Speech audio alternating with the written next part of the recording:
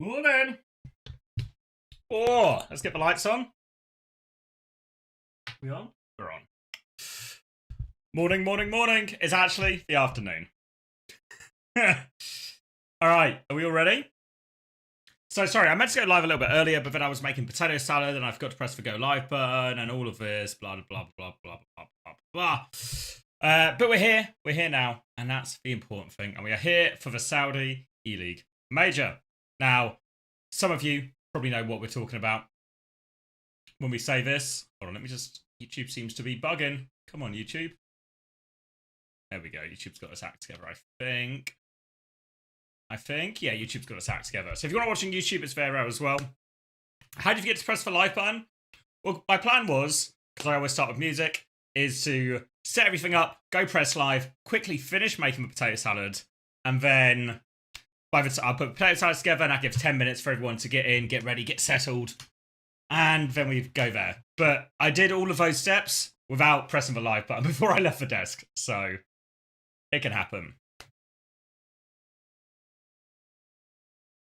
Hey, CX, is the fantasy over? Yeah, it's over. It says I can still make swaps still for next week. Is it for... No, it's over. It's finished.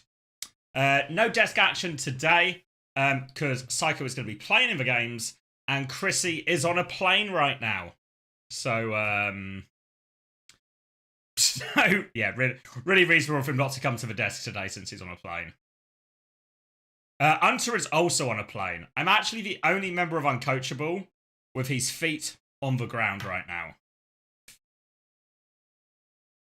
So let me bring this up. I want that one. And let me show you what we're working with today. Some background music as well, shall we? As you can see, they're in the studio. Teams are getting ready on stage. So there's 4 games today. There's an A stream and a B stream. We're going to be following along with the A stream here. I have got a clean feed, so you'll get my dulcet tones over the top of the action. We're in the playoffs, okay? So it's Alcatia versus Bright Future, and this is on the B stream if you want to go see Alcad play. Here on the A stream, we're watching Team Vision versus Twisted Minds. There's also going to be the upper brackets and lower brackets from the respective days or respective fixtures. Now it's going to be, it says approximately 2 hours from now, and that might come forward or back a little bit depending on how close these games are.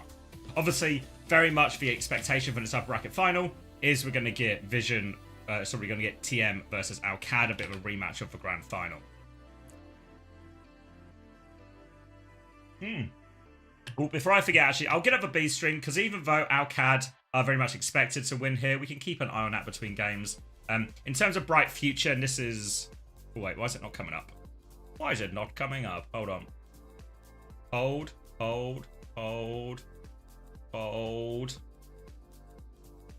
That one? There we go. Is that working? Sorry. So, yeah.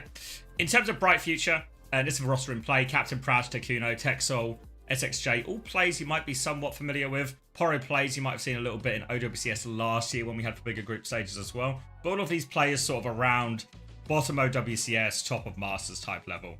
I think that would probably be a fair description. We might see a few of these people in action for Face It playoffs this weekend, which I'll also be covering a bit of on Saturday and Sunday. Alright, confirmation. Brain and Black Sword's going to be casting it. In Arabic, of course. But before I forget, I actually nearly did forget. I'll get over B stream as well. Let's see. Ricky. Not now. Is it my favorite somewhere? Which one is it? I'm assuming it's one of. It would be one of these two.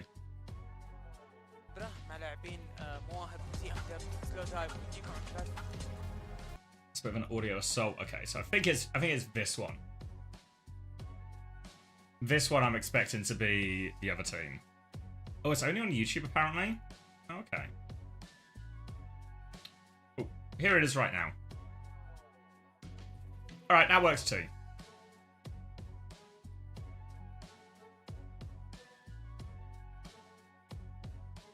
Okay. We're probably not going to be watching too much of the B stream. Mainly just want to keep an eye on it. Just keep an eye, because I imagine Alcad are going to 3-0, but we'll keep our eye on it, just to be sure. All right. Hold on, sorry. I just need to reset up.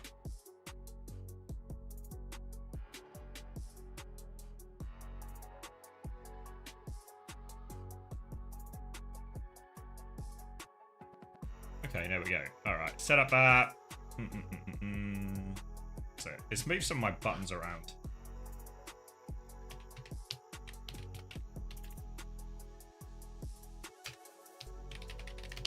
Alright, Team Vision versus Twisted Minds.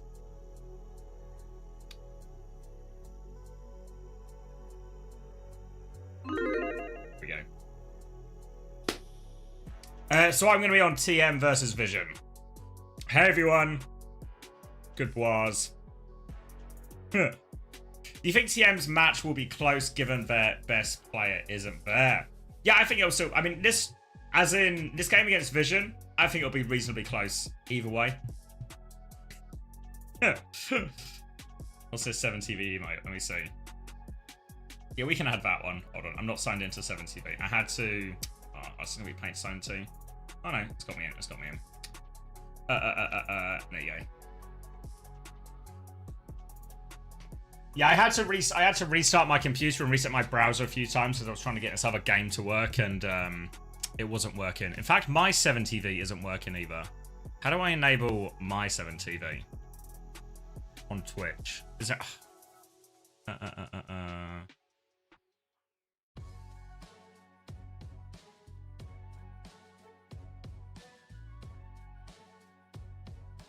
Alright, confirmation here. Ilios, Lucio ban, Tracer ban. LCQ is on the 17th, or this month, so 17th of July it starts. Yeah, the Alcad game, I can link you Dark Snake. It's they're doing an official broadcast for it as well.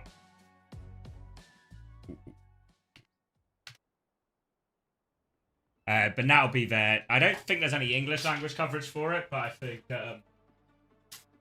you will get the Arabic coverage. So you can see all the action. But I think we're loading into this Ilios. There we go. Everything's set up. Everyone got their predictions in. 20 seconds to get your predictions if you haven't already. No sound on it either. It's nice. Nice to have a bit of peace and quiet partway through the week. So, Team Vision here. AMDP is in. Violet 1 in the backline. Troy slow dive on the DPS. Obviously, if you weren't already aware, TM, because of the way the registration works for Saudi Eleague, Simple wasn't allowed to play because of when the original roster deadline was. So Psycho is playing support for them. Alright, predictions closed. And we can lock in a little bit here. So, imagine to see a bit of, well, very much the same as what we saw during the playoffs. But what we didn't see during the playoffs was, of course, Team Vision, who are currently trying to fight their way out of Face It Masters. But they start with a bang here, a couple of quick kills, and that's going to be first control over to Vision and a quick reset. Slow back around the corner from KSA as they try and come in. They are both playing the Alari version here, so it's a bit of a mix-up here in terms of slow and fast compositions. Very much slow and pokey, but they still have Symmetra in play for TM to move KSA around the map. Maybe you can use it to harass. Meanwhile, Troy is going to be playing a bit more of an independent game on the Sombra, just trying to get on these backline threats. You see him do it there, but Quartz covering fire. Astro will live, and now TM can move forward with their player advantage. Pressure onto the point as Quartz is walking up as well. They're just getting a few different angles on this Ram. AMDP's block is going to make him last for a long time, but eventually overpowered. Oh, no. Bloody Ram. Just won't die. So they concede the flip, but they can retake it as soon as Troy is back in the fight. Looking for a shot here. Quartz is going to connect again. Grapple, as he knows another player is on that high ground now, waiting for it. Hits for Frail once with the body. Holding again, but Astro's actually pushed forward and got that kill while Quartz has kept him pinned in the corner. So right now, it is all Quartz all the way.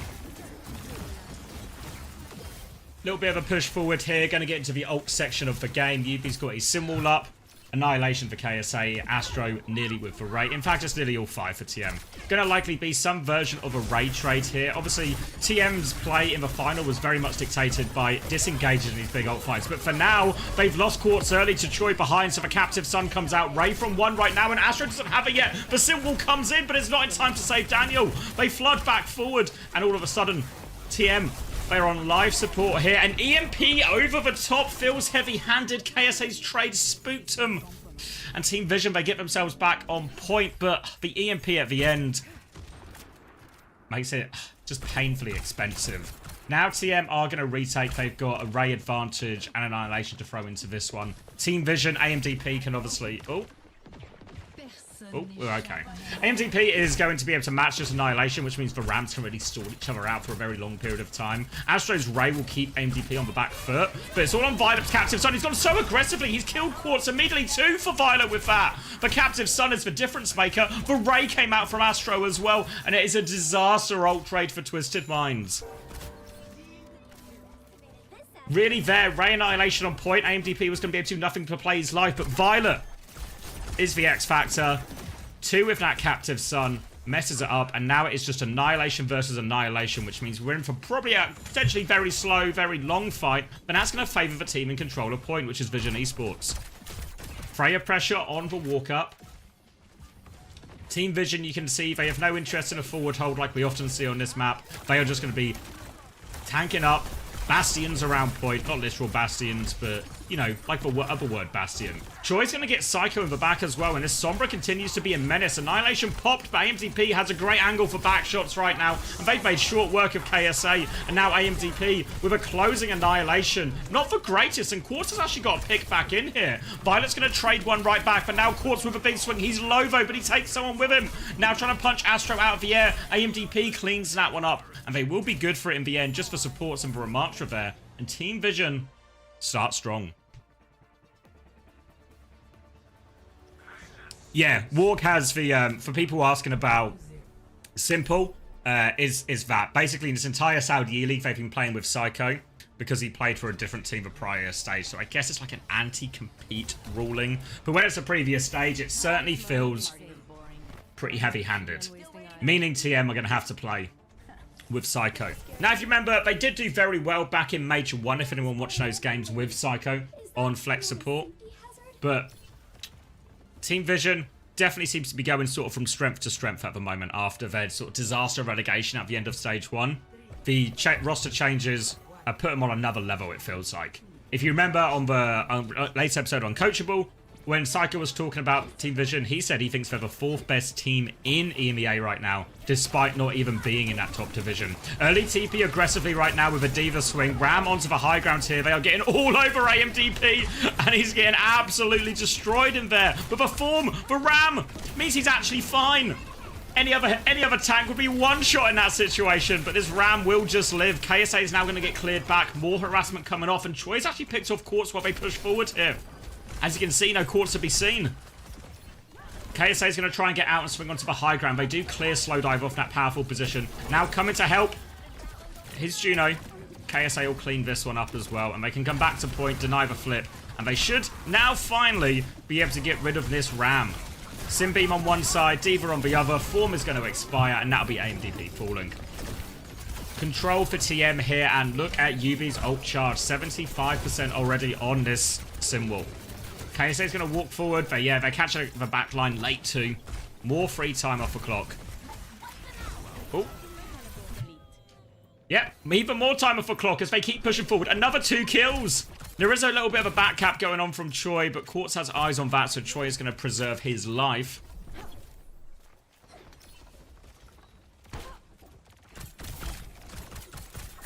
For those asking about the what's up for grabs, it's mostly money, plus I think the points will go...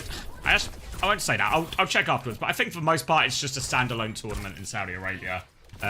Obviously it will involve qualification to the next Saudi League major as well, but mainly just standalone tournament, win some money, win a trophy. Now the Kitsune Rush is going to come out from Psycho. Pressure onto AMDP, who tries to absorb that one. Violet with a Captive Son into the back. Eaten by KSA. He's everywhere. Nearly gets the kill on Astro regardless, but Astro has time to get the Ray off, and that Ray is going to lead to the kill on Violet. Now Quartz still in control of this high ground. More support in these high ground positions thanks to the Diva from KSA. Choi is going to try and clear him off there. Quartz is going to drop down. Now the hunt is on for the invisible Korean. Bolts come out, but Choi has given him the slip for now. Quick retake possible though from Team Vision. Slow dive has to be careful. Quartz is keen for this kill on the back line. He has for Bowler if he really wants to commit. Can commit with KSA here, but for now, TM are focused on point. Choi, EMP in hand, looking to try and get behind here. As for Juno, if he just wants to go for it, misses the virus in the sky, doesn't invest for EMP, just tries to beam them down. Astro's a half HP, they've lost slow dive on the point, now the bomb comes out from KSA. Team Vision need to use some of these ultimates, remake from KSA is safe. He's back in there as the Annihilation is used on point. KSA's going to kite that one out, they've lost one on the way in. The Ray didn't come out, the Ray is going, but one dies shortly afterwards. Now, EMP still available for Troy as they do get the flip thanks to that Annihilation. Troy going to regroup on the high ground. TM a little bit battered, a little bit bruised. KSA's in a lot of trouble here. Getting hacked up. Troy's going to reset on the high ground once more. TM get the flip back. They have this EMP for their next push, though. They just need to top up AMDP and then they can go. Looking for Troy's opening here. Is he just saving it for the sim wall? Troy, we might need it a little bit sooner than that. Yubi just standing all the way far back here, and he's holding it. I feel like it's actually a big brain move from TM. Yubi, he just stands on the high ground with Symbol. Team Vision, all they want to do is EMP the Symbol. But Yubi, he's standing so far away, can't possibly get EMP'd. So if Troy was to commit an EMP on point, Yubi would just Symbol for free. So, mind games here between the Sim and the Sombra, and Yubi on top.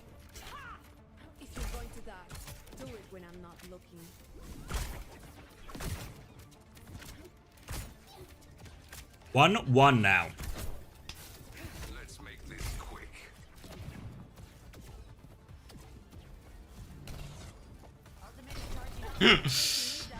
Moving on to Well, we're going to get a very similar looking composition here from TM.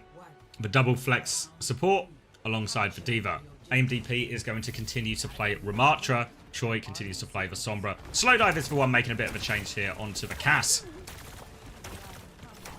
So again, another map. You saw a lot on Lighthouse how KSA was able to negotiate better positions for Quartz with all of this. They try and rotate underneath here, swing through from KSA, just putting pressure on him. Slow Dive's going to try and swing out main, but look at Quartz. He's got this high ground control. They kind of want Choi to try and minimize Quartz's impact here, deal with him, keep him out of these good positions, but it's so hard for Choi to do that job by himself. Meanwhile, Twisted Minds, they're using TPs, they have Quartz on the high ground, and KSA all supporting it. AMDP is going to try and get on Yubi, but outmanned and outgunned, overrun there. And TM will be good for first control here on Well.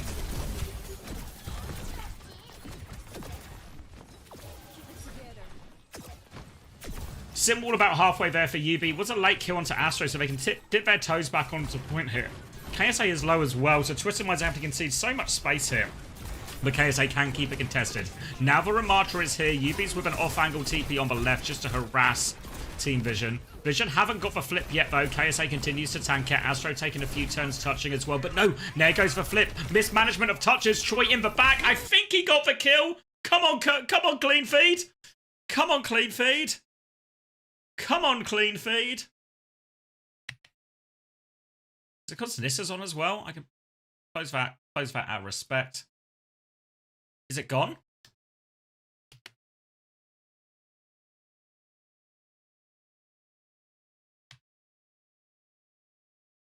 Is my stream still fine for you guys? OBS says it's fine.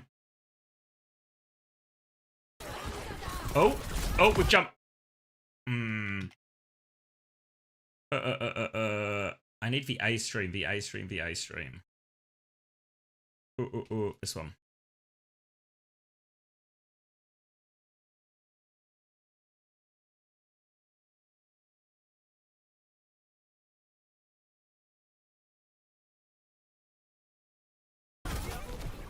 Oh. We're getting a piece at a time here. Sorry about this, guys. Is Twitch gonna work? حمايدة ما قدر ياكل كابتن سن وارتز راح سببها برا الفايت لكن اغلب لعيبه تويستد ماين ترى لو اتش بي بالرغم انه جايبين كلين اللي ممكن جدا يخسرون.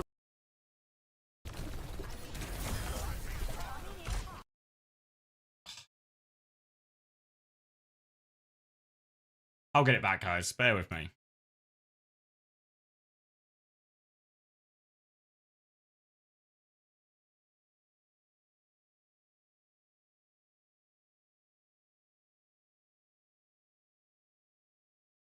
It's struggling.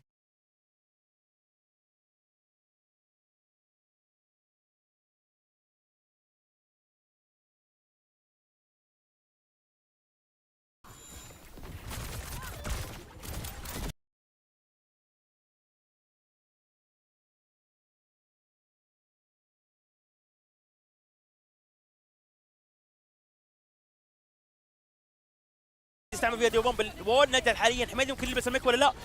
ما لبس الميك، وهذا الشيء بيكلف Alright, تيم let me تويستد leave you with this for a مايندز second. حاليا كل بكل. الفايت المين بدون تانك تيم تويستد مايندز، لكن As for saying again, I get like...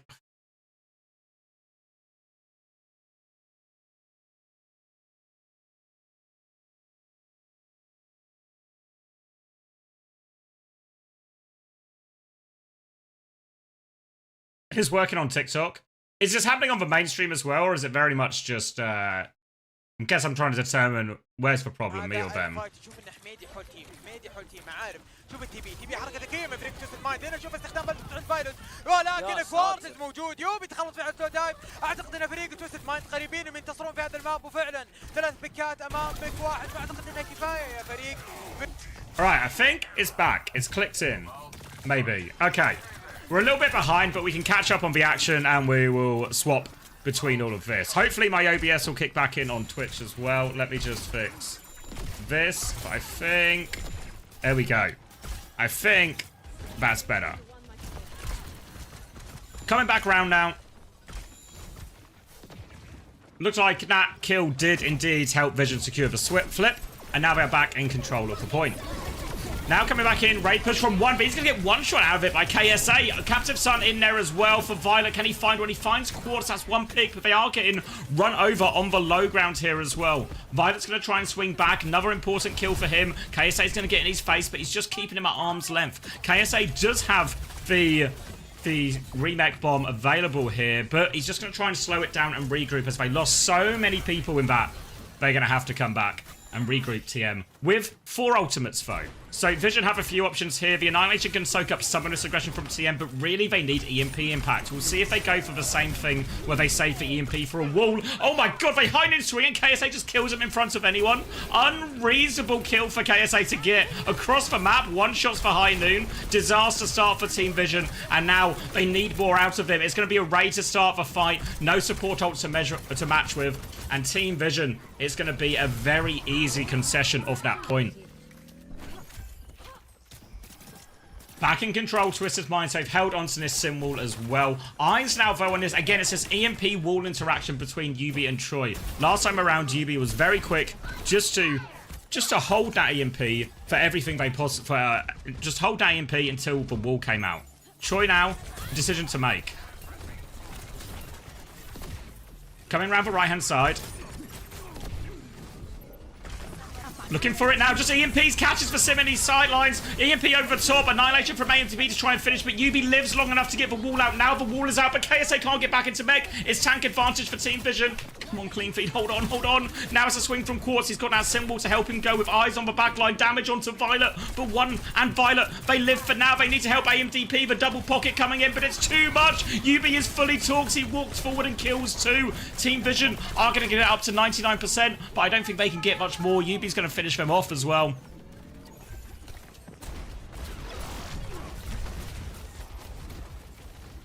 Now, coming down to final fight. TM with 1 more retake, and it's a pretty even race situation. 1 slightly ahead, but Astro is catching up fast. Eyes on Violet, though. Captive Sun, potential clutch opportunity for him in this raid trade as well. And they found the Sombra, but Psycho can't confirm the kill. They know Troy's over there. Astro's trying to scout it out now. Speed Ring and TP aggressively as well. There's for Captive Sun, all over the top. Quartz, though, he takes down Violet. The Ray comes in from 1, but it doesn't find any kills. Astro now with a Ray that will surely secure it for him. Tries to find the Sombra behind. AMTP has got a trade kill, but he is on the run. He is trying to live, but he cannot. And now it's going to be desperate swaps just to try and trigger the overtime here. Troy's going to get the first touch, but he is in big trouble. Anyone else able to get the next touch? Here comes slow dive on the soldier. Need for touch, can't get it, and TM do close it out. Whoa.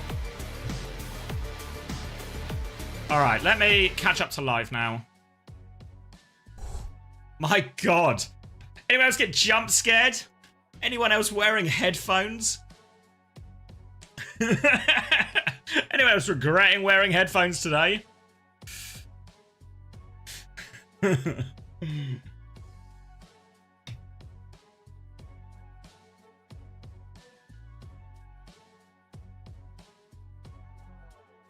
But certainly signs of life there.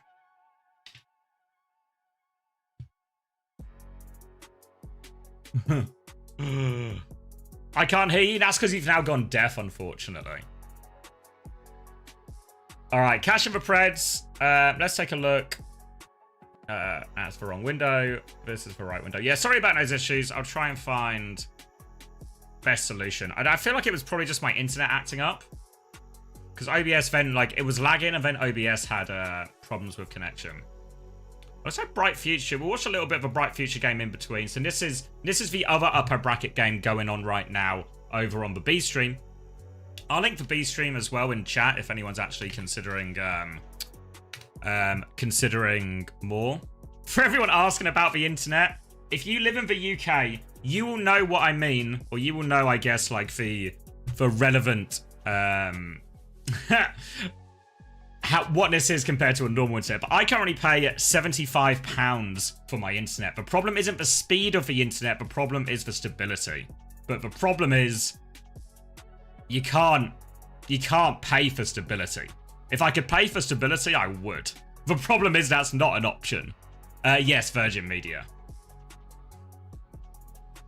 Shout out Virgin, yeah. I mean, I used to be with BT, who is the other ISP in the UK, which is which basically in the UK, there's a lot of different ISPs, but only 2 companies actually own their independent lines. One of those is BT, one of those is Virgin. I am with Virgin because they provide fiber lines. I was with BT before. See, because everyone's going to tell me that BT clears, but ask Chris next time you see him what it was like when I was on BT ISP working remotely for London. My internet would go down for 2 to 4 hours, like once a week, every night, and I just couldn't attend scrims, I couldn't work.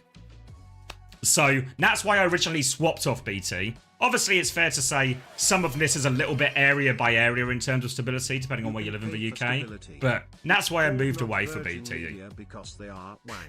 Happy 14 months, Soros. Thanks, Doishi. So, yeah, I understand. I'm sorry it's bad. I know it sucks.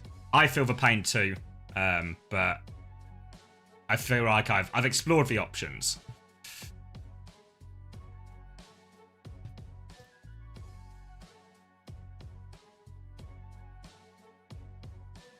RIP BT sponsor? I wouldn't want him anyway. Virgin Internet so dog shit for me. Yeah, I think, like, speaking to people, because I have, like, friends who live in different places in the country, and there is a little bit of regionality to it.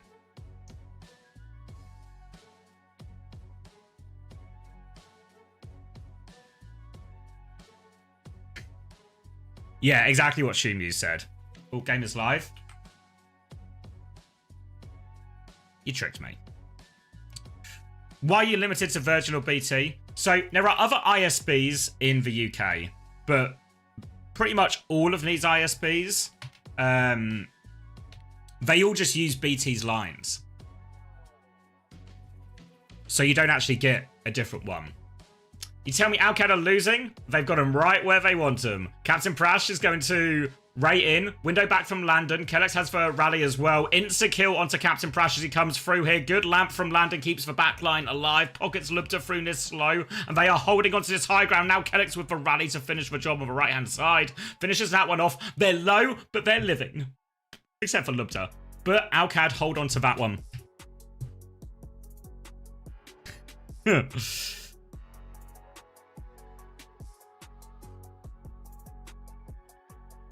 Expensive vote. Yep, Kitsuno Rush, retake for Tekuno. Alcad really need... We'll finish this map, or this round rather, and then we'll jump back onto the mainstream.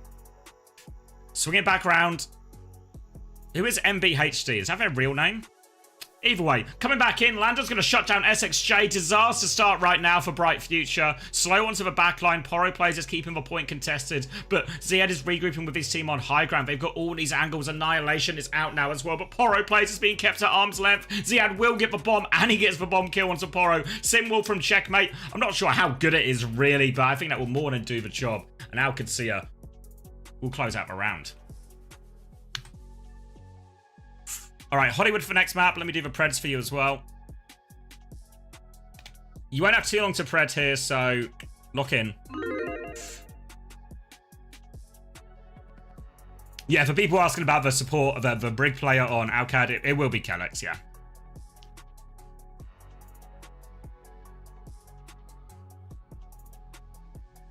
it actually say Haku? I would have presumed it was Kellex.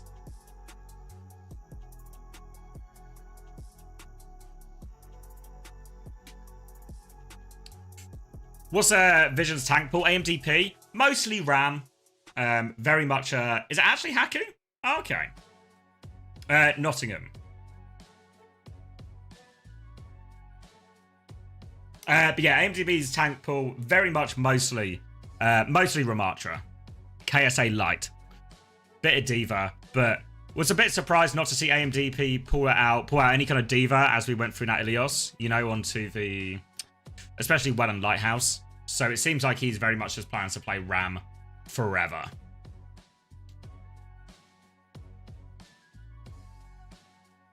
Picards said Calix won't play this tourney. What a tool. I mean, to be fair, the tourney is only today and tomorrow. Can I get airband internet there? What's airband?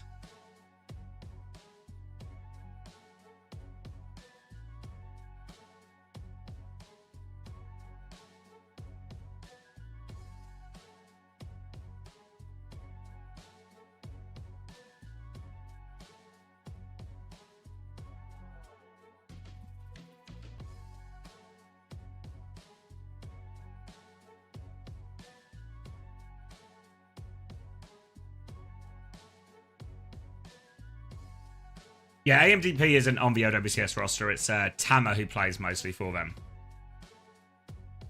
Yeah, Alba on support.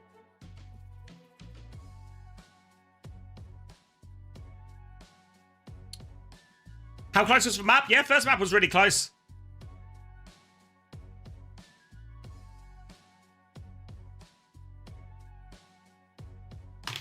Alright, I thought this was actually going to start a little bit quicker. Are they on a pause on this stream as well?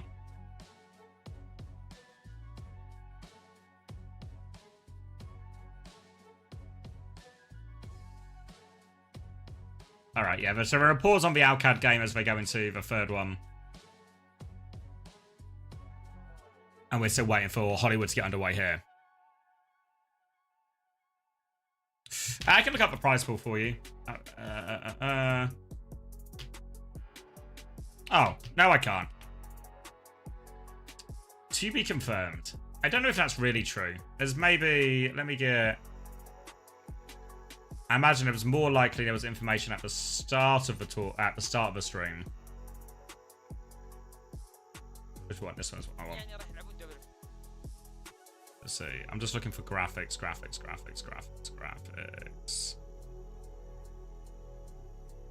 Standings.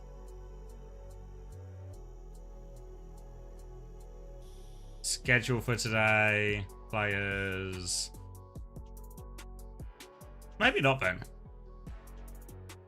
Never just into the map.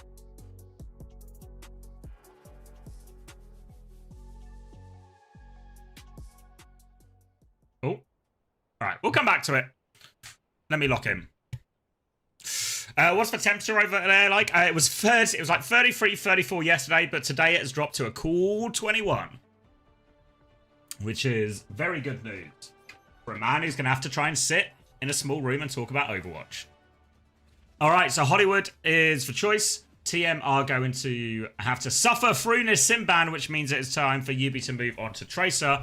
Twisted Minds are going to ban the Alari on the other side just to try and force Violet off one of the heroes he's been playing so much for Vision Esports. So instead, we're going to get fairly similar looking compositions in terms of a double flex backline. Imagine both Kiris for both teams are going to be playing very much to support their Tracer and Genji respectively. Freya v Freya matchup as well. So let me just try and stop myself getting flashbanged a little bit. And then we can lock in for this one. Let me get you some game volume back as well. Alright. Predictions closed. Lock it in.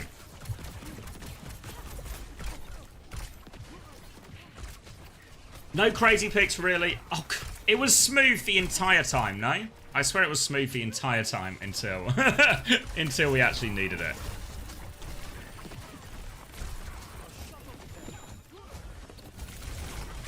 Alright, hold on. Bear with me a sec. I'm going to try.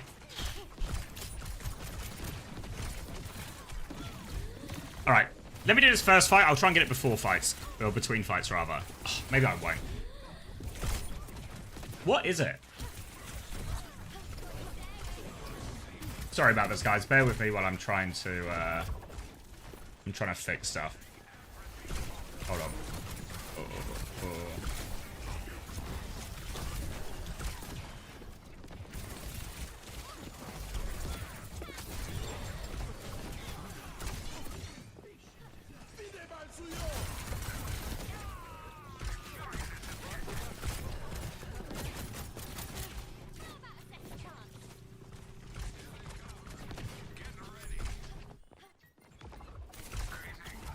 Sometimes you gotta let the Overwatch speak for itself, right? Thank you to Big Yak. Here's some money to upgrade the internet. Very much welcome. Alright. Alright, I looked away. You guys talked me through that first fight, because I was... Okay, let me try this. Hold. Hold.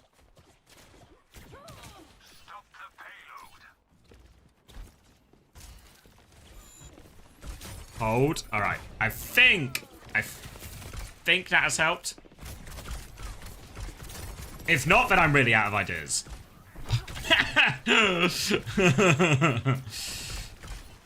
Alright, give me I'm just going to try putting it on the main broadcast for a little bit here and see if we can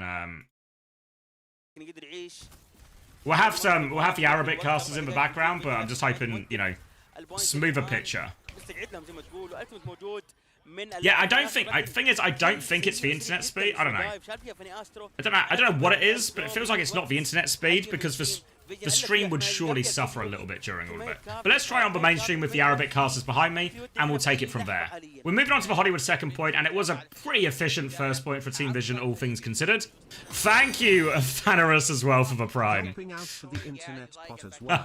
Thoughts and prayers for Virgin Media. Choi and Violet going to come up trumps on this side fight, and that's going to give some very crucial space for Team Vision. The high ground so important on the Hollywood second.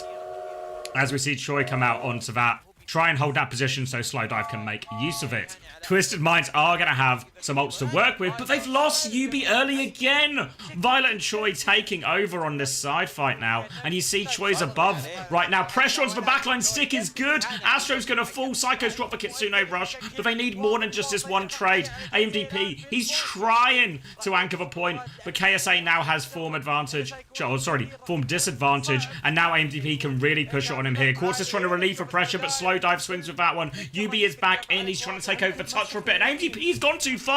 A crucial mistake from the young tank, and now a chance to stabilize for him.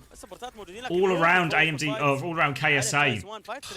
Team Vision had everything going for them in that fight. Early picks, increasingly strong position, but AMDP gets caught off in the front line. And now they're going to reset. And it's Team Vision who have to find a way around this high ground. They've got an Annihilation to work with. Horse has come back on the cast as well here. Trying to cross the bridge right now. AMDP will get over to the other side, but Yubi is looking to get behind him here. You can see Choi just looking to harass KSA on the way up. As KSA goes up, he goes down, and he's going to join Violet on the flank here. Meanwhile, Yubi's in the backline as well, trying to combine with KSA. Thank you, Baxter. Pressure in now as both backline, both hit scans are going to fall. Annihilation. Not quite there yet for KSA as he's getting hunted down by MTP. He gets another kill. He gets 2 kills.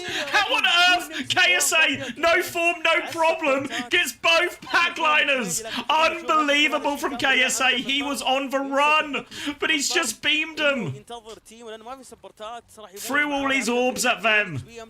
And now it's going to be another reset for Team Vision. Huge clutch from KSA to keep hold of his second point for them.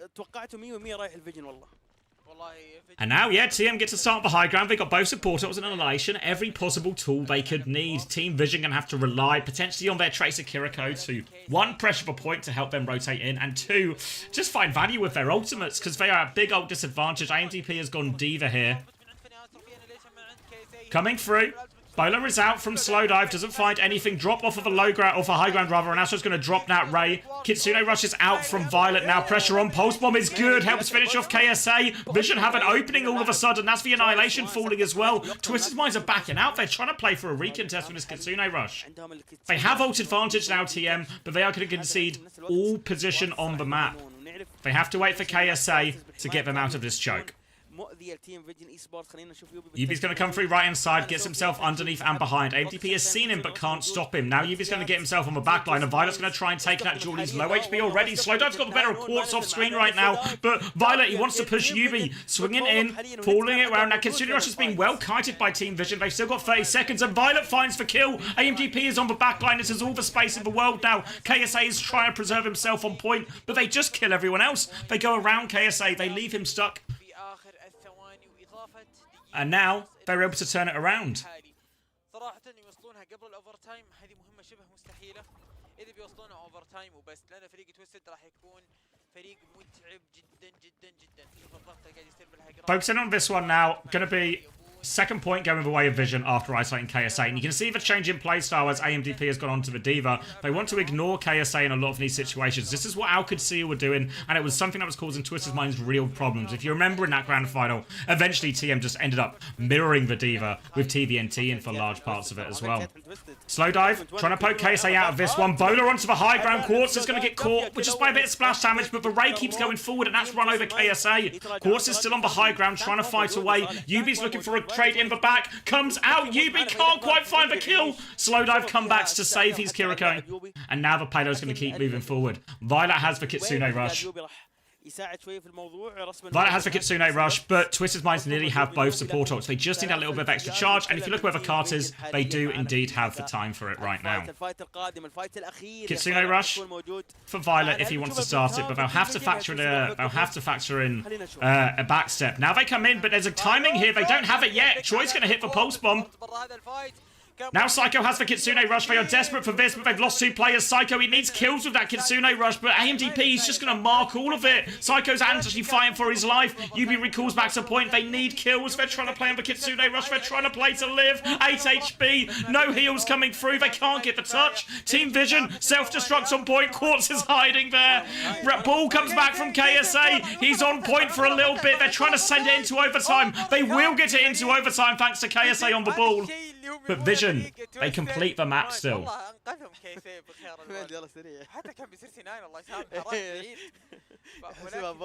Alright, that felt a bit smoother, right? Mehdi. Sorry. Alright,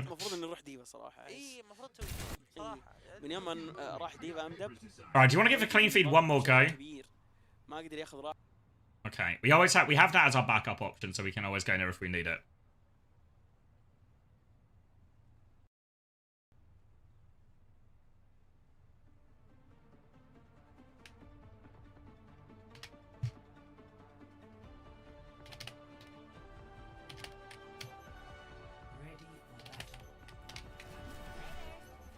KSA top 5 ball players. I mean, he starts to get a reputation a little bit for decent plays on the last minute ball swap.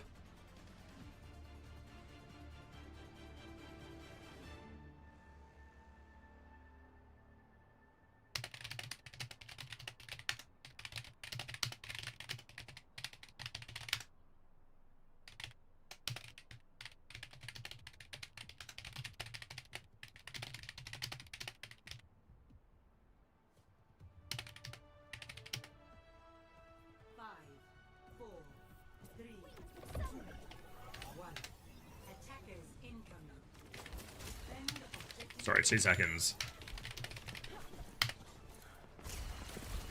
2 seconds.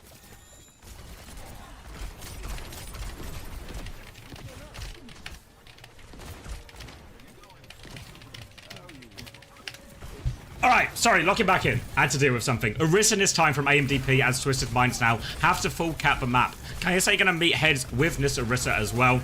Slow, over the top, just trying to force these cooldowns, and they have got both cooldowns out now, so AMDP is going to concede a little bit of space, and Twisted Minds have more to work with. Psycho just boxing everyone on eyes on the Tracer behind. Slowdive can't find any meaningful damage with this one. They've managed to stall this one out here, but it's very much a stalemate, slow and pokey. Eyes on the Tracers if they can make any inroads here for either team. UB is just teaming up with KSA right now in the front line. Then blinks onto the Baptiste, forces the Lamp out of one there. Lamp just save him from a melee. Violet has TP to him now as well. But UB has pulled this backline into the...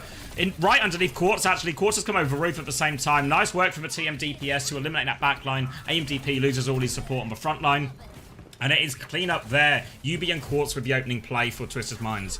Whenever you get into these slow, sort of stalematey situations, it's always going to be, invariably, which DPS can find the shot, which DPS can make the play first. And in that time, Twisted Minds DPS, a bit more initiative, found it earlier. There is a late trade onto Astro here, which is causing them problems, and they don't even trade Troy for it. So AMDP has actually gotten to points, so they're not quite done just yet, Team Vision. Slow onto the back line. Window comes out from one, but it's just in the room. Now Pulse Bomb comes out. Ah, fuck you, clean feed. Pulse Bomb comes out from Choi, connects onto Quartz. One is going to trade this one, and they are just holding. Yeah, maybe it's just for clean feed. Sorry about this, guys. We'll just go back to the main feed. Because this was smooth. Hold. Thank you, everyone. I appreciate it. Yeah, it might just be the clean feed. They sort of set it up last minute for me, so maybe teething problems and all that. But no problem doing it over this one as well. Gonna be double support ult coming back for TM, a clear advantage. Violet can mirror one of them, mirror the Kitsune rush, but there's just more ultimates. Team Vision are gonna start with a high noon. Oh, for 180 kills, UB! Had that red and ready to go. The Lamp to save Slowdive as well. Annihilation as he continues to try and push for cast right now. But KSA, it's just arms up right now. He can't push any of these key targets. He's trying to just stabilize and isolate AMDP, but AMDP shot him in the back. Disaster fight for Twisted Minds for Ray, the Annihilation. All added. And now they are pushing. They'll get Psycho out of there as well. Just about. Team Vision having a look. Seeing if they can catch any more, but TM, that was their big ult advantage. That was both support ults and Annihilation. They now only have 1 minute left on the clock. Team Vision, Window and Pulse Bomb, not the greatest ults in the world, but it's better than nothing. It's better than just a bowler. Twisted Minds need some miracles right now. Window onto the high ground early. Slowdive peeking through that one. They're trying to kite underneath. KSA still has for 4 He is half HP, though he needs more help. He's just isolated. Choi is marking the Tracer flank as well, as Twisted Minds want to try and get a trade or... But it looks like they're just going to slow it down. No, they're going to wait for a full reset. UB has gone deeper and deeper behind. KSA going onto the Diva now. So again, Twisted Mind's playstyle is going to change slightly. UB taking the duel with Violet. Recall has been forced. Violet's not just forced for recall. A little two-tap at the end. The threat behind is taken care of. And now Choi pressuring the back line. They want more kills right now, Vision. If they get late kills here, the recontest is going to be completely screwed for Twisted Minds. But no, Vision opt for safety. Twisted Minds nearly have a raid ready to go. And another Kitsune rush. Slowdive has high noon. Bit premature from Slowdive here. Twisted Minds will still have an attempt at this. But they have to move a little bit before they have these support ults. Coming in, Hinder hits foe. Yubi gets taken down, but he has triggered overtime. Now the Kitsune rush push comes out. Astro responds with Beret. Psycho nearly has a Kitsune rush as well, but they have to get on point. KSA needs so much help. Beret, it's not enough for him. The baby goes down. Pulse Bomb is available as well. Quartz with a desperate leap in. The Kitsune rushes here, but it's too little too late. Astro gets finished off. And Team Vision full hold. Twisted Minds. صراحة مستوى جبار شفناه من فريق فيجن اي سبورت اللي كتهلت فريق تويستد ابدا مو سهل ابدا مو فريق عادي فاعتقد ان تويستد لازم يراجع اموره لازم يراجع اوراقه بالذات باختياره لل Hold on, let me just Sorry, it was a bit of a scuffed start today because we started so last minute. Let me go Twisted Minds. ثاني والله كان في ضغط جدا جدا جدا عالي على كوارتز مو قادر يتنفس هذا الماب مو قادر يتنفس سلودايف تفوق عليه الصدق يا برين واثبت نفسه Little stop it in the other game. هذا الفايت كيسي جاب Oh wait, no I am on the B stream. اتوقع اغلبهم كانوا لو اتش بي هذا الشيء اللي كلف فيجن السبورتات لكن Are we still in this pause? We still pause on the B stream? Okay. Alright then, so we've not missed anything. So, in terms of a bracket where we are right now... Let me refresh this for you. In terms of a bracket where we are right now, It's currently 1-1 Team Vision versus Twisted Minds, and it is 1 round to 1 round in the opening Oasis, as they have a big technical pause on the other side of the bracket as well. So we'll try and keep you informed of all that. Somebody asked as well about the coach for Team Vision. Animo is the answer. Do you remember Animo? From New York? Well, he's from Korea, but he played for New York. والله بالنسبة لي ممكن اتجه شوية للبوش خيار شوية مناسب خصوصا انك تقدر تلعب فيه سيمتري. Drop bears would clear? Hard agree. Hard agree. بقية السيريز فممكن تشوف You searched for Animo before we got Coach Sun? Oh, really, Flack? But he got a crazy offer from Vision? ان شاء الله سيركس راح يتعبها. Of course. الياري بتكون موجودة. الياري بتكون موجودة. اي راح تكون موجودة. ممكن اقترح دورادو. Was on Florida as well. دورادو برضه خيار ممتاز. بندي تلعب رام كومب هنا مثلا. خلينا نقول مثلا انك باند كيرو. Yeah, for those in YouTube chat asking as well about Simple, THQM has the correct information, even if it sounds a little bizarre.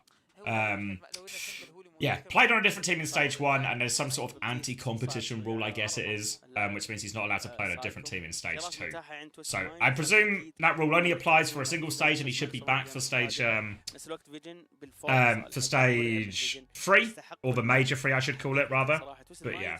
كان قريب انه يكبتر البوينت الاولى من اول فايت الا انهم تساقطوا في نهايه مات بعد ما راح للدرج يوبي جاء هيد شوت من سلو دايف قدروا يرجعون فيها من it's like being cup tied in football. Yeah, that's a good analogy, even though it's you don't really see it because we've gone from major 1 to major 2. You don't normally see it from like stage to stage, you know.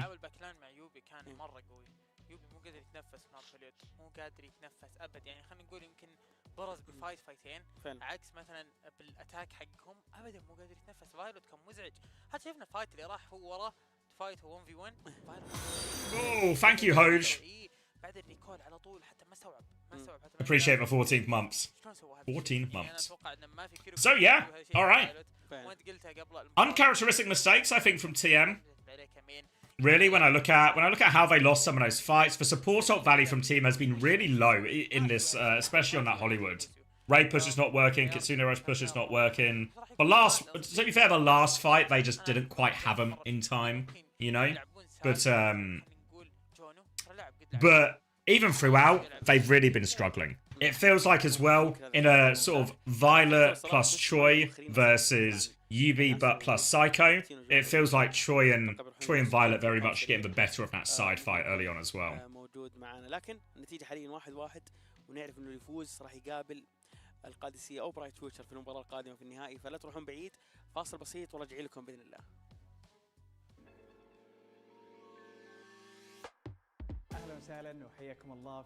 Alright, I might go grab another Pepsi while it feels like we've got a slightly longer break than this between the maps, okay? So I'll leave you with these guys. Evening, Nicholas. Exactly, Hadi. Let me grab a Pepsi, because this Pepsi is all but gone. Oh, countdown on B stream? Do you want me to leave you with the B stream up?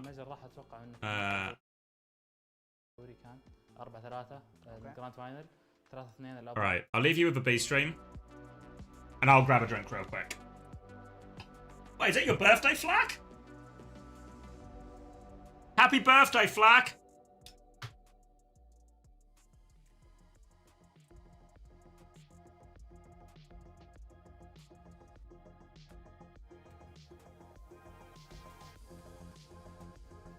اهلا وسهلا، رجعنا لكم بعد البريك البسيط اللي صار معانا. مشاكل بسيطه بس صارت مع اللاعبين، بس ان شاء الله تنحل في اسرع وقت. خليني اذكركم بشكل سريع اللي صار معانا في الجيم. لاحظنا انه فريق برات فيوتشر قدر انه يسيطر على البوينت الاولى، وقدر انه يسيطر، خلينا نقول معلش القادسيه بلا صح، لا معلش، لا الاول برات فيوتشر بعدين القادسيه، والحين معانا نشوف انه برات فيوتشر ماخذ 60%. هنا نشوف انه الفايت بدا معانا على طول. نشوف انه فريق القادسيه قدر انه يسيطر على البوينت، والان ما زال السيطره مستمره معاه. هنا نشوف انه القادسيه قاعد يواجه نوعا ما مشاكل في الاتصال او في الجيم، ولكن انحلت الحمد لله. رجع معانا الجيم من احسن ما يكون. طيب زي ما شفنا الحين فريق القادسيه صراحه او زياده اخذ بك على تك، صراحه تك رهيب جدا بيعطي افضليه للقادسيه. تشيك ميت يكمل على ان بي. وصراحه فريق القادسيه حاليا يعتبر مسيطر على الجيم.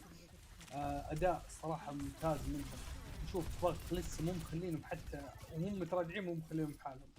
فبس نشوف في فلانك تريسر تبي تسوي كونتست اس اكس جي. هل تقدر تسوي شيء؟ لا والله قاطينه، والله قاطينه فريق القادسيه. فعلا لاحظ انه اس اكس جي قاعد يحاول قدر المستطاع انه قاعد يزعج فريق القادسيه، وانه يعطي افضليه كبيره لصالح فريق براد فيوتشر. ما زلنا نشوف انه فريق براد فيوتشر قاعد يحاول يسيطر على البوينت.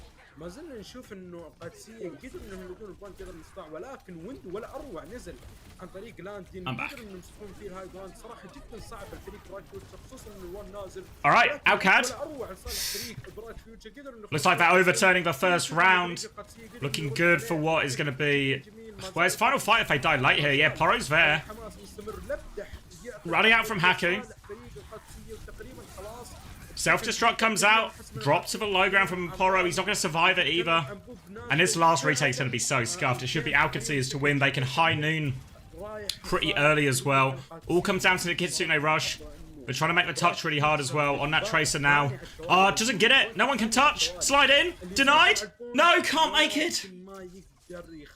Alcad win the first map. الصراحة فريق قادسية ورانا انه فعلا عنده شخصية، ورانا فعلا انه هو البطل، وانه فريق القادسية ما راح يستسلم بسهولة.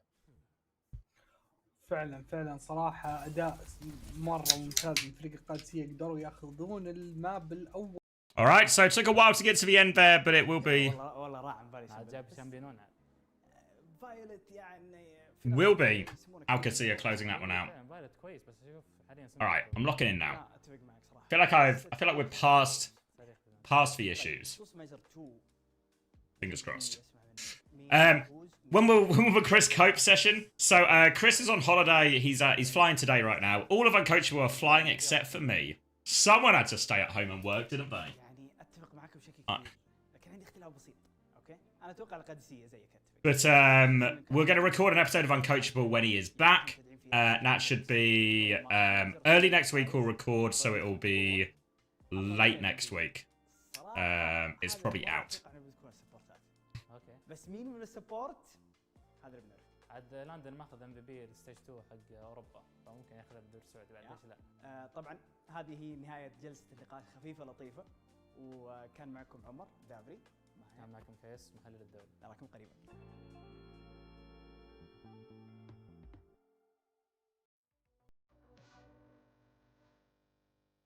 We got a break here as well. Break central. Is this one going in a little bit quicker? Just replays it or highlights now. First one. What do I think of a last chance to qualify for Esports World Cup?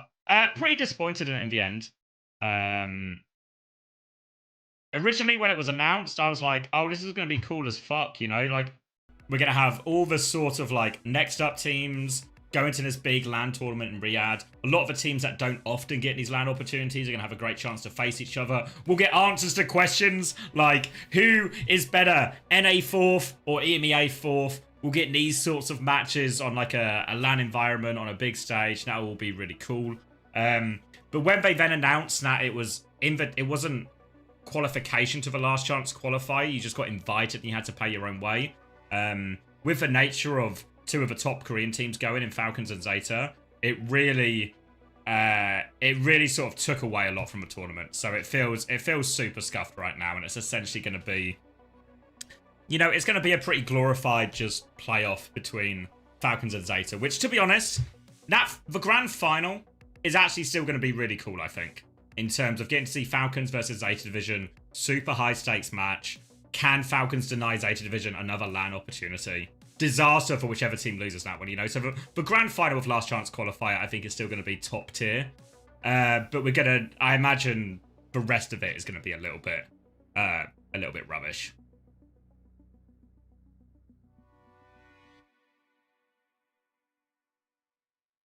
Like, for an NA team, 15k needed to appear and hotel and plane trips in another hotel while waiting for the main event if you make it, yeah. And I think it's 10k if you make it. Disrespect for Team Vision. Yeah, what? Well, do you really think Team Vision are close to Zeta Vision and Falcons? I mean, it would be outrageous storyline if Violet beat Zeta Division, right? That would be incredible. But it's why a lot of teams is why a lot of the other teams aren't bothering to go, because that Falcon Zeta gap is so big. It's most likely a failed venture if you spend your money to go. Yeah, I don't know about SSG in terms of what their decision is, but my guess at the moment would be I wouldn't expect them to be there. I expect we're gonna see Zeta and Falcons, obviously. We're gonna see Team Vision, but I don't know how many more teams we really see. As in like notable teams from other regions type thing.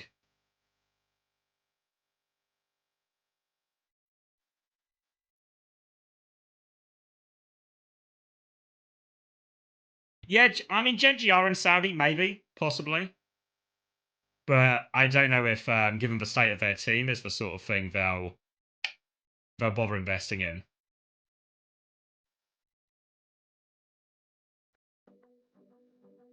Because remember as well, the nature of the last chance qualifier is you can't change any players.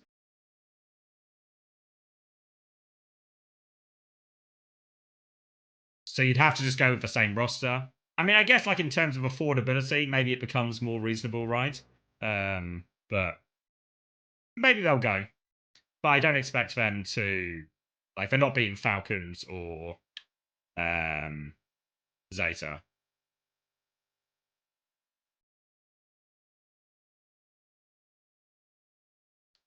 What do they do if they can't get enough players? Oh, do you mean like teams?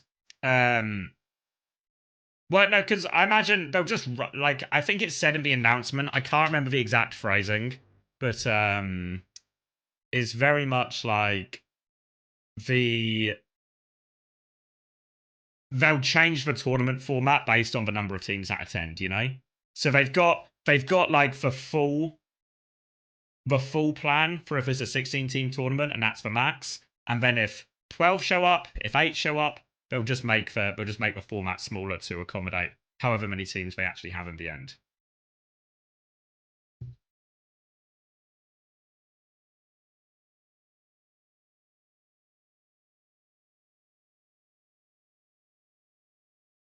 You'd be surprised if it's more than 4.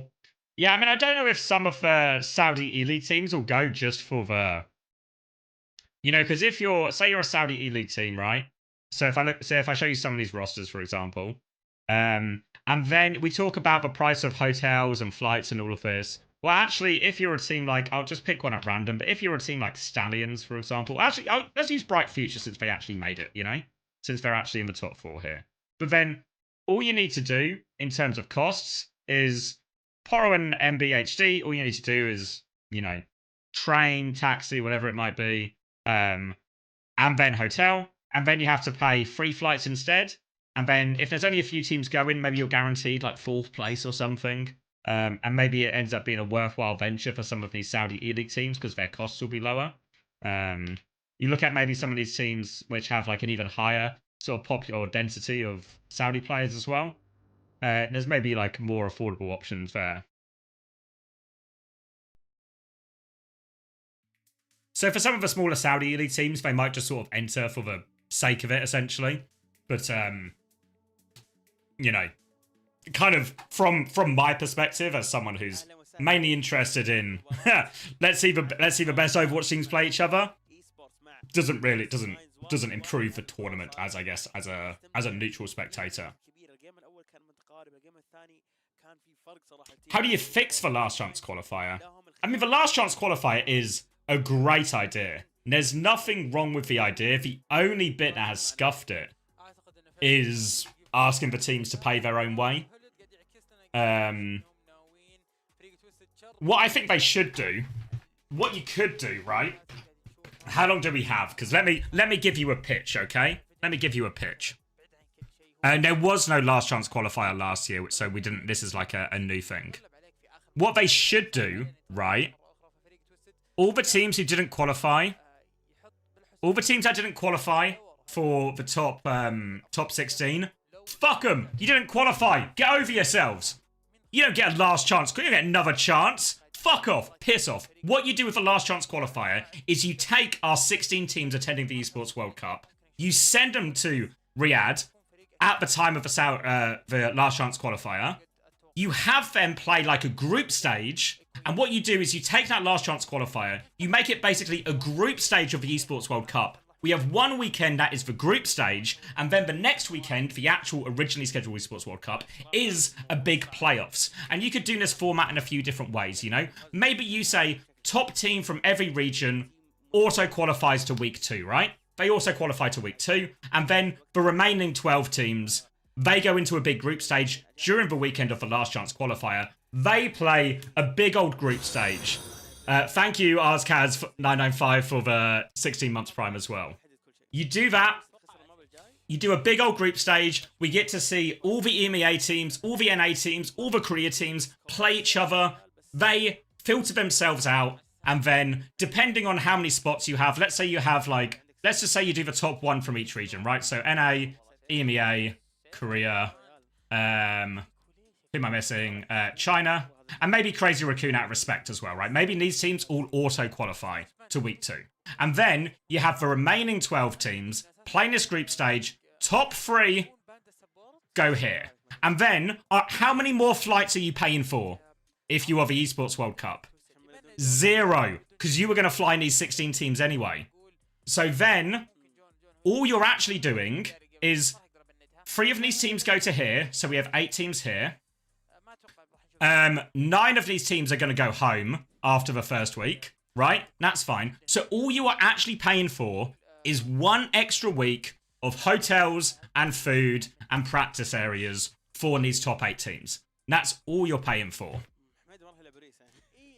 And then what you do then is you make the Esports World Cup by far the best format we have of any major. By far, you get way more international competition, which is what we all are deprived of in Overwatch, and you get a huge spectacle, and by doing this, you have so much time on the Esports World Cup itself to do a full, like, you do a double elim bracket, you could do 2 small groups into a double elim or single, whatever, you know? Like, you've got so much time and space for these top 8. You got 4 days for this top 8. You could do double elim. You probably even do double elim best of 7 if you really wanted to, you know? And then we get 2 weeks of great Overwatch action that builds really nicely. And then you get the huge major spectacle at the end. You know? And cost-wise, the only difference is an extra week for 8 teams. And that's not like nothing money, right? But the Esports World Cup, they're an event that spends money, right?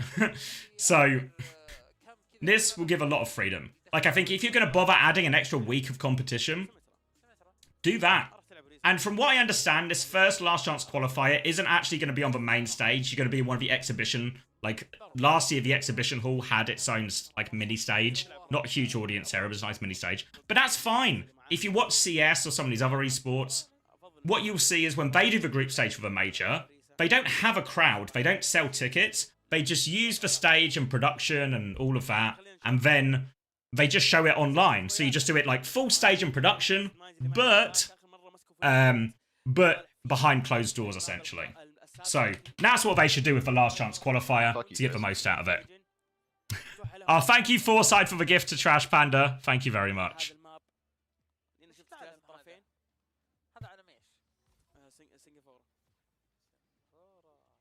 And that's how you solve it. Thank you, no idea. PWC is the future, but it won't invent itself. Yeah, so I think, yeah, if the original pitch for Last Chance Qualifier was they just send all the teams, I can get behind the idea. But if we can't afford all of the teams to, you know, to take all the teams or whatever it is, that's what they should do with that time slot instead. And then they get more Overwatch at the Esports World Cup. They don't spend too much more money. All the fans get something cool. And then all these arguments about what is the biggest Overwatch tournament of the year? What's the biggest LAN? People will tell you it's Stockholm because it's for World Finals. Fuck off, will it be Stockholm anymore? Then it will be the Esports World Cup, which is surely what the Esports World Cup want, right? They want to be the biggest. Anyway, rant over. This tournament, nothing to do with the Esports World Cup. Standalone Saudi E-League Major. Major number 2, Twisted Minds versus Team Vision. Tied up 1-1. Remember, Twisted Minds have been rocked a little bit there off the back of a sim ban. Full held. And it's going to be a Kiri ban from TM. Interesting. Arissa ban from Vision to force this Ram Mirror. Obviously, KSA's comfort zone. Yubi's going to get taken down early from that slow and swing, though. AMDP, they need to pocket him through this. But they've reset TM for now. And someone was asking about the Kiriko ban. So let me reverse engineer this here a little bit. I'm not sure, actually, because both teams seem pretty keen to play this Juno Alari. Suits Violet. Suits Psycho, even. But Quartz is going to get caught on the swing now. And at the moment, Vision are just winning these duels. Now the wall off and pressure comes through onto KSA. He's full blocking. His hands are up. He will be okay for now. They've got to be careful not to go too far. But slow dive bowler over the top. 3 for him. And another reset. Twisted Minds. Bit rocked, a bit rattled.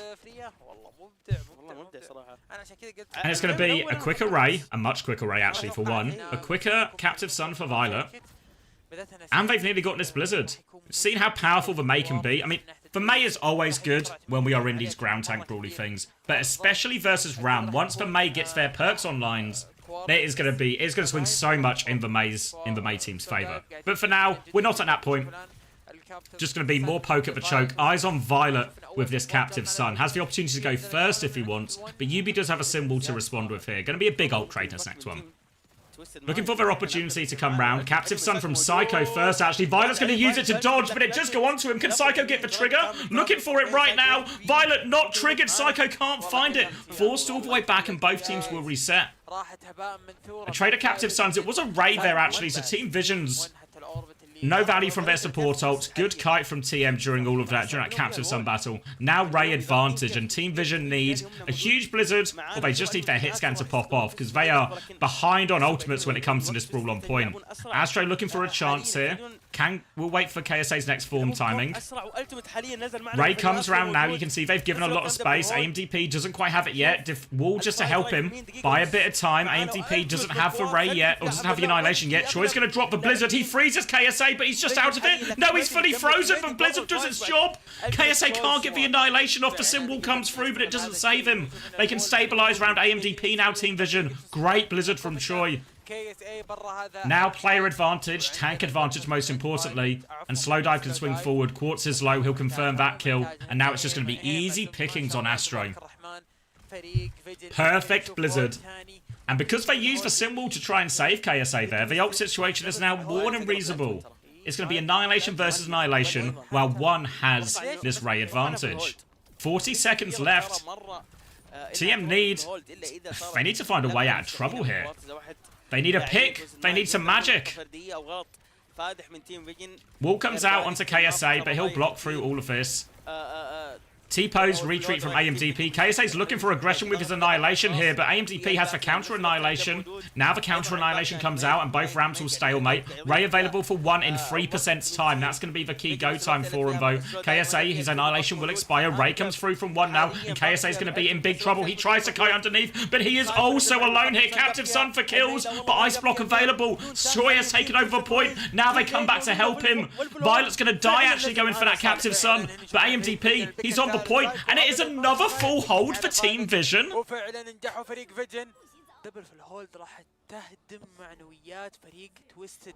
Back-to-back full holds against Twisted Minds. And on Hollywood, you can make excuses for TM. You can talk about, well, the sim was banned, that's their strongest comp, you know. Team Vision have managed to negotiate themselves a more favourable matchup. But here, this is the sort of map TM would love to play. That's why they picked it. They got to play a comp they love to play. And now they've been full held.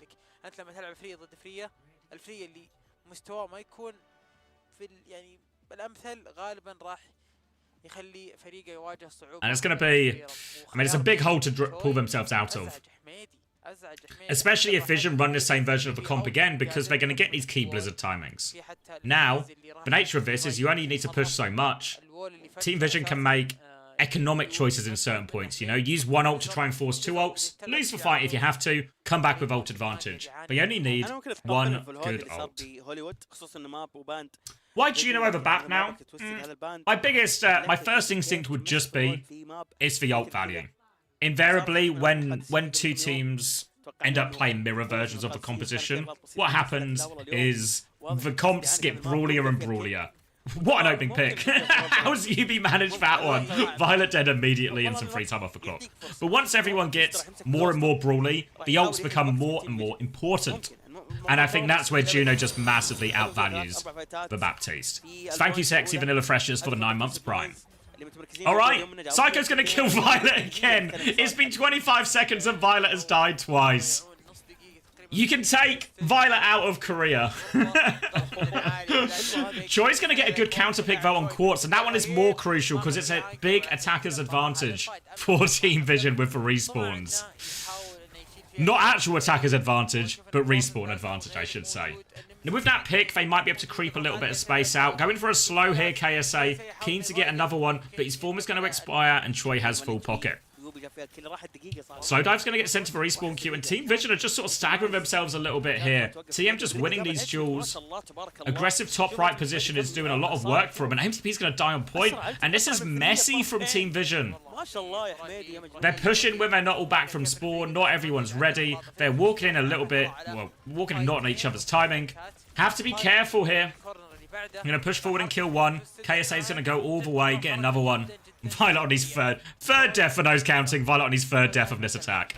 Just need to take a breath, Team Vision. Slow it down. Take the fight. Wasted a minute and a half at his first corner already. And look at KSA. He is taking the absolute piss. He knows they need time off the clock. He is standing in their spawn. Quartz has got a kill on Choi, but Blizzard can't come out. Yubi's in big trouble. They need to save Yubi. He gets the health back. The pocket is good. And Twisted Minds are the team walking forward here.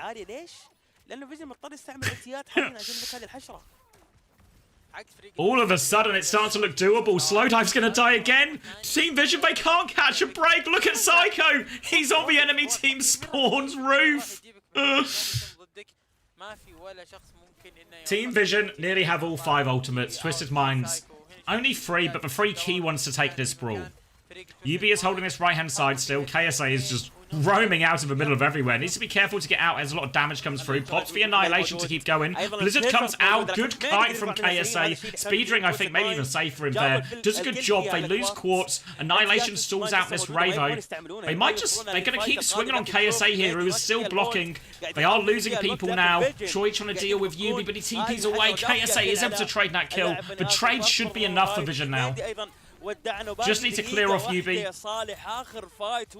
And they can get themselves around this corner. But that's 3 minutes. 3 minutes off the clock. And Astro did not invest for Ray. Ray and Simwall for the final fight here. Twisted Minds have everything. Might not be final fight. If they take 2 quick ones, it could be 2. But I think we really are approaching 1 good shot at this for Vision. The Annihilation is going to get limited value into the Ray. They really need Violet to find something with this Captive Sun. Or a bowler from Slowdive. Both will work. They get it to this final corner, and this is where Twisted Minds have to make their stand. Aggressive position from AMDP. They swing round. Healing Pylon down. Captive Sun is out from Violet. They need something with this. She's pushed for backline right now. He's looking for the trigger. He's got the trigger. One explodes. Quartz is going to file. Still behind is Violet. The rest of Vision come forward now. They are out of ults. The Symbol is there. Quartz doesn't get a chance to use his bowler. UB is beamed up on point. They've dealt with Violet behind, so it's just front to back Overwatch from both teams now. Quartz is coming back with bowler soon, but keep your eyes on this Choi Blizzard. That could be the win condition here for Vision, but Psycho dies. More opening picks. KSA dies. They don't even need the Blizzard. They just walk forward. They're out of resources. Violet is back on Lucio to add to it, and Vision will get it over the line.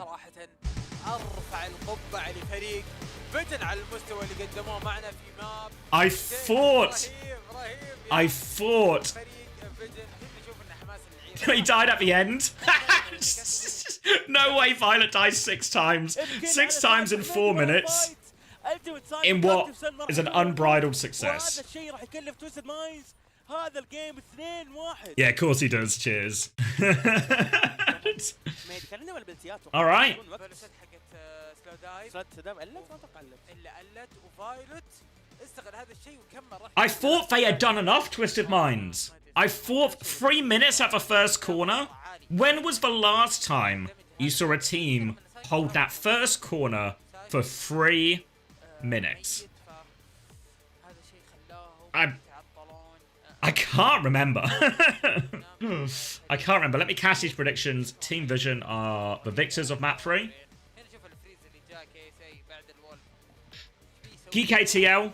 Alright, alright. خيار مي لازم يعني But شوي كان خيار I thought they'd done enough. In that final fight, they had the ults. They managed to stabilize. They trade. I think they trade Alaris, right? And that's a manageable situation. I thought they were going to run into problems with the Blizzard, but then all of a sudden, outside that form timing, Slowdive was able to take over. حرقوا تقريبا حرقوا ترى اوفر تايم خلينا نقول اوفر تايم بس لا نتكلم عن الفايت I beg you to check out this guy's TikTok. Is this the one unposted? انه 4 ضد 4 كانت غريبه شويه لكن سلو دايف ترى ممكن هو العلامه الفارقه ممكن هو الكلات اللي جابها هي اللي فرقت معانا تيم Oh yeah, I've seen this one. We can watch it. We can watch it. Hold on. If you might have seen this on Hunter's Twitter. Let me find you. I think this one's the best. No, wait, it's not this one. Where's the best DPS player one? This one, yeah, this one. It's this one. Watch this.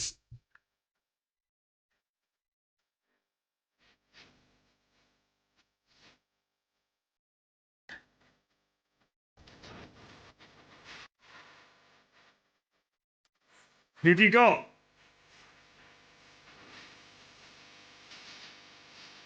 Playing Genji? For sure. Dangerous on the back line? You could have given that one to Kev.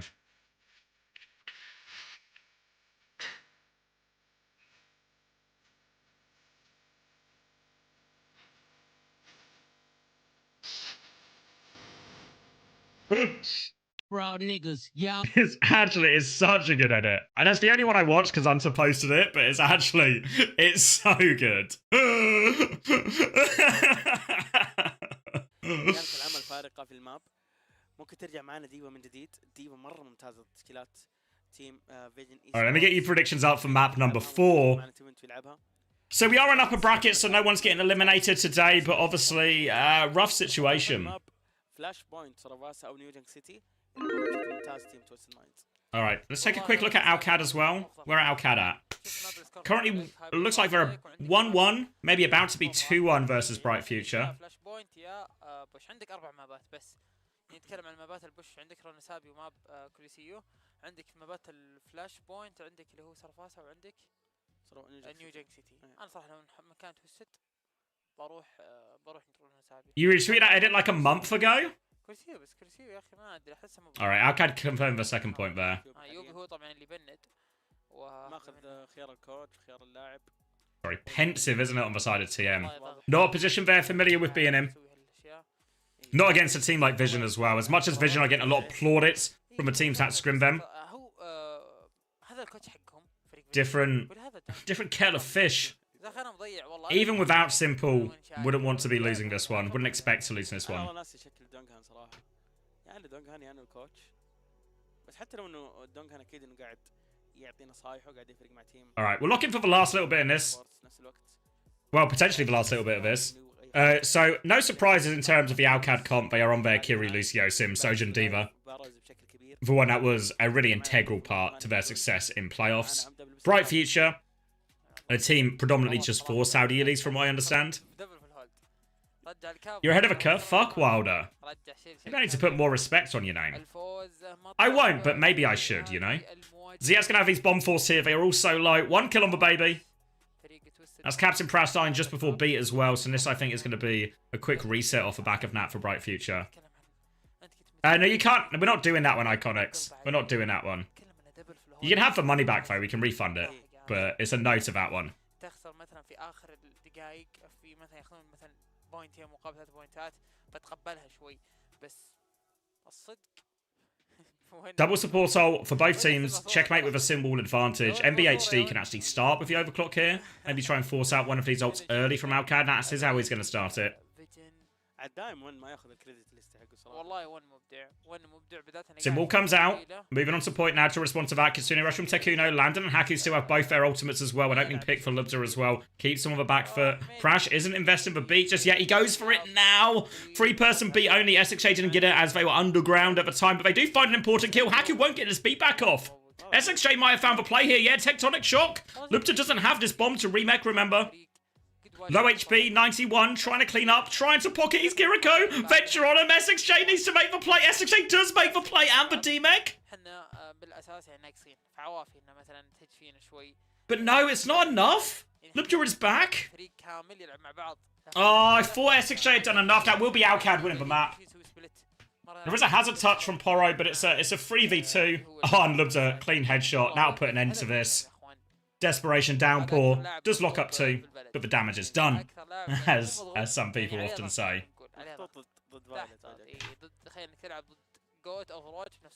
Alright, 204 Alcacia there. They'll be moving into map 3.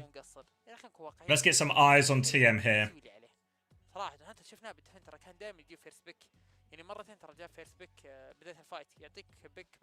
Your father has a Captain Prash jersey above his bed. He'll be crushed. God bless. والله فايلوت عاد السماعات دي خرافيه يا اخوان. يا اخي تخيل الكل يسال. سبق تكلمنا عنها. ان الكل يسال مين افضل لاعب تذكر ان الحين عاد صار في اختلاف صراحه. اي بس بعد ما حقق لب ستيج كوريا. No, I don't know why Kalex isn't playing. I can ask Landon at some point, obviously. Not right now. I imagine he's busy. But I imagine it's more just an availability thing. You're still allowed free imports now for all the Saudi Elite teams. Psycho here, all in pink peripheral wise.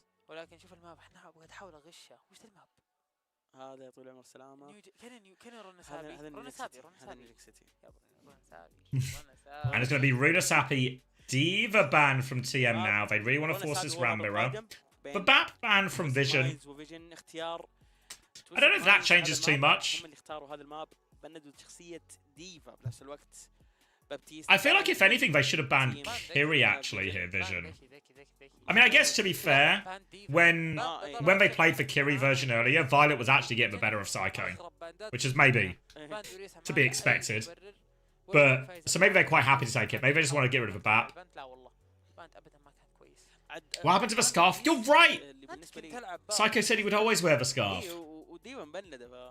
تقدر تلعب باب وتفرق اوكي لو انك مثلا فريق بدل فيجن ايش ممكن تقترح بان انك تبند يعني بدايه انك انت عرفت ان فريق توسل No scarf, no win. I think you're right. I think you're right. العب ويندو على الويندو. طيب ليش ما تبند توج على اساس انك تضمن ان كوارتز او تبند كاسدي هنا مره كويس ترى مره كويس.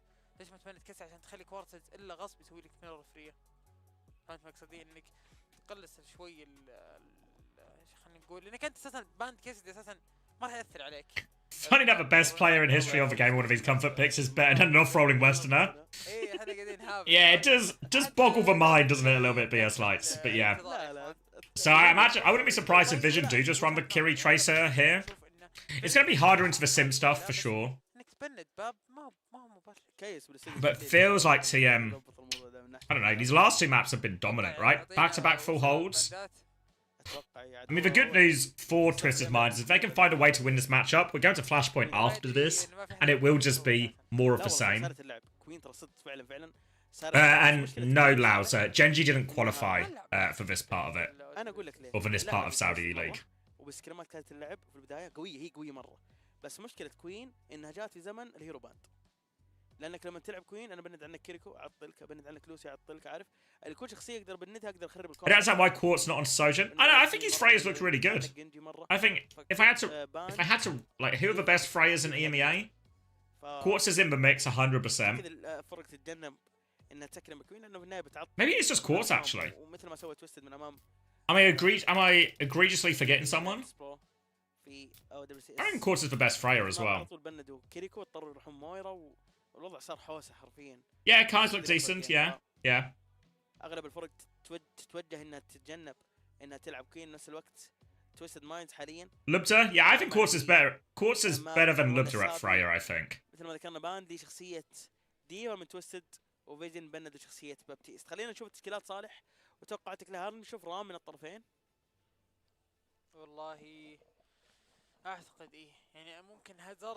What makes Freya unexciting to watch was just a me issue.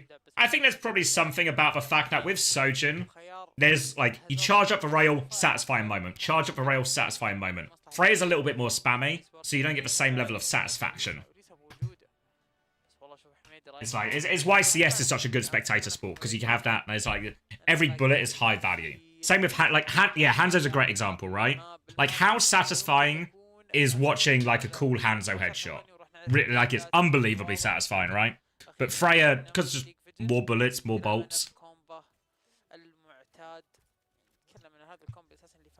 Rising tension versus random tension. Yeah, that's a great way to put it. But anyway, let's lock and lock in to this Rudasapi, because Twisted Minds are fighting for this series. They are in upper brackets, so they'll get another chance through lowers, of course. But after back-to-back full holds, Twisted Minds are hoping to respond. Gonna be Sojin in play for Quartz. Slow dive on the Freya. Regroup around their form, but they've stolen the cart here, Vision, so they're moving that robot away right now. It's just Kiri Lucio from Twisted Minds. Well, it's a Juno Kiri, so the onus is very much on Team Vision to win through Violet and Choi, the Korean side fight. They've lost one early, but they respond. AMDP walks over Quartz now. You see, if you ever watch Twisted Minds play in these comps, where they are playing against another team that side fights a lot or invests a lot of resources there, what we will often see is Quartz will farm up his rail and he'll try and get involved in that side fight, try and help his Kiriko and his Tracer or whatever it is. Obviously here they're playing Kiri Lucio, but again Quartz still takes responsibility for contesting that side. Obviously that puts him in a vulnerable spot sometimes, but it can also lead to a lot of big opening picks. For Nervo, as Quartz tried to take a side, AMDP was just right place, right time, completely shuts him down. Now Yubi is out behind, and they're just going to get crushed. Violet caught napping, crushed between them here. Astro's going to try and mark slow dive, but Vision, they're trying to flip the map a little bit, but without Violet, they're missing a key piece of the equation, and their fast assault. Psycho's going to have a much quicker Kitsune rush, because he's just still alive. Now swinging around the corner, Quartz good for it, charging up another one. One is low, Yubi will finish that off, and they convert the 5v4 advantage without even having to invest the Kitsune rush there. So, very happy with that, if you are Twisted Minds. They can now take this Kitsune rush advantage, and if they're pressing tab, and I know Astro will be, they might even realise that they actually have a bit of a window to go with their support ults here, so Team Vision have to be careful, they have to play a little bit slow, maybe even ready for a disengage. They're going to try and contest early, but all of Twisted Minds are there right now. Choi's going to touch the point from the other side, but Yubi right-click forces that recall out, and this means they can't keep a point contested. They're going to flip out behind them, but TM are going to take the enemy side of the map. They even have a Kitsune rush ready to go. Beat over the top as well, double support ult now, advantage for TM. They are all over AMDP, just full beam going into him. They have to keep Yubi alive, but here comes the annihilation. Yubi with a TP, symbol over the top as well as he's annihilation trade. Ray from one has been kited out, no kills off this, and AMDP, he's gone forward, his team went back. AMDP has put himself in a right pickle, gets the second form, but KSA is still pushing. KSA will have a second form as well, and Quartz and Astro again, this fight at the start of fights, mid-fight, anytime Quartz and Astro decide to make this move, it is paying DVDs for Twisted Minds. They'll clean that one up, and after a big ult trade where teams will go in blow for blow, again, it is Quartz who makes the difference here for Twisted Minds. Advantage for them now, and they've got Quartz's overclock for this next fight. They'll get checkpoint before all of that though, so now, if they win this fight, big meters on the board. Astro's getting very close to this next beat as well. He's actually farming it so fast. Remember, Lucio's healing was buffed and the patch just gone. Overclock comes through now. Eyes on Quartz to find a shot. He's going to catch a bowler, but he killed slow dive anyway. The pocket is good. A bowler won't stop Quartz. Surely another one. Oh, one lives on a couple of HP. Yubi kills AMDP. One has run. He's fled the scene for his life. It is clean from Quartz. And Twisted Minds now thoroughly on the front foot. Double support ult ready to go as well. Violet might be able to the Kitsune rush to mirror one of them, but again, Twisted Minds with that significant advantage. This time, they don't have more ults to throw into the equation, Vision, so They need something from their flank. They need Violet and Choi to play aggressively. Maybe Choi even to hit this pulse bomb. Now coming round, Kitsune Rush has been played. Violet doesn't quite have it yet, but one torpedo's killed Quartz. Pulse bomb out from Choi is good as well. It's a B and a PB. That's save for hold there for Vision. Means they get to hold their Kitsune Rush as well. And okay, 109 meters conceded. And they will be able to clean up on point here, sooner or later. And they have double support ult coming back into this one. Choice now for Twisted Minds. Team Vision have great ults for fighting on the point. In fact, maybe the 3 best ultimates in the game for fighting on the point. Twisted Minds, they've got the Sim they've got the beat. They can mirror a couple of these, but they will win the layer fight big picture. So Twisted Minds really need it to be explosive. They either need to be explosive and find a kill early, especially with their beat timing, that's the best ult for it. Or they maybe need to factor in a disengage. For now, it's a beat push onto this Ray. Can they find any early value? Looks like no. Team Vision have stabilized and dropped the Kitsune Rush. Now Twisted Minds going to try and kite out, use this symbol, but AMDP has this annihilation advantage. They have a chance to go. Harassment from UB, TP him forward, TP him back. Eyes on the side, Quartz as well. Kate's a bolt in the face, but he's found the headshot. AMDP with the annihilation now. KSA still needs 10%. Can they keep KSA up? He's backpacking. His hands are up. The Suzu comes through. He's cleansed. He's held on. He still needs 6%.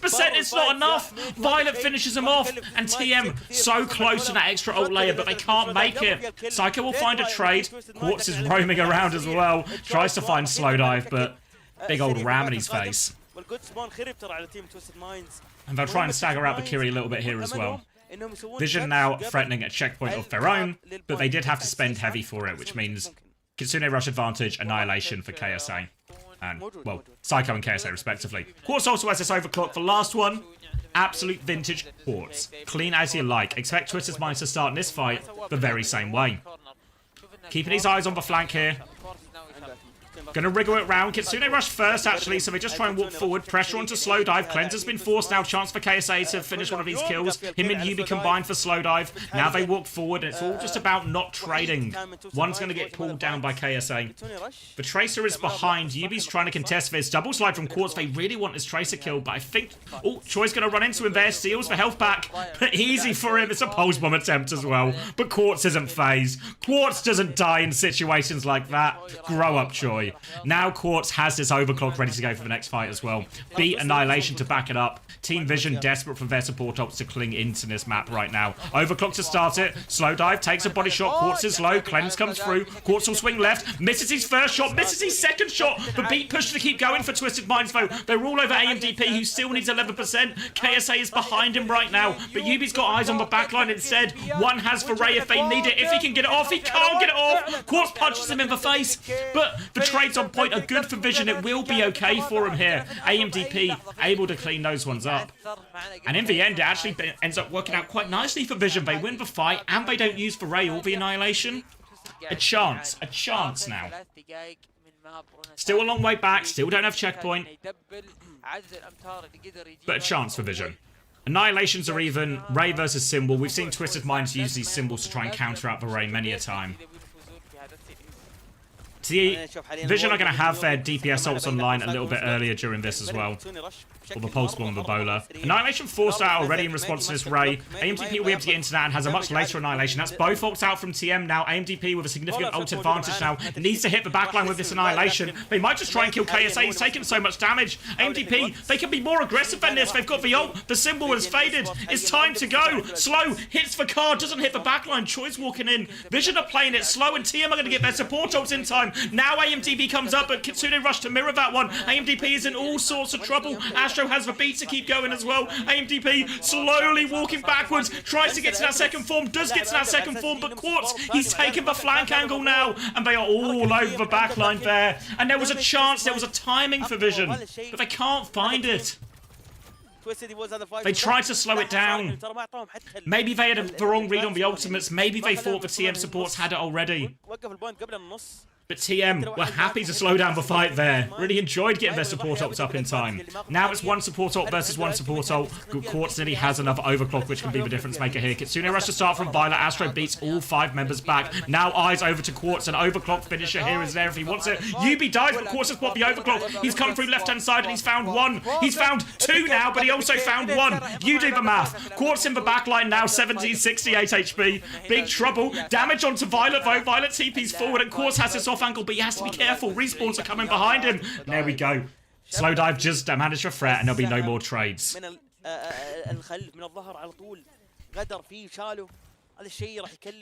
Twisted Minds, Annihilation Wall coming up once again. Vision gonna have their Ray. Ray is really powerful. Pulse Bomb, comically wide of Yubi there, not even close. And this is gonna be a chance for Twisted Minds to stabilize, and Quartz is good for it again. Who was it who said, why doesn't Quartz just play Sojourn? They were right. He was doing fine on the Freya, I'm sure of it, but he's just the guy on Sojourn. Eyes on the flank here as well. This is something Quartz does so well compared to a lot of other Sojourns. His willingness to help his team and mark for flank. Ray has come out actually from 1. It's a disaster, Ray. They had to try and go for it. They had to try and clutch it. AMDP doesn't get the Annihilation. And it's not with a bang, but with a whimper. That Team Vision are going to end here on Runa Sappy. And Twisted Minds, they're not beaten yet. Map 5.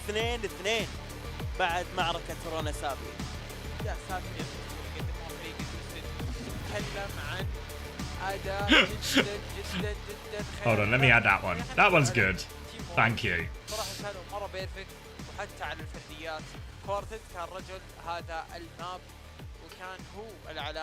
Just moves different on Sojourn. Yeah, I think 2 things that Quartz does better than a lot of maybe 3 things. Obviously, his aim is insane, right? Like, do not take that away from Quartz at any point.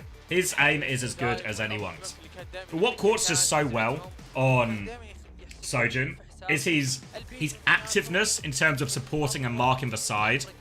I think, like, how many times do you see these big layer fights and then it's a Quartz flank that is the difference maker? He's timing and realizing when there is space and when there is opportunities, I think second to none, really.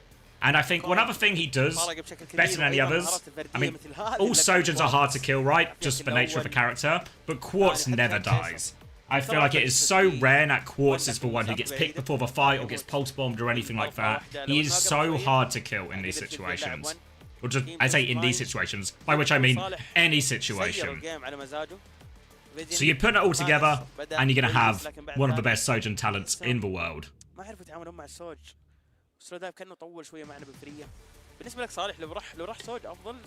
And alright, we're going all the way, aren't we? Let's take a quick stop in to check on our other fixture. Oh, keep playing. Which, I don't know, have Alcad won it already? Did Alcad close it out? Not yet.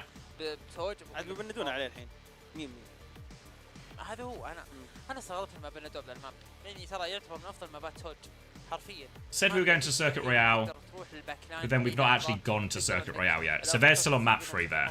Okay. Put you back on the highlights here from the mainstream. What is, first time, what is anti-gay sex? Yeah, if you get 7TV extension, you can see an emote for it, which will explain it. Is my 7TV isn't working right now. Hold on, let me... 7TV extension.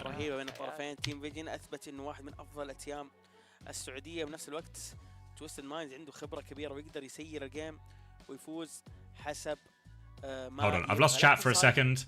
While I install this ad extension.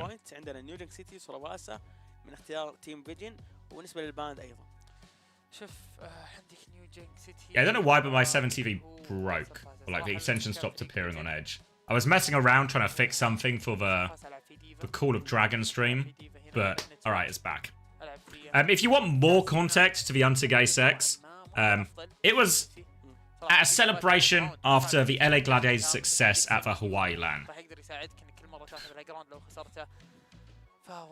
Bring back Call of Dragons? I'm trying. Unironically, Wilder, the some of the staff over at the developer of Call of Dragons, they're looking into it for me.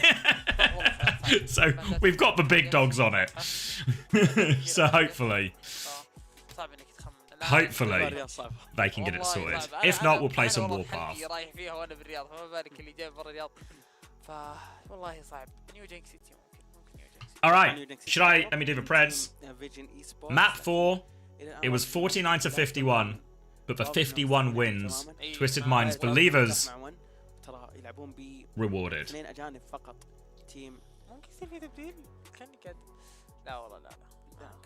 اذا حاول القط من بعيد احاول اغششكم نكمل مع اللاعب 1 وقاعد يقدم اداء كويس مره لاعب 1 في هذه المباريات، لكن خلينا نشوف الباك اوف هاوس ماتش بين القادسية. All right, where are we feeling, right? Oh, good question from Zedsen. Why doesn't Vision competing OWCS? They did. They were in stage 1, but they got relegated. So right now they're competing in Face It Masters to regain promotion back to OWCS. If you want to see more of the Face It action, I'll be covering playoffs on this channel on Saturday and Sunday as well, so we can see Vision Esports in action in their quest to regain their spot in EMEA's top division. The way it'll work, big picture, is they play those Face It Masters playoffs on Friday, Saturday and Sunday. I'm going to miss Friday, but I'll be here Saturday and Sunday. The top 2 teams from that Face It Masters playoffs will go to a promotion relegation tournament with the bottom 2 teams of OWCS, which was, of course, One Dip versus 100 Gorillas and Frosttails Esports. On the 13th of July, which is, what, 11 days from now, we'll get a 4-team tournament between those bottom 2 OWCS teams and those top 2 Face It Masters teams, where they play a double limb bracket between the 4 of them. Top 2 get to go into OWCS Stage 3. Oh yeah, there we go. Thank you for the unflatten. Finally, we can unflatten people. There's so many people who have just been left flattened and never been unflattened. What's my prediction for that? I think for the promotion relegation, I think Vision and One Dip versus 100 Gorillas are going to come out on top. I think those are the 2 teams we should expect to see in Stage 3.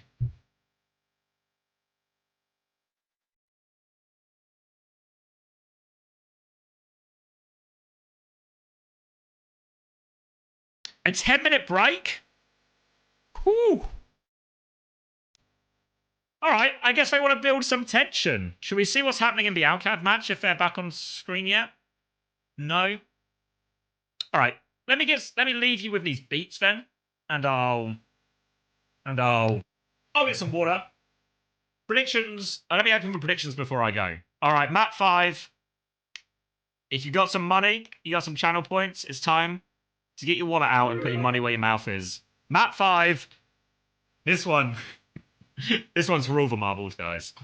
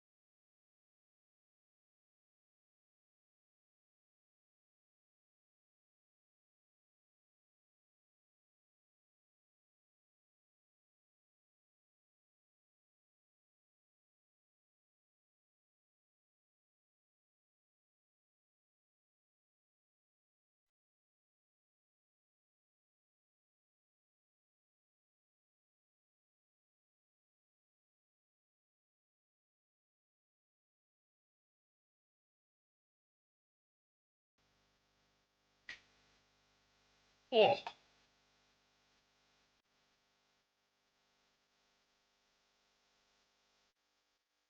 Are the carry drops gone? Yeah, I think I've just got whether the default is it just loot box drops at the moment? Oh, let me. Valcad started. Oh yeah, should we watch? We got 6 minutes, right? So let's watch a bit of Alcad here. So predictions are still for the TN Vision game, but we're going to be watching a bit of Alcad here in the other upper bracket game, where they are very much heavy favourites to beat Bright Future, and that seems to be turning out to be true actually, as they seem to be well on their way to a full hold with an Orisa May Kiri Lucio competition. Composition. Blizzard comes out from SXJ on top of his Kitsune Rush, forces Ziad into a more committed position. Wall comes out to try and catch the mate, does convert a kill for Lubda. And now, Ziad, he's running into the spawn! Poro plays, having to reset, does have the Annihilation, but they need to be at full strength because they are low on time.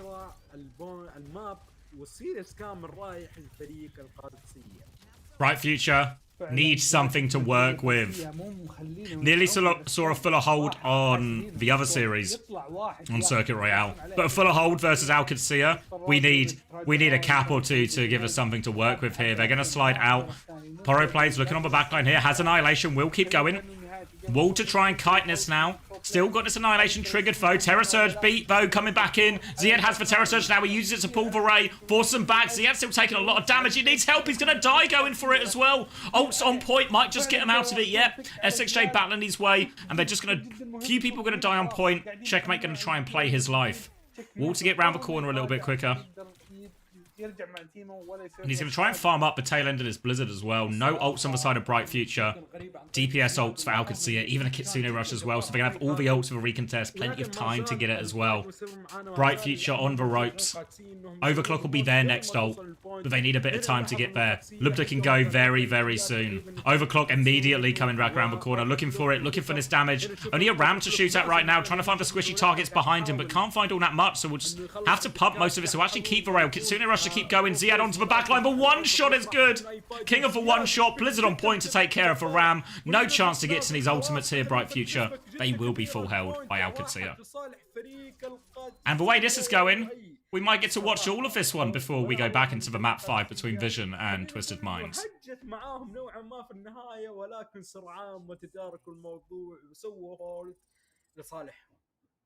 هو زي ما شفنا القادسية الصراحة من بداية الجيم وهم ماسكين البوينت ما خلوهم يمشونها إلا غير يعني اللي حاول إنه يسوي سيناين بس ما ضبطت معه.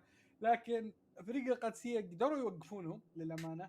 وقفوا ما خلوهم ياخذون البوينت الأول. أتوقع بيكون الراوند هذا جدا سريع لمصلحة القادسية. Thank you, Archie. Wow, a whole year. Longer than my longest relationship, but that was in month 1 TBF. Thank you, Archie, for the 12 months prime. I'm glad I am your longest relationship. Don't worry.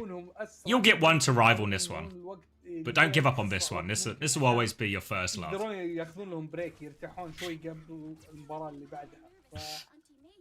Alright. Eyes on the predictions for the other game and Team Vision. People are believing. 62% for Team Vision. Bright Future going to commit to a May Sigma here. Wouldn't be surprised. Alcad, and there's a chance for them to ram if they want a good counter into Sigma. But honestly, Alcad, I can see this very much as being more of the same. May, D.Va, can still bully this Sigma a lot. Sigma does feel increasingly difficult hero, even on Circuit Royale, once the home of Sigma. It's going to be Bull from Ziad and Alcad. Full confidence. It's a Bull, Genji, Widow, and a Lucio. Ziad is in the backline. One of the toughest Bull maps, his first point. But Checkmate is on the back. He kills MBHD. It's a late lamp challenge for Techers. And now Poro plays. He's pushing forward. He wants trades onto this backline. He needs kills. He needs values. SXJ trying to drop and take this duel for Widow. Lubda takes 2 body shots. Grapple into the air, but SXJ is good for the headshot. They've lost Tekuno in the back. Haku doing his best Charong impression here, diving with the ball. And he's good for both backliners. And now SXJ, no choice but to die on point. Going to be one more recontest. And Alcad are doing whatever they want. Ziad nearly has mines already as well.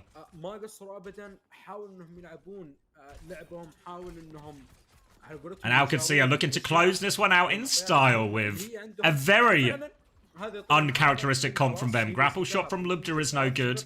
These mines are getting ever closer for Ziad. He drops nose on point and Nano potentially onto checkmate to finish the job. Big trouble. Ziad has the mines ready to go. Here they come. Slam with them as well. Pressure onto the Freya. Doesn't find an immediate connection with those mines, but Poro plays has been separated. Now he is all over this Anna. Desperate pocket coming through, but Ziad's going to punch Takino in the face. Lubda finds a headshot on the Baby Diva after the demeg, and that should just be it. It's a blade. It's a Nano onto Ziad.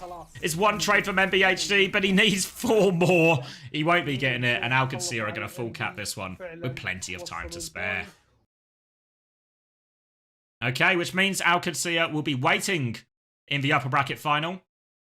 It's not quite updated yet, but Alcancia will be here, and the winner of this map fight between Vision and Twisted Minds will meet them. Ziad the best ball in the West? Well, of course. All right. Lock in, then. Still time to predict.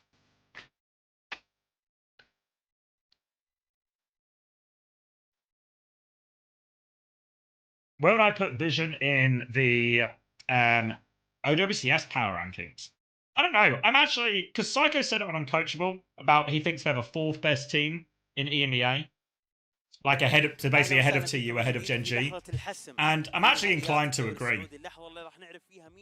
Something like 4th, 5th actually looks really reasonable for them. They've got a few unique strengths with the double flex support backline that they use quite often. They make good use of it. Violet is a real star player in all of this. You can't underestimate the value and the impact of having a play like that on a roster can give you. Hey, Tomathan. How much of a nerf is Psycho on support for TM? Yeah, I mean, I think... So, Psycho, I think, does really fine on support for TM, given the situation that is obviously not their first choice, and he's filling in on an off-roll. I think, on the Kiriko, he looks the part. The problem is, I think there's a real argument that TM's best player, last stage, was simple. On the Baptiste, on the Kiriko, on everything for him. Bits of Anna, everything like this. So I think is while Psycho is a more than serviceable flex support, once you get up against these top teams, Alcancia especially, but even Team Vision, missing one of your best players is always going to be a problem. So yeah, it's a nerf. It's a nerf without too much disrespect towards Psycho, because I think Psycho does do a fine job for a person filling in on the role. And okay, Vision Esports take us to New Junk City. We were on Flashpoint, so minimal choices. We kind of have got a pretty good feel of what both teams want to play in this in this type of map anyway. But a Ram ban from Vision, forcing KSA off for a Matra. Probably going to go the Diva direction instead. And you can see actually they've actually banned Brigitte in response to Twisted Minds, saying, okay, you want to force us onto a Diva mirror? Well, let's make it really good for the Divas then, and we'll see who can do the most. Obviously, AMDP has played mostly Ramatra as well, so expecting both Divas here, potentially Kiri Lucio, maybe as far as backlines go. I think Twisted Minds, definitely. For Vision, maybe there's a chance they'll still try this Juno Kiri.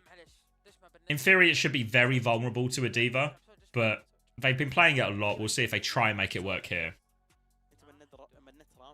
لا انا اتكلم عن ان سالفه الباند. شوف تويستد كيف استفادوا من الباند بشكل مره كبير في السكند باند. يعني دائما اساسا الباند الثاني دائما يكون اضعف من الباند الاول، اكيد بحكم انك راح تقفل رول. فنشوف ان هنا ان فريق فيجن ما استفاد هذا الشيء في الماب السابق. هذا الشيء راح يخليه راح يلعب على pressure on now as well. Obviously, Vision do have main support available, right? Like, they normally use Alba. I think they use Alba almost all the time in, or a more significant amount of the time in Face It Masters, from what I understand. But obviously, you have to... I don't know if they would have subbed him in here. Did we learn anything about the sim ban on map 7 in GK vs Liquid? From what I've heard, it was a sim ban, but the lobby bugs, so they didn't have it banned. But it was just ruled as in both teams used the sim a bit, and it was like... it was just sort of cancelled out, I guess. So it was a rule break to use the sim. Both teams guilty of it. So the result just stood from a lobby bug. So disappointing. This kind of thing happens in such an important game, in such an important match. But I don't look at that result and think, yeah, the sim was the difference maker here, you know, because it was only TPs out of spawn and stuff. So I don't think it changed the result or even influenced it that much, but shoddy is probably the word that comes to mind. Right, let me crank. Use some volume here. من امدب ماوغا نشوف ايضا جنجي موجود. اوكي. نشوف اتوقع ان كيسي يلعب ديفا. ما هو متوقع ابدا انه حميد يلعب بالديفا. All right. Mauga is the choice instead. So it is Diva, Kiri, Lucio as we expected from TM, Sim and Sojourn, of course. Kiri, Lucio as well, Violet over onto the Lucio. AMDP onto the Malgavo, and Choi slides immediately on Quartz. Stomp is good onto Astro. AMDP, big old feet for such a young man. And that is going to start Vision off with a bang. Immediate fight win. Not barely any ult charge for anyone on the board. That was over so quick. Choi hits for one shot. Stomp connects as well. And that's whenever you see Maugas in this type of composition, any composition really, the stomp value is such a difference maker. Oh, got the Preds for you. There we go. Stomp value going to be such a difference maker. So eyes on AMDP. He needs to find the right balance about being aggressive, finding his timings to go without losing all his HP. He goes in for the stomp here as well. Doesn't find anything on that one. And now KSA turns full matrix onto him. AMDP trying to use that cardiac overdrive to live, but he is beamed back. And there you see the result if the stomp doesn't connect. Onto the back foot, and it will be easy clean up for Quartz and Magang here. And Switch's minds get right back in. But oh, a late D-Mech is actually a huge one for one. Classic word trap, I'm going to have to try and avoid. Yeah, they're keeping him back to spawn. Team Vision should go quick. As soon as one and Slowdive are spawned, they're spawned now. Start walking. Give the boys there and walk in. KSA is still swapping in spawn. He's only just swapped Diva and he's coming back out again now. Chance to get onto the point for free here. They can clear the turrets and go. Where is KSA? AMDB's actually stomping. They've taken so much of a map. Troy's onto the back line here. KSA is back in time. Kitsune Rush comes out from Psycho, but it's quite shallow. Kitsune Rush for both. Quartz with a crucial headshot. No beat for Violet now. Joy's going to pull the blade as one trades it back. Joy is going to try and turn it. UB avoids the stomp. Beams down that Sim. Beams down the Genji. They're all doubling in onto the Sim. You see the priority in terms of targets from Team Vision. If the Sim is allowed to live mid to late fight, the Sim can take over with that full beam. You saw Team Vision try and pile on top of him. We talked about stomp value, and that is who AMDP wants to stomp if he can. UB going to be saving a lot of these TPs to respond to those stomps, to keep himself and the TP, himself alive with that TP. So expect UB to hold these TPs until that engages. A beat out for choke. They come through aggressively. Astro's going to match that one as well. Violet! Stuck on a wall, dies, and he's the only pick. A symbol over the top now as well, as Twist might have more ops to throw in. They nearly have the cage, but Choi is low. 3v5. AMDP doesn't quite have the cage yet, and he's not going to get it in time to turn this fight. Twisted Minds will be good for the first point. هذا اللي قاعدين نشوفه من فريق تويستد مايند الفريق اللي افضليتها بالفايت يقدر انه يسترجع مره classic from Violet. هذا الفلاش بوينت صراحه. And Twisted Minds off to a good start on New Junk City. First round in the bag. AMDP has the cage for the next fight though. Twisted Minds, they have the overclock so they can burn through some of that. They have the bombs so KSA can try and remake in the cage as well. Just use it as a second life. Not a straightforward cage conversion here for Vision at all. Overclock to start it as well. They're going to try and DP it, but AMDP's taken too much damage. Violet came to help him, but he can't. Now trying to slide out, but they're all disengaging into Quartz's line of sight. They trade him, actually, but it's not going to change the course of the fight. Choi is behind. Astro is marking that one. Forces Choi back. KSA's actually had his bomb forced as well. Can he get the remake off? They're looking for him. It kills. Slowdive with it and gets the remake. KSA now backing it out on Diva. Does need a little bit of help as there's a stomp to chase him. Cage as well. They really want KSA. They'll get him. Psycho has the Kitsune Rush, but he's not in position to use it, and KSA has gone too far. now give themselves on point. Psycho wants to contest with his Kitsune Rush. AMTP is going to hold his own. One has a Kitsune Rush to mirror it when he's back in and available in the fight. But they're trying to get without not using it. Now one's going to use it. Much later Kitsune Rush. Now Team Vision both are a little bit flat-footed with the Kitsune Rush. They need kills. Here's the stomp. Yubi is separated and finds himself underfoot from that one. Important kill for Vision there since they invested the Kitsune Rush. Going to try and stabilize over it, but they have to be careful pushing into Quartz's line of sight. Dink, Nair. They do get the D-Mech onto KSA, and Quartz hasn't been able to find a trade. So TM will be forced to reset, and Quartz will be repelled for now. Beats for both Lucios, Symbol for Yubi, Blade for Troy. Overclock actually for Slowdive.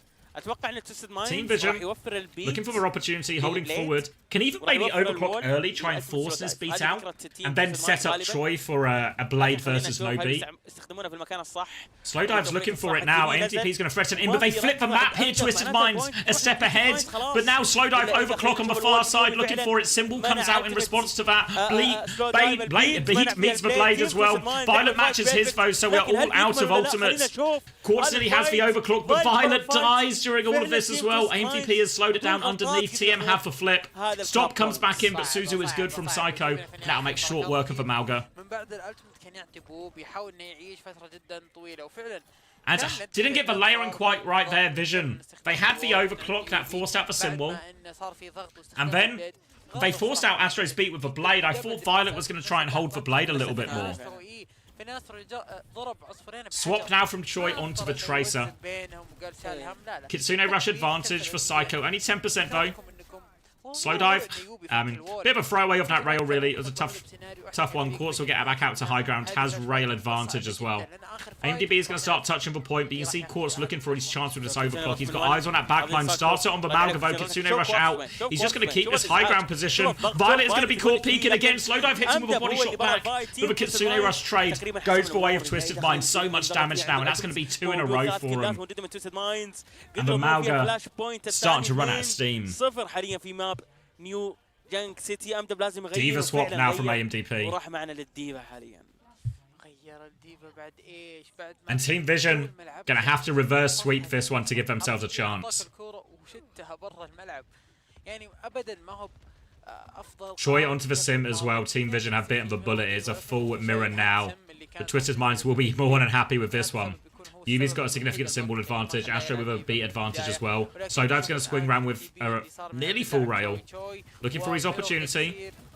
KSA's going to fly into the background. Good boot to keep him at bay. He's taking so much damage here, KSA. They've Suzu'd, but he's going to have to bomb. They can wait out this bomb, then recontest. No! Slowdive dies to the bomb again! How does this keep happening? Player advantage B comes through from Astro and Violet. Will just be mirrored. Symbol available from Yubi, but they have player advantage, so they might just try and win it without. Violet has been booped in even deeper. Troy with a TP aggressively, but Yubi comes out top on that one.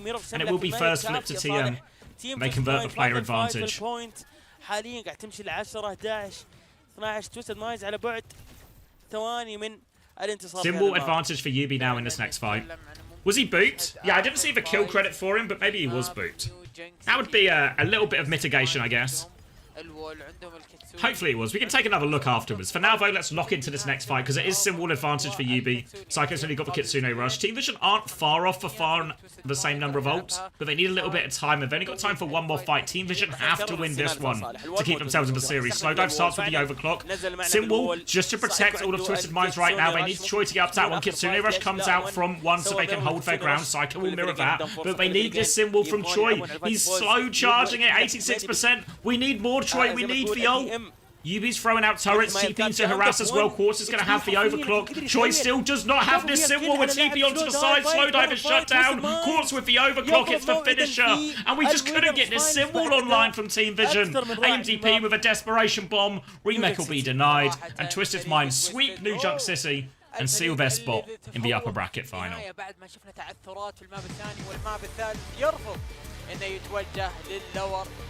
Good recovery from Twisted Minds. After getting full held twice. Twice they got full held.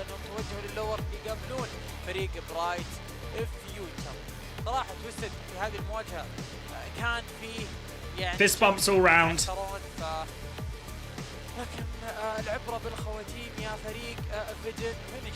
Violet going to break the meta with a handshake here instead of a fist bump. Psycho.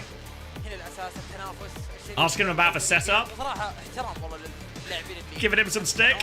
كل لاعب قدم اللي عليه وزياده صراحه. The Twisted Minds. مبروك لتويستد مايندز الفوز والانتقال للوينرز فاينلز. I think what most people would regard as the expected result. Should we take another look at? Should we re-interrogate that slow dive death at the start? ما ياخذ دمج. Which one was it? This bomb? No, was it? It was before. It was right before this. Okay. All right, eyes. All right, KSA's going to make this aggressive move. He gets DMEX. We're going to leave Slow Dive's POV. No, it can't be, right? Like, Astro's here. Astro's here. And Slow Diver's here, right? Oh, it's a TP bomb! Yeah. So he tries to slide away, but what can you do? Wait. Oh no, it's not a TP bomb. Wait, why does he slide? No, I thought he was putting the TP. When I paused it there, I thought he was going to TP it. Yeah. Wait, what's he doing then? Is it just because Quartz swings him? And he just mistimes it essentially? Yeah, because Quartz swings him with rail.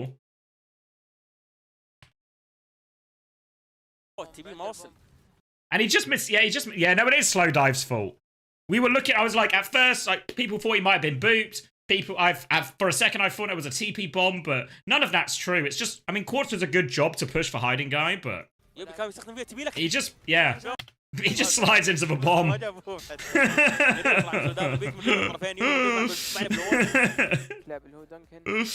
Fully understandable. I would rather dive into a nuke than 1v1 Quartz.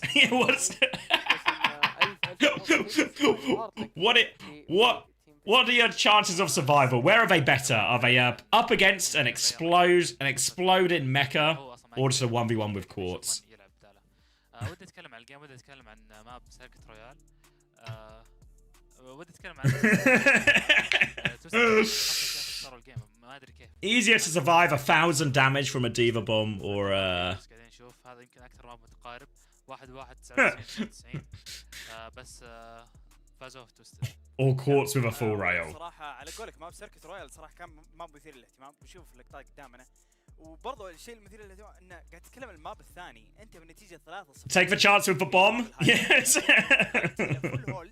توقعنا انه بتكمل السلسلة لكن مو هذا اللي صار. اللي صار تماما انه فريق تويستد مايندز صراحة حاولوا قدر الامكان في ماب سيركت رويال. What's this? Why have we added this bullshit command? I'm gonna kill all my mods. I think I'm gonna kill all the mods. Wait, have I cashed for predictions as well? Alright, so let me cash in predictions. Map 5, Twisted Minds. تويستد كان برضه بيعطيهم في الهولد بس في النهاية فازوا في بالنسبة لماب سيركت بالنسبة لماب هوليوود صراحة الجيمين هذه اعطت ادفانتج جدا. Oh wait, am I gonna have to log into Nightbot? Hold on. I'm just gonna send you back to my face for a sec while I log in. الكليب هذا اتذكره والله بالجيم يعني مستحيل يعني من افضل الكليبات ان شاء الله. It's so funny though. I think it's not that funny. And it's just like misinformation. Alright, thank you, Minty Leaves. Uncoachable compared to Plat Chat because it has 3 former coaches. Thanks, dickhead.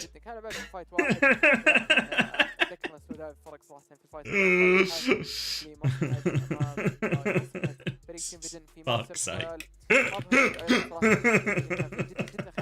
ولكن وين تماشى في ماب الرسالي استطاع بشكل جدا كبير صراحه الجيم هذا كان برعايه وذا ضميل احد for TM in Eleague Major 2 due to a rule that prevents players who played اعطاك واحده من افضل on الاداءات another team in SEL ما شاء الله لاعب كره 1 كره ما برونسابي from playing for another team in SEL 2. Is that right?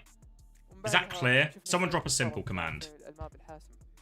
وفعلا زي ما ذكرت كان ماب It's like a kind of convoluted rule. بعدها كوارتز والله قاعدين احنا نتابع احنا والمحللين ومعانا العدد قاعد نشوف ان قديش كوارتز تسلطن. انا ذكرت كانه كوارتز ايام 2023 لما كان حرفيا كاري، وهذا اللي شفناه وقاعد نشوف اللقطات قدامنا. هذا ماب سيركت رويال في الماب اللي اعتقد اللي هو قبل الاخير او الاخير عفوا. وش صار بالضبط؟ ليش كذا فريق تويستد مايندز قدروا ينتصرون في Is Hunter fired? Hunter's not fired. نيو جنك سيتي يا مو ان جي سي. طيب ان جي سي. اتوقع ان بعد ماب روناسابي، بعد المستوى الخيالي شفناه من ماب كورت، او لاعب كورت في ماب روناسابي سماه ماب كورت. والله ماب كورت حرفيا اللي صار ما شاء الله بروناسابي من كورت، يعني واحد من افضل اداءات الفرديه اللي شفتها بتاريخ لعبه الرشو، اذا ما كان افضل. شفنا برضو هنا كمل ما شاء الله يسيطر فريق توستد. Is Chris fired? دخلوا اجواء المباراه اكثر. Was he ever really employed? Is a better question. انا احس ماب نيو جنك سيتي، بتكلم ماب نيو جنك سيتي، احس ديفا سم يعني قاعد قاعد يسوي اي شيء. Don't worry, guys. I promise you we will do a TU episode, and everything will become crystal clear. Crystal clear. ما ادري يمكن خسروا الفايت، ما ادري يعني كان خسروا الفايت في السكند بوينت. Nice face. Oh, sorry, yeah, we've got the highlights in the background. You can have it. 3-0. You just missed him, sorry. نادر جدا فريق يفوز 3-0، من المرات تكون 3-1 3-2، بس توستد يعني اختيار الديفا فرق جدا. يا وخصوصا مبات الفلاش بوينت لما تشوفها 3-0 غالبا السلسله اساسا Kellen and Bliss not going to be allowed back in the country after losing to White Boys. Fuck. Yeah, TM1 had a TM1. It was weird, like, except for the Ilios, the four maps after it were already one-sided. So it was a little bit of a weird series. But TM good for it in the end, after getting full held twice. They got full held back-to-back, but can't shake TM's mental that much. But yeah, maybe Wheats is right. Will Kellen and Bliss be allowed back into the country? They're going to be stranded in North America. If you're going to lose to a bunch of white boys, the precedent in Korea is you then have to 3-0 the next day. As for Crazy Raccoon exception. I'd watch it, Wheats. I'd watch Kellen and Bliss stuck in Utah. Just ending up at some kind of Mormon church or something, takes them in. وتوستد يعاني من نقص سمبل 100%. وهذا النوزات تتكلم عن نفس الخانه، قاعد تتكلم كل الفريقين جايين جاهزين. انا سمعت حتى انه فريق القادسيه كانوا يلعبون بول، فكانوا شويه ماخذين راحتهم وكانوا يعني داخلين بقوه هذه المره، قدروا يخلصون بنتيجه 3-0. حتى تكلمت مع لبدح بعد المباراه ويبدو انه مره متحمسين المباراه الجايه. طيب انا الحين عندي سؤال وهذا ودي And also Smash. How many times have Alcacia and TM played each other past month? So once in regular season, twice in playoffs, and they probably, the way this bracket will go, or the way I think most people probably expect it to go, myself included, is they're going to play here. Probably TM get knocked down here would be my prediction, but then they set up a rematch. So could be their fifth game in about 2 months, maybe 2.5 months. So again, similar format. We got one more. Well, there's 2 more games today, but they're happening at the same time. So here on, we're going to be following the mainstream where we watch Alcacia versus Twisted Minds, and then we're on the B stream will be Bright Future versus Team Vision. Again, Bright Future, the big underdogs there. Team Vision should set up another chance in the lower bracket, but yeah. And Alcacia versus TM is becoming the EMEA fixture. You can see him in the background right now. I spot a Landon.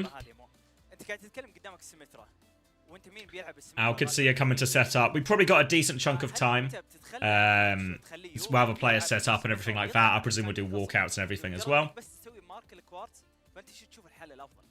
اشوف بالنسبه لي ان هذا هو الحل الافضل يا عمر. تكلم انه حرفيا يعني انت شفت الاداء. How long till this game starts? 20 minutes if I had to guess. اداء اللي مثلا يجيب لك الجيم، اداء اللي حرفيا يكرر الجيم مش انه يجيبه. فاشوف صراحه ان yeah, this will be the last match today. So these 2 games are going to be same start time tomorrow. So it's going to be about 2:20 British time for that lower bracket final, if I'm not mistaken. Yeah, and then about 4:20, depending how long that one goes for the next one. So pretty good midweek action, actually. Yeah, what's UB? Hold on, let me go back. Planning how to take down Alcacia. هل يروح للسمت Talking as well. لا خليه يلعب تريسر.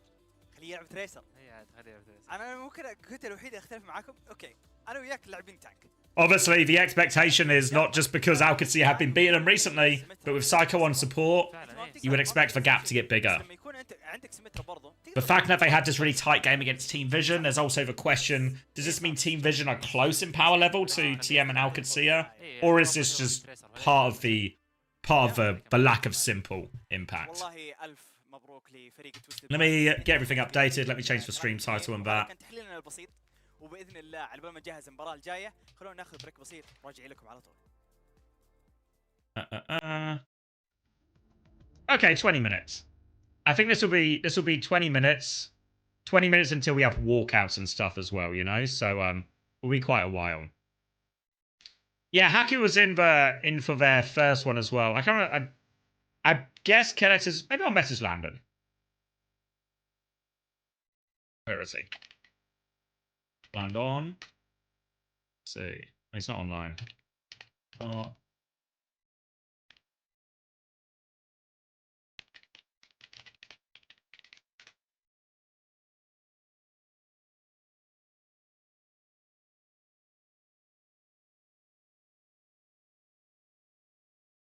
I'll see if he responds, but I imagine he won't bother logging into Discord on the PC, so we'll wait and see what we get.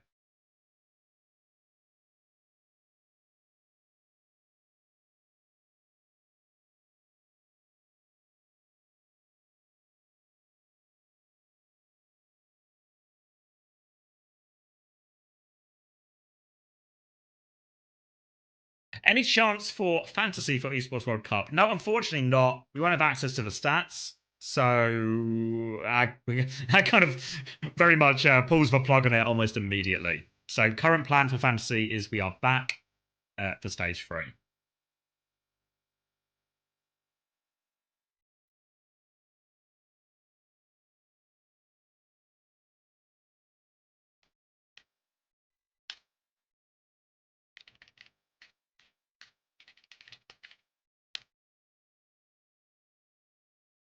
Okay, so yeah, Kellex not available, so he won't be. So he didn't fly out with them. So he's not here today, and he's not here tomorrow. We're not getting a quick play going. I've actually, you know what? Oh, thank you, Fitch. UK doing their own fantasy, right? Yeah, I heard that actually. I don't know what it's gonna look like, but I heard they were. I mean, I'll do some digging and see what I can pull up, but I think.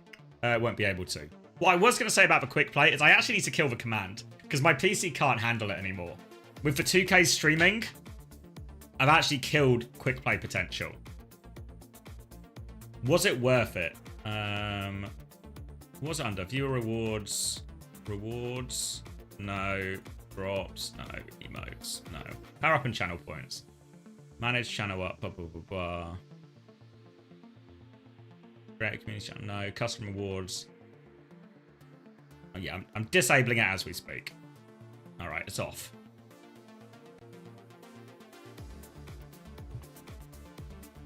When's the last time I played Overwatch 2? No idea.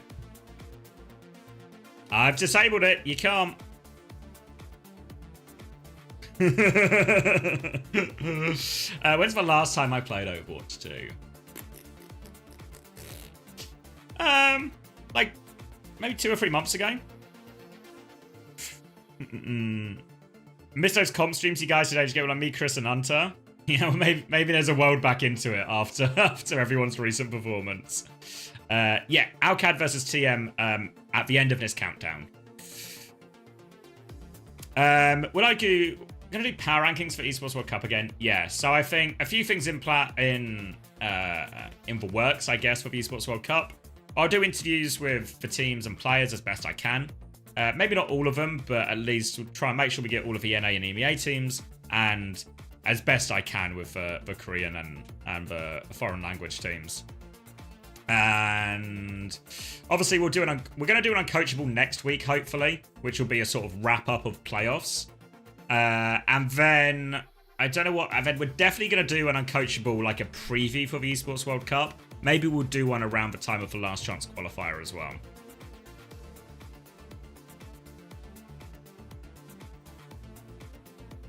Yeah, it's been pretty good actually, Dinosaur Cola. We watched the TM versus Team Vision. Great one. And the game that happened on the B stream wasn't that interesting, but the one we got to see on the main stream was definitely worth it. And this one should be decent crack as well. Now I'm sure Junkpuck would go on uncoachable. Junkpuck's like really easy to get on with. I think all the boys like him, and I think he is like a reasonable opinion of us. I don't know who we're gonna get for the next episode. I was thinking maybe someone from Alcad though, like Landon was maybe gonna be the go-to.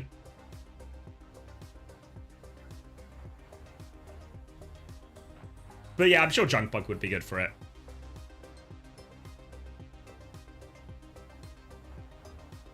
Because we've actually not done one with Landon, even though it feels like, you know.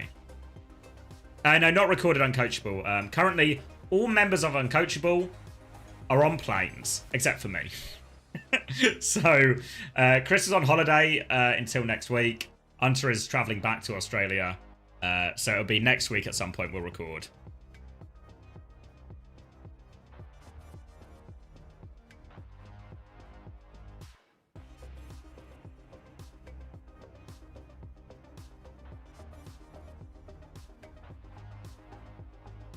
Yeah, I've done Junkbuck for my like my one-on-one interviews before, but I reckon he'd be good for Uncoachable as well.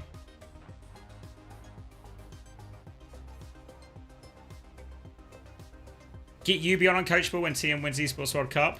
Now I think every time, because I've obviously asked Yubi for like interviews and stuff before as well, but I think his English isn't really like, it's not quite strong enough to really do like a long form type interview thing. It's why when invariably, if you look back over the years, or over like this year and last year, when I interview players from Twisted Minds, invariably I'm actually talking to Quartz more often than anyone. Like, Yubi can speak English, but it's there's a difference between being able to like speak a bit of English and being able to do an interview, I think. Yeah, I feel like Kellex is a good guest. I feel like if you get Kellex on, you don't just want to talk about, like, you know, our normal episodes, or I guess our current normal episodes, where we just talk about, here are the results from the last one, here are predictions for next week, blah, blah, blah.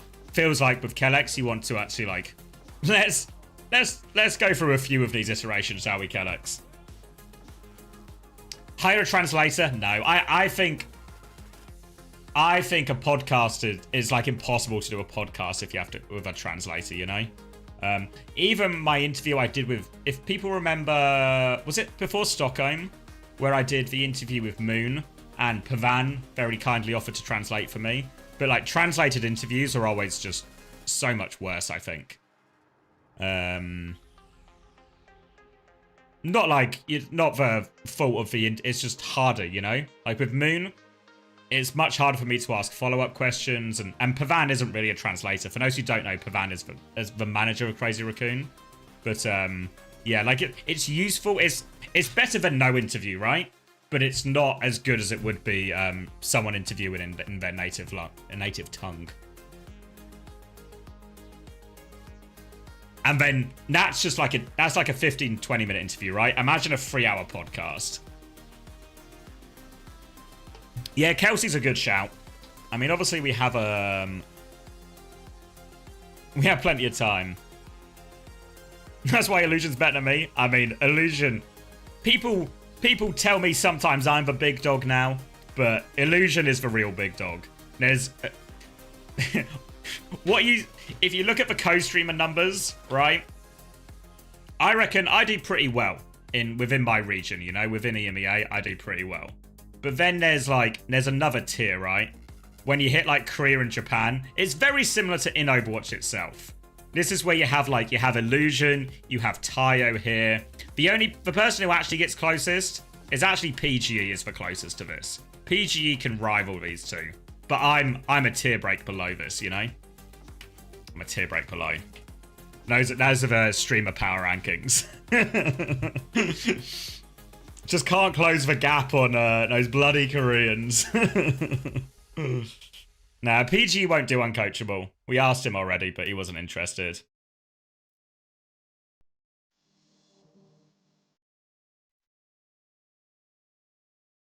Why not? He said he doesn't really want to talk shit. He doesn't think he'll be a good guest. So we tried to twist the arm a little bit, convince him, but wasn't that interested.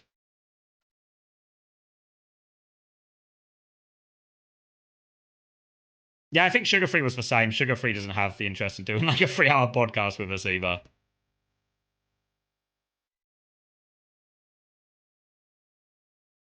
What about Tom or OC? Nah, no disrespect to either of them, but I think like having especially when we're around match time, having the players on or the coaches or something like that gives us like much better insight, just because those players and coaches have access to stuff that Tom and OC don't.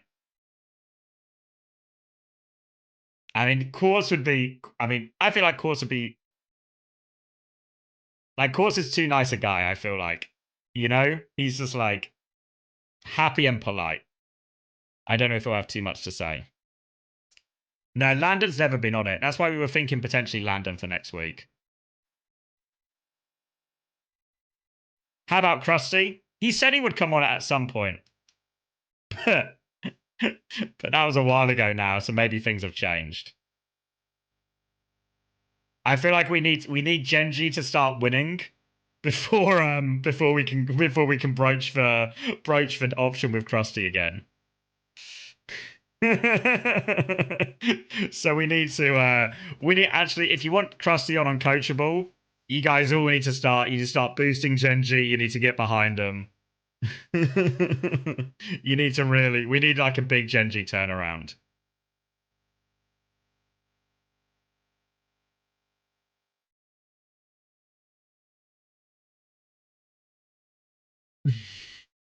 Exactly, Foro. Yeah, 9K's English is good. 9K's been on the podcast before, yeah.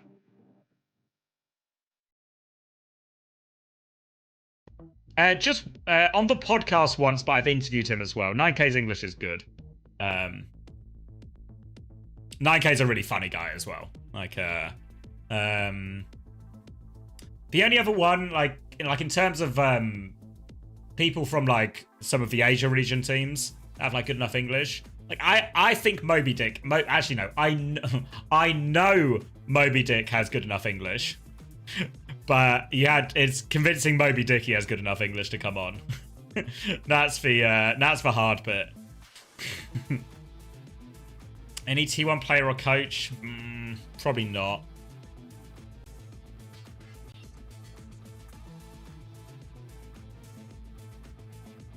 Have you thought about inviting Lep? We hadn't thought about inviting Lep, but feels like he might be a little bit against it now. No, Rush doesn't have very good English at all. I think the same with Lip. Like, I've only met Lip like a couple of times, but it was always like the most basic of conversations, you know?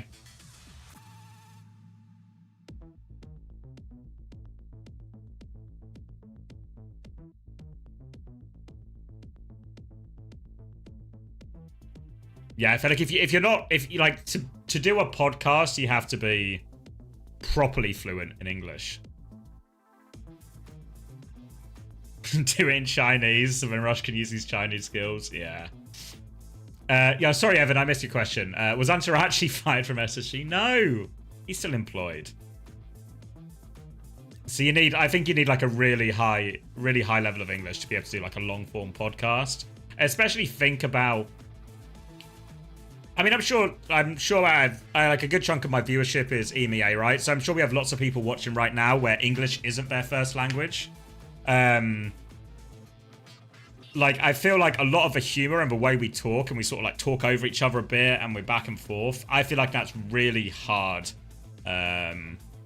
for people who don't have English as their native language. Like, even when we have Smash on, and Smash's English is really good, right? Smash's English is really good. But he even says sometimes you guys talk too fast. Like, if you ask him about Uncoachable, he'll just be like, I don't know what you guys are saying sometimes. You speak too fast.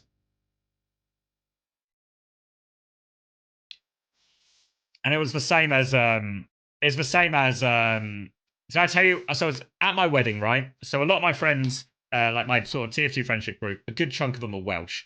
And one thing that happens for a lot of Welsh people, and maybe a lot of people in general, but particularly in Welsh people, is they obviously have a bit of an accent, and when they get drunk, they talk a little bit faster. And obviously, once they start talking faster, it's harder to understand them if English isn't your native language, especially with the accent, and they're throwing slang in there as well. So, a few of my Welsh mates talking to Poco, and we were talking about this concept here of like, my mate Coleman, Mod Coleman, he was saying, oh, I'm really sorry. He was calling him Poco as well, but close enough. So, oh, I'm really sorry, Poco. I imagine like when I start speaking fast, it gets even really hard to understand. And then Poco just responds with, I've not understood anything you've said all night. I was like, yeah, that seems about right.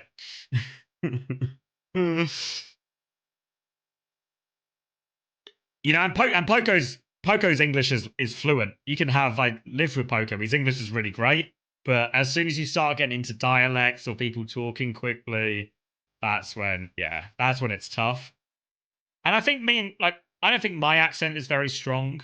I think Max doesn't have like he has a bit of Australian, but it's not too strong either. And even Chris's accent I think is pretty mild too. But once we start talking fast and just taking the piss and all of this, you know.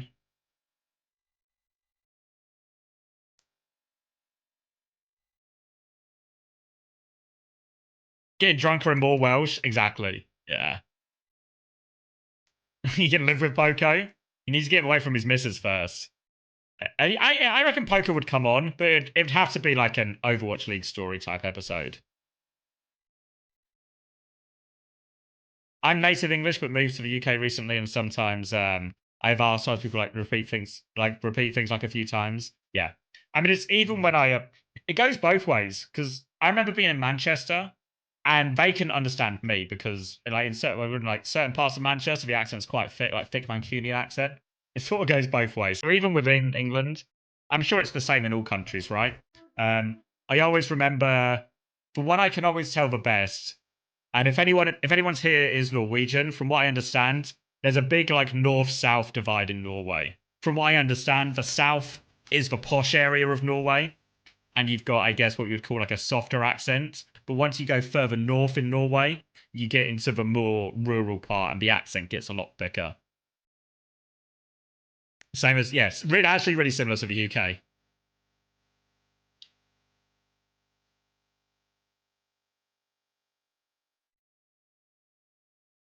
Why am I so posh? I mean, I was born and raised in Kent, so that's probably partly why my accent is so like neutral, I guess.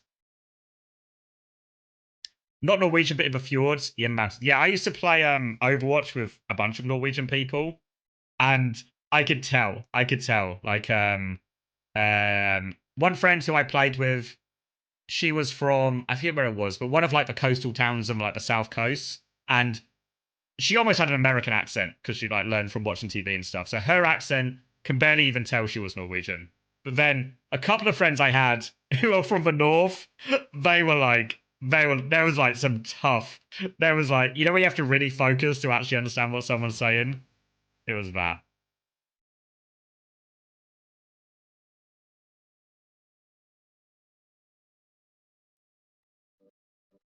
Even in the US, yeah, I mean the US is huge as well, right? But I think I don't really know the different. But you talk about like I don't know Boston to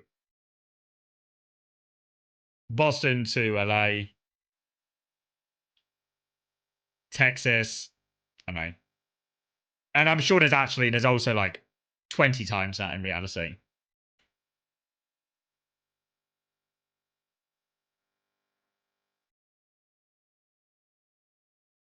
Kent sounds like Kent is the county. So like the area is like the southeast, pretty much all of the southeast of England is Kent. And then you get Kent, and then you get London. But I was from a town called Ashford, which is actually it's like slap bang in the middle of Kent.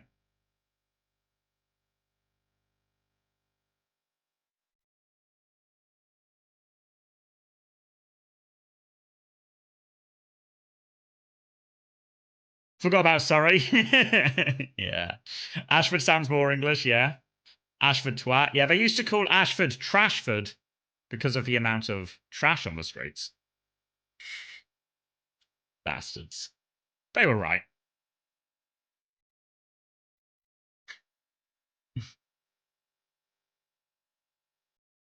How about Kevin will podcast? Impossible.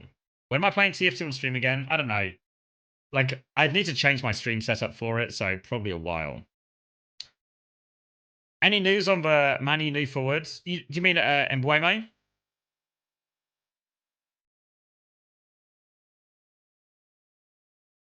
Or is there... Because I saw... Yeah. I mean, I think it's good. Like, if you compare our attacking line last season, like Højlund, Garnacho, Anthony, Mount.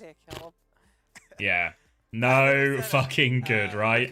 But Mbuemo and Cunha all seems suddenly it starts to look like we've actually got a pretty dangerous attacking line. So I think our squad for next year starting to shape up pretty nicely if we get Mbuemo. Yeah, I heard there was some transfer interest from Italy for Højlund, so I'm hoping Højlund goes. I heard Chelsea are potentially interested in Garnacho, so we can palm him off there. I think keep Mount. I think I'm happy to keep Mount. He just shouldn't be our primary option, you know? Yeah, Kai'd come on the podcast. He'd probably just, you know, hang out, basically. But he'd be good for it, I reckon. البراكت فعلا يبدو انه جاهز قدامنا. فريق القادسية زي ما شفتوا في المباراة الأولى في الأبر فاينل قدروا ينتصرون 3-0 قدام برايت. بعدها فريق فيجن اللي تقدموا 2-1. Yeah, Wimone would be good for it as well. Honestly, in many ways, it's not a shortage of guests that is the problem on Uncoachable. It's the lazy bums in charge of it. Yeah. It's yeah. Is anyone blacklisted? No. I mean, no one's like, there's not like anyone we'd refuse to, but we are like, we're keen to get people who we think would be good, you know? Like, a lot of the time when people do suggestions, it's like, there's nothing inherently wrong with the player or something, but they're probably just not that interesting, right? So I wouldn't regard some people as like blacklisted, but some people just aren't big enough or relevant enough, right? You know, like I think we've set a pretty good bar for guests, and we're gonna keep that. بعدين اللي علقوا عليها برين وصالح الصراحه سمعنا اصواتهم في الفينيو كانت مباراه خرافيه انتهت بنتيجه 3-2. So who isn't interesting enough? I mean, interesting sounds like a harsh word, but just not talkative enough, you know? There's lots of people who are nice people, but you know when Smash comes on and Smash is funny, when Psycho comes on, Psycho's funny, right? Like Kufa's funny. You need like a bit of personality, and if you don't have that sort of outgoingness, there's nothing wrong with that, but it makes you not particularly suitable for the podcast, right?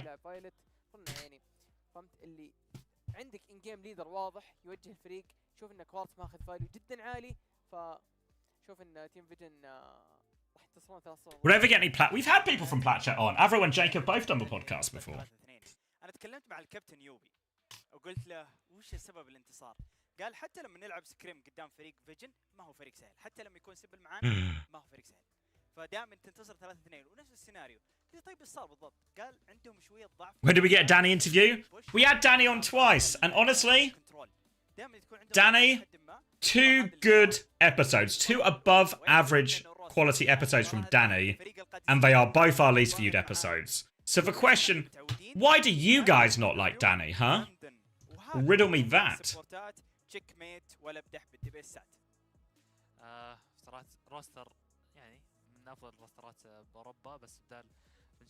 I feel like Danny does talk shit. Danny gives us like behind the scenes leaks, he talks shit, he has his own opinions. But I don't know. He just doesn't have the name value. Yeah, exactly, Embran. Yeah, just enough for name value.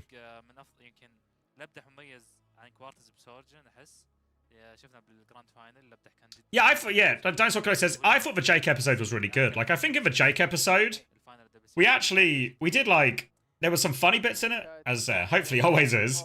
But also in the Jake episode, I feel like in the Jake episode we actually covered like that was like our big topic episode. You know, we covered the esports World Cup situation. We covered some of the tension, I think, at the time between some of the comments we'd made previously on the casters and stuff. So I think we actually covered, I guess, some like pretty, what do you call them? What's TVNT doing? He's got no mouth. Sorry, I got sidetracked. I got sidetracked to TVNT. He's found his hands, but he's lost his mouth. He's made some kind of trade here. But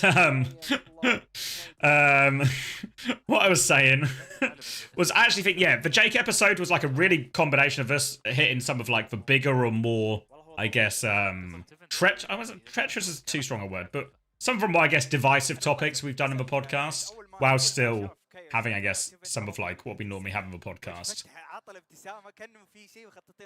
Has no mouth and he must scream.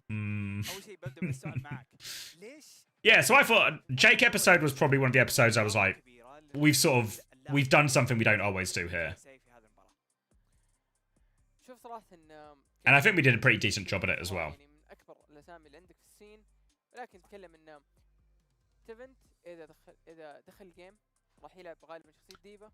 Yeah, I think you're right, Shilmi. I think our plan was always to do more of No's style of episodes in like the downtime between seasons. So we were going to bring it back at the end of 2024. But then what happened is 2024 happened or ended that season like start of December. And then we were straight into the season as well. What about a Lethal episode? Yeah. Yeah, I mean, Lethal would be good for it.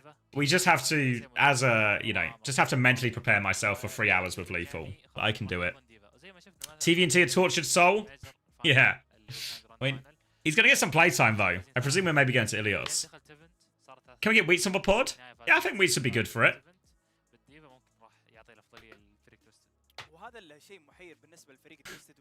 Don't, because we are gonna have to relive the Bastion on Rialto conversation, and Lethal is going to insist he's right, and then it's all just gonna start again, and we're just gonna have to relive that entire portion of our lives. I don't think Lethal has ever said a sentence that isn't bait. Yeah, the problem with Lethal is it's not just that everything he says is bait. He insists everything he says isn't bait. So you just get stun locked by him. But I think people would enjoy him. I think people would enjoy him, though.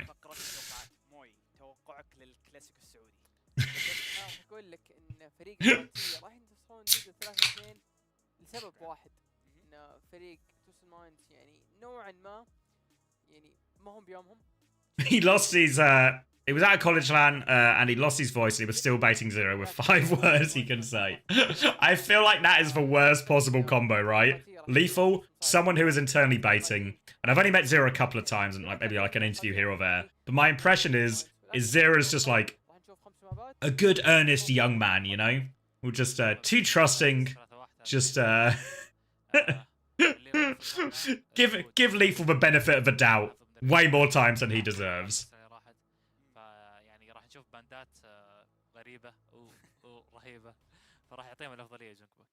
يا ونقطة جدا مثيرة للاهتمام كيس وفعلا توقعات موي انا احب بقول شيء انا احب توقعات موي ودائما صح بس دائما ما يحدد لي مين الطرف. Kusta was solid on Platcher. I mean, I feel like Kusta would be a good guest, and he has like obviously has the like Overwatch League stories as well. But I think he works because I don't think he works for OWCS, right? I think he works for Blizzard themselves, like more on the game development side. So I feel like we'd have to, if we're gonna get Kusta on, and he said Kuffa. If we want to get Kusta on, then I feel like we'd have to sort of lean into the development side of things, which would be, I guess it's more of a plat chat thing. It would be a bit uncharacteristic for us. But, so again, it feels like an off-season episode. Oh, thank you, fourth leg Nick. Thank you for the tier 1. 11 months as well. Thank you very much. Yeah, I think it's like an interesting idea, but it's definitely in the off-season category or like between stuff. Because their episode would be it would be like our debut patch notes episode. Wait, what were you saying about Zero? Yeah, Zero is a wholesome tryhard chungus and lethal with permabase to 0 falls for every time. Yeah, that's how I thought the dynamic would be. So I'm happy. I'm happy that is the dynamic. القمة في أوروبا، القمة في الدوري السعودي، قادسية وتوسد، مين ما يحب يشوف هذول الفريقين ضد بعض، واليوم في الوينرز فاينلز في الدوري السعودي أكيد. أكيد نتكلم عن قمة الدوري السعودي. You guys are barely doing the episodes from season. Yeah, it's honestly the big hiatus we went on, completely my fault. All the blame. This is my accountability section. It was all me. I was planning my wedding, which gave me maybe an excuse towards the end of the last few weeks, but before that, also my fault.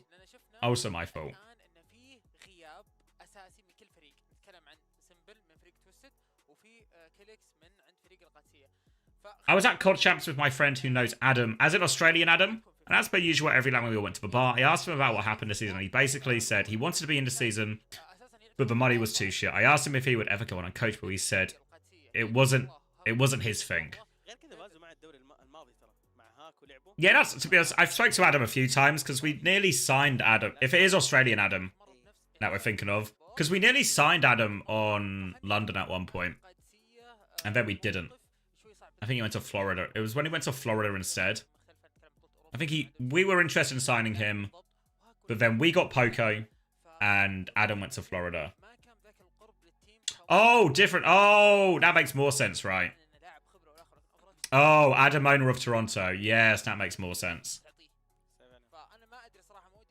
Yeah, no, I don't think we'd get anyone. I was gonna say anyone proper, but I don't think we'll get any actual business people or owners and above, you know.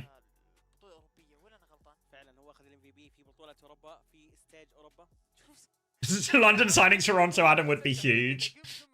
Whoa, Psycho's lounging. The posture has been adopted.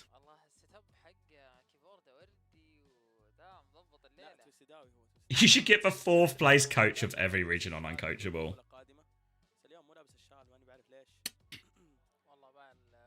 Yeah, we're pretty close, aren't we? We're pretty close.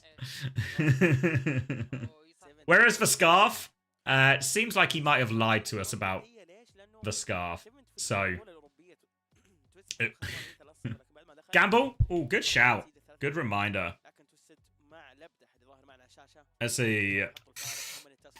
Alright, Alcancia versus TM. Predictions up. Yep, TVNT in for the first map. Also in a quick recap for anyone who's missed any of the roster news. Simple isn't eligible to play, so Psycho will be playing support. TVNT in a starting position as well, though KSA is available. He played in the previous series. Over on the Alcancia side, it's all the people you would normally expect, except Kellex wasn't available to travel to the event, so Haku is there, is going to be playing all the games in them for this tournament.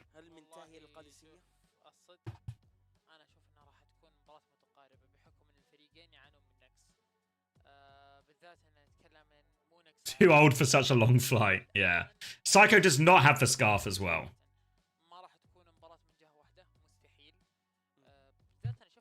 I mean, we could ask 9K to come back on, but I think 9K, if you were here when we were talking about Krusty and we said, like, maybe the team needs to win a little bit more first, I feel like 9K is not looking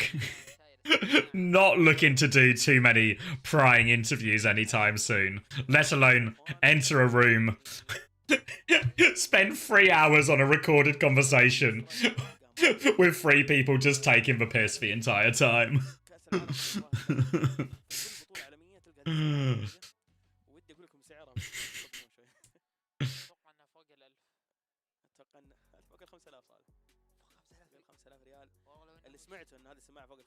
Interviews for every top 16 team. Not everyone, but definitely North America and EMEA, and then I'll fill in the gaps as best I can.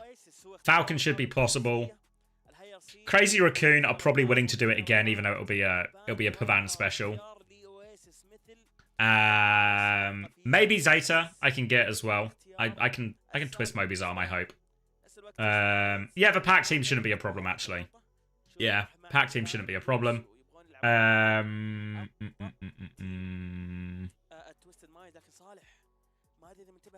trying to think. T1 I think will be hard. Hopefully I can get Baby Dick for Zeta. I don't know about AG. Yeah, Varro's another interesting one as well, but I can ask around. So, Rhine ban as we go over to Oasis. This is actually what Alcancia banned last time on Oasis. If you remember, we're gonna need some kind of calendar and some kind of chart to make sense of and keep track of all the different bans and map picks across all the Alcancia versus Twisted Mind series we're gonna get in the last couple of months. But if you remember, not the last time they played Oasis, but the time before that, KSA actually went Reinhardt.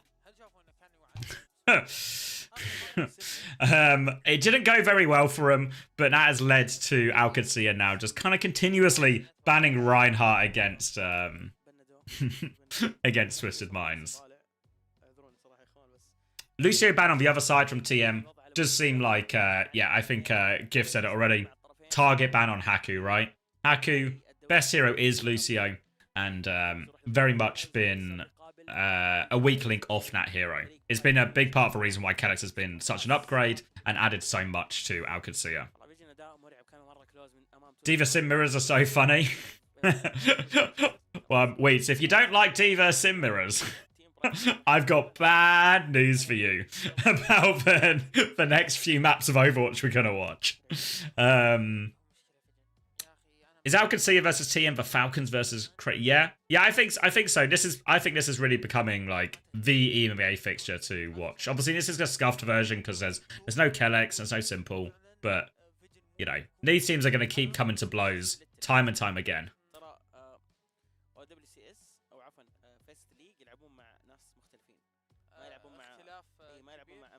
Is Diva actually just broken? Not far off. I mean, particularly if you have Ziad, I think yes. Like, if you look at the way a lot of them, like, let me draw some stuff for you. But the way a lot of the time it works with, like, the sim, we'll see it when, it'll be less so in the mirror, but definitely when they're playing to the RAM comps and stuff. You will see Ziad just play this sort of one-man band, just go and like, attack the backline. The rest of his sort of four-man group, there's maybe like a sim TP to join him, or maybe Checkmate can TP, or they can swing, or they can just walk into the Ram or something, or just walk into the Diva. But really, it's like the ability for these Diva just to take the piss and make these, not just make these solo plays and take attention, you know, because a Ram is very good at like blocking four people hands up. But the Diva has all this one-shot potential as well. And I think it's part of a reason. I mean, the fact that Ziad is so good at it really fucking helps. But I think it's really strong. The quality of Diva players in EMEA, like TVNT, KSA, Ziad, of course, I think just really lends itself to that. Vestler as well. Kellex didn't travel for it, had he? So it's all Haku. اللي امامك الفريقين ذول هم افضل ناس في اوروبا، افضل ناس في اوروبا كامله يا اخوان، وحتى all right, نسبه كبيره انهم ينافسون. Few seconds left. Get your predictions in. ليش لا؟ تيم القادسيه وتوستد. Who's the biggest difference maker? Haku in for Kellex or Psycho in for Simple? مناصفه او ممكن اقل شويه، ما نعرف صراحه. Not sure about the patch. نشوف حاليا ما ابو اويسس كيف الجيم راح يروح. Can we get a smile? I can do a good one this time. I'm gonna go for a different attempt. هم اللي اختاروا الماب. That's my best one yet. That's my best one yet. تويستد مايندز حاليا، لكن تيفنت مثل ما ذكرت صالح there we go. راح يلعب غالبا واكثر. Now, yeah, honestly, I'm getting better, and it's mainly because Hash Brown keeps forcing me to practice. Yeah, no time spamming my original attempt. But let's lock in. Upper bracket final. Both teams still with a second life if they need it. Both teams weakened in their backline. Both teams going to be playing the sim. Lubda playing the low ground here initially. TP comes in, disruptor shot onto that. It's an aggressive one, but Twisted Minds avoid a lot of that disruptor shot damage. Alcadzia playing second with the TP, just TPing to flip the map, keep themselves at range. Now, this type of competition into the Ramatra, especially with the Juno Kiri backline, this is the sort of thing that Ziad can eat alive, but it's just dancing right now, pirouetting around each other with these TPs as the map is flipped and flipped back again. It's a dance right now, both teams keeping each other at arm's length. Lamp has been forced though. Chance now for an aggressive move if they want it, Twisted Minds. TP onto the high ground this time to get Quartz a better position. And now, Alcadzia, they don't have a TP. They have to try and deal with this. Eyes on Ziad. Window comes out. One shot onto Yubi with that as well. Lubda had the rail ready to go. Just needed a body shot to finish the damage. And Alcadzia, they had worse position. Quartz had the high ground, but the earlier ult charge will make the difference. Alcadzia will get first flip as a result. And Ziad's going to finish off Quartz there, so more time off the clock. KSA still dipping his toes on point. I wouldn't be surprised if they just go back here. Yeah, there we go. Sorry, that's TVNT as well. I expect TVNT to play D.Va on the other stages, but the University, the most ground-based of all of them. So no surprises trying to see the Ram, but Alcadzia, they will play D.Va in every situation possible. TP and a slow pressure onto the backline. Lamp has been forced and a TP. But Ziad has he's just killed two people off screen. Quartz is going to fall off the map, just taking the reset at this point. And Twisted Mind, that was a Kitsune Rush push, by the way. Kitsune Rush push that was. But Ziad has decimated that backline. And this could mean a support ult advantage as well. But remember, as far as only support ults go, both of Twisted Mind's support ults are better than both of Alcadzia's.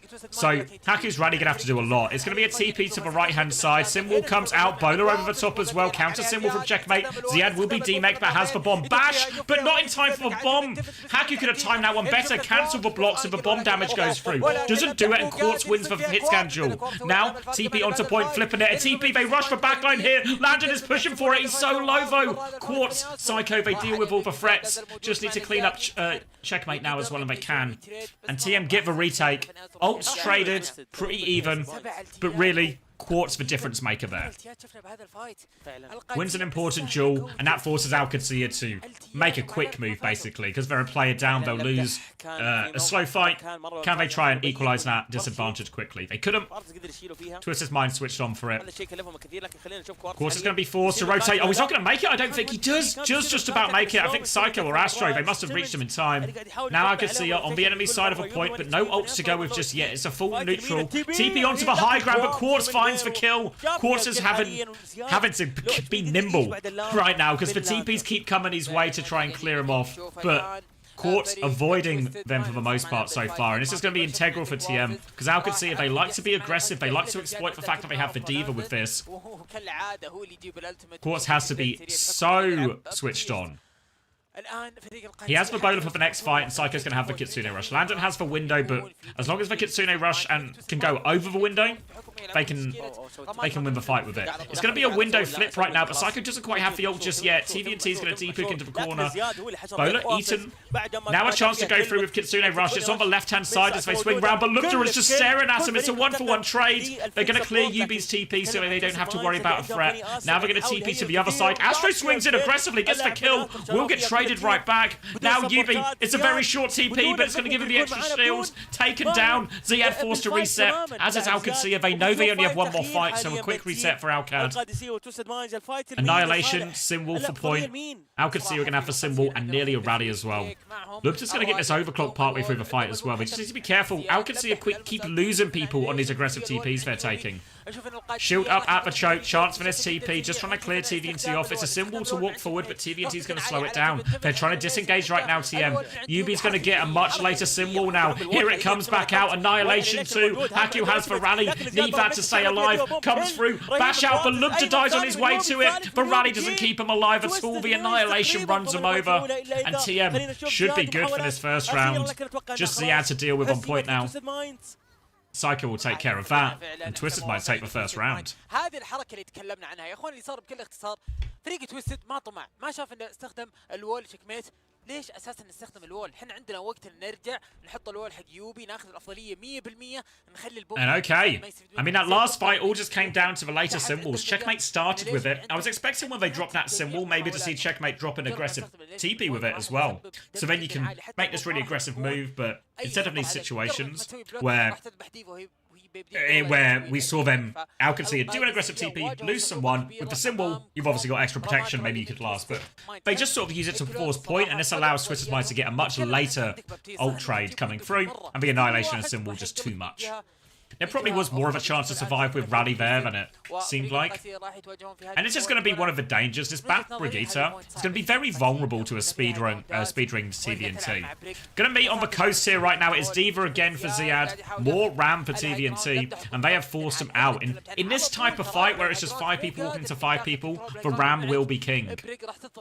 On these slower fights where it's more spread out as we move over to a point, this is where the Diva can get a lot. You see they take the fight back to main, then TP to the high ground.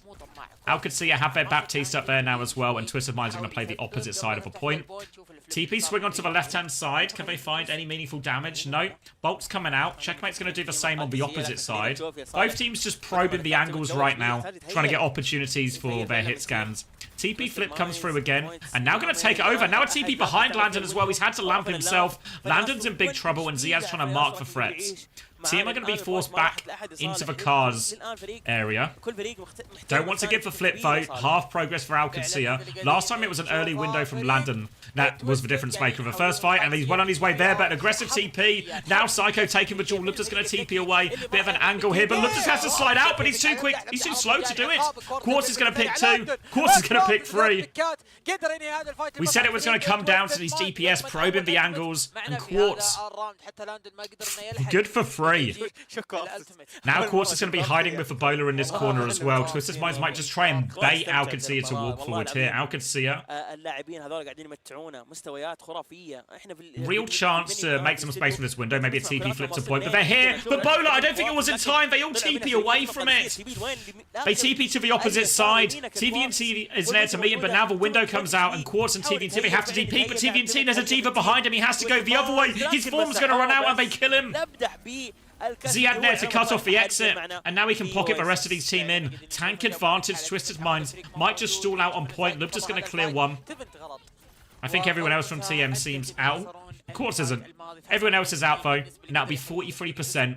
Nearly 5 ultimates to work with TM. Quartz well on his way to his second bowler. Alcancia with the cast swap as well.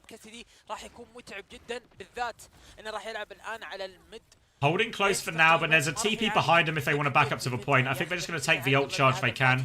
Then kite back, but it's a flip already with the Kitsune rush. Haku's going to meet with the rally right now, but has to be careful as that Ram. Symbols come out for both. Landon is separated from the symbol though. Quartz is going to push him. Quartz capitalizes on that split, and Haku again. The brig into the Ram is struggling. Now swinging back on. Lupta's in trouble though. UB symbol was slightly later. And yeah, all just came in these game of flips. You saw TM flip to point, and Landon just ends up on the wrong side. So hard to keep track of your positioning and stay with your team and position correctly with all these TP flips and all this movement around. Landon ends up making a mistake there, isolated, and Quartz capitalizes again. I also see some of the downside of the brig. TP comes out, Bowler onto the back line, has to lamp to save Haku's life. The Hainu gets a kill in the front though. They are pushing through the front, and Lupta's found 2. Now they deal with the flank threat, and this is a very clean fight for him as well. Oh, people take that late trade.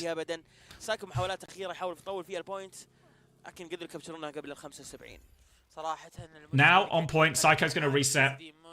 Flip back in time for Alcancia. They've got a window and a bomb, and it must be said, when we get to these big ult fights, Alcancia's ults are so rubbish compared to TM's. The window, the high noon, the self-destruct. Really, the fact that Lupta found so much value with that high noon is a huge game changer. The slow's going to make this TP hard, but they do make their way to the high ground here, Alcancia. Little dink onto Astro. Astro's going to have another look, catches another one in the face. Astro's going to have another look, 2 more bullets in his chest. Psycho's killed checkmate on the low ground though, so Lubta's going to reposition to try and have more impact. TP from Yubi is just a short one just to try and help him live. Ziad's looking for the kill, tries to boop him through but can't find it. Missiles up now as well, but they have Azzy backs out. No meaningful kill. Alcacia still in control of point as Lubta tries to get more involved. Self-destruct has been forced out. Ziad will get back in mech, and TVT actually dies to that one. Disaster now, and TM need to find a quick reset. They can't fully get out here, but any late deaths, now are going to be brutal for TM. They have all the ults coming up soon. They just need to live long enough to use them. Kitsune rush to make sure Quartz lives, and Alcacia, they are going to force that ult for free and get back to point. High Noon available now, looking for a potential TP flip with it. Quartz is there. Quartz tries to go high ground. Bowler is out. He gets the kill onto Lubta, but Haku trades it. No hit scans as Ziad tries to fly onto the backline. They are full pocketing, and Astro has died 6% short of Ray. Ziad now dives in, kills Yubi as well. An aggressive lamp from Landon to keep Ziad going forward. An annihilation on point does find the kill onto checkmate. Ziad's going to come back and deal with him. But TVT, he's still blocking up. He has pocket from Psycho. Landon tries to deal with that, but Psycho, he's trying to give him all the slip. He's run out of TPs, he's run out of cleanse, but the D-Mech is good. TVT needs to kill this baby. Ziad hiding inside a symbol to help Ziad. Ziad is going to fight in his ram. On the back foot now, TVT. The baby's too strong. The window's out from Landon. A High Noon on point. They can't touch. نقدر نقول سيناي نقدر نقول فرق سيناي They will tie it up. بعد الهاينون صعبة صراحة لما سوينا التاتش. Perfect symbol coming back from checkmate to help Ziad out of that one, and then just can't quite get the touch in time. But that was a dogfight.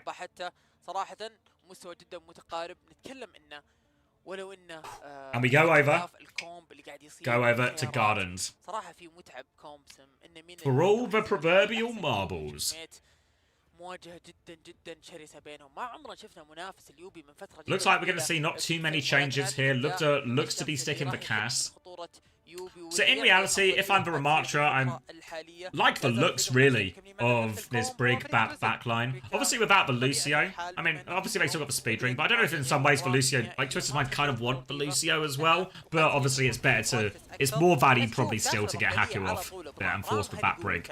But you want TVNT to be able to do a lot here against a Bat Brig backline. But they're struggling right now to get onto this because these TP rotations, they keep TPing onto Quartz, and look at Quartz, the pocket is good though, but he swings into Lubta and Lubta connects for shots. 4v4, regroup inside. Ziad's going to try and pocket his team. There's some turrets up here, but looks like they're just backing it out without their bat. And pick up their main healer. Regroup and go again. We're going to try and TP on Quartz, and this is the TP that checkmate is looking for the most. The TP onto Quartz's positions to 1, kill Quartz, but 2, also get his backline away from this Ramatra. Ziad regrouping on the high ground. TVT has found Landon this time on the TP. They're trying to group up on the high ground, but Quartz is just picking them off. And there we go. This time Twisted Minds have the read on the TP. Going to be such a pivotal part of this series, such a defining factor, who can get the better read on the TPs and what the other team are trying to do. If anyone can ever anticipate it correctly, there are abilities that will punish these TPs quite a lot. Stuff like the bowler, stuff like the slow. But Quartz, okay, taking over right now. Picking spawn, Landon's going to be sent to the respawn queue again. Alcacia will just reset. تيم القادسية ترى بدون التيات صالح يعني ودي أقول إنه بيجيبون التيات راح يدخلون فيها بسرعة. Quartz continuing to poke early, making the walk up as hard as possible. A TP back to the high ground tier. Landon's about to have a window, Lubta to the High Noon. Quartz has this bowler first though. Ziad's going to tiptoe onto point, try and force the objective. Wants to try and get that ram out position, but TVNT can anchor this. Doesn't want to have to use any of his cooldowns if he doesn't have to. TM are going to use the left and right hand side to keep a strong hold on this point, and as they drop, that's the timing to go. Landon's going to window on the high ground, one shots Yubi 10% off wall, and you saw Alcacia patient, baiting them with the point force, get them to drop. As soon as they drop, we TP high ground, we window, we find the one shot.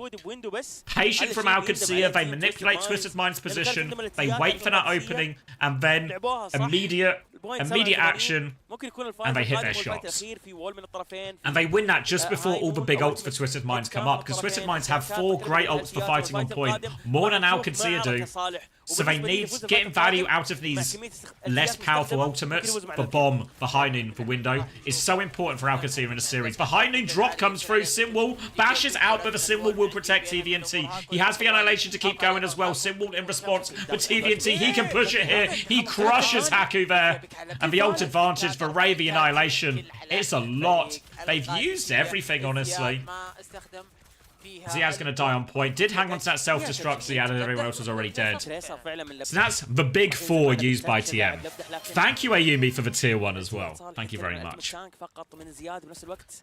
So that, yeah, that's the big 4 from Twisted Minds, but it's desperate touch situation. Lubta is on Tracer, Ziad on Diva has the self-destruct. Recall has been forced, now onto Quartz as well. Ziad can take over the touch too. Alcacer need to make this retake work. Flying to try and get onto Quartz, but Ziad's going to be under a lot of pressure. Lamp comes through, keeps Ziad alive for now. Flies onto the Sim, UB caught trying to TP out that one. Now Ziad's on the back line, less than 100 HP, but he's stabilizing. Lubta joins him all over this one, and Alcacer, they get the retake for free. And Ziad holds on to his bomb. Perfectly managed from Ziad in terms of how much he needed to get done there. Finds the kill onto UB, finds the punish after getting the touch. And now Alcacer, their chance starts to look a little bit more reasonable. Twisted Minds, because they used all 4 in one go, it's going to be a while until they get their next power spike. Now Alcacer, they have Lubta to help with these Diva dives as well. And they have this window and self-destruct for next. This is going to allow Ziad to be more aggressive. This allows Landon opportunities. They're going to TP the Tracer. I don't know if he was already on that position, but now Quartz on the rotation. He doesn't take the TP. He gets away. Landon dies. No chance to use the window. Ziad trades Quartz out, but the backline has died. Twisted Minds have crushed him there. And Alcacer, it falls apart. Such good work on the retake. They can still this out. It's a Diva and Tracer alive. Alcacer can touch for a while and they have ults coming back. Lubta's going to recall. Ziad can take over the touch. He's got some Matrix for him as well. And Ziad has the bomb. Now he's going to get stuck. Face checking for Ram. He needs Pocket to get back into mech here. Lubta's going to take over the touch. Lamp has been forced. Window on point now. Annihilation in play. He needs to try and get through this window, but it's so far. He's just trying to get to cover. UB caught by Lubta and Ziad. TP onto the high ground to deal with that, but Quartz shuts down checkmate. Quartz is going to look for more, but here comes Ziad on his face once again, on his case. Lubta is occupying the backline. TVNT's Annihilation has expired. Twisted Minds nearly have both support ults right now. Haku nearly has the rally. Desperate for this rally. Desperate for these support ults. Kitsune Rush comes through first. Haku responds with the rally. Lamp comes out perfectly for Ziad again. Now for rally to help him as well. TVNT is going to get taken down on point. Astro dies 2% short of the Ray. And Alcacer have clutched again, but they gave the flip. I can turn it down a little bit if it's getting like, yeah. Okay, Alcacer, if they gave a flip though, so TM are going to have another crack at it, but an early TP in spawn. UB dies 10% off wall again. They get 2 kills. They have to run for the touch. Astro has Ray, but look how far back he is. Recall has been forced onto Quartz. Lubta's going to try and punish the kill now. They need another touch. Haku with a whip shot to finish it. TVNT runs onto point, for Ray is coming, but Astro's in all sorts of trouble. Ziad gets that kill. Now it's just TVNT versus the world. Psycho's going to TP to him to help. Needs another form, won't be getting another form. Simwall over the top from checkmate. Alcacer, good for every clutch.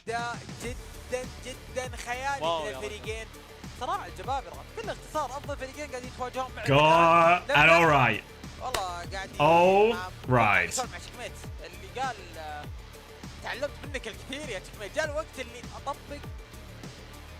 Astro always smiles despite it. We've got a dual backwards cap from UB and Quartz. But no amount of backwards cap seems to be able to stop Alcad from the clutch. Alright, let me cash these predictions. 61% of you believed in Alcacer, and you were just about right. Just about right.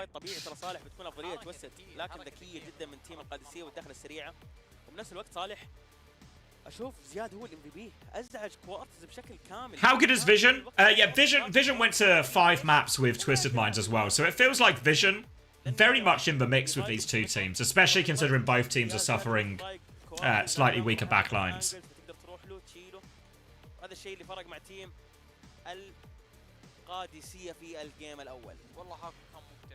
That's a big chance gone begging as well. Because that was really neck and neck, and as we've seen with these Alcacer versus Twisted Mind series, you have to fight and scrap for every round, every map, everything. So when you lose for tight ones, it stings out a little bit more. Have to be said though, positives for Twisted Minds. Quartz is on fire today.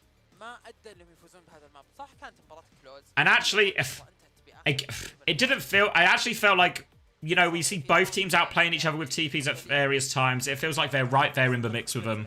Quartz on fire. Still a great chance for Twisted Minds. Now, it was with their Lucio ban, though. So now expect Alcatia probably to lean to Lucio Kiri further throughout the series. And that's where we might start to see a bit of a bigger gap.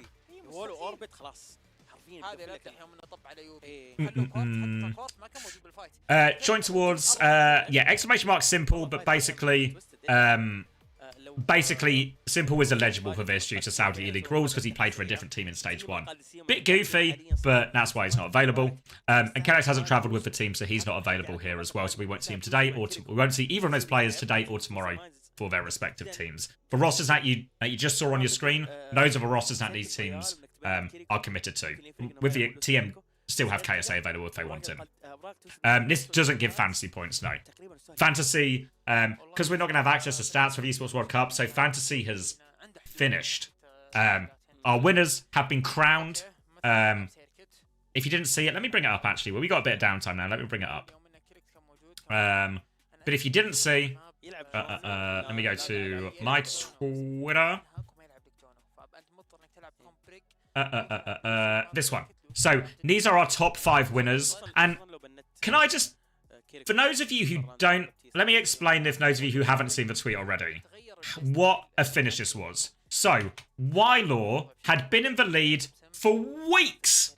For a month plus almost. He had been with a strong lead as well. And then on the final week, Tilche scores 193 in a single week. 193 on a single week. To bring themselves out of nowhere level with Weiler as we stop the count, you know?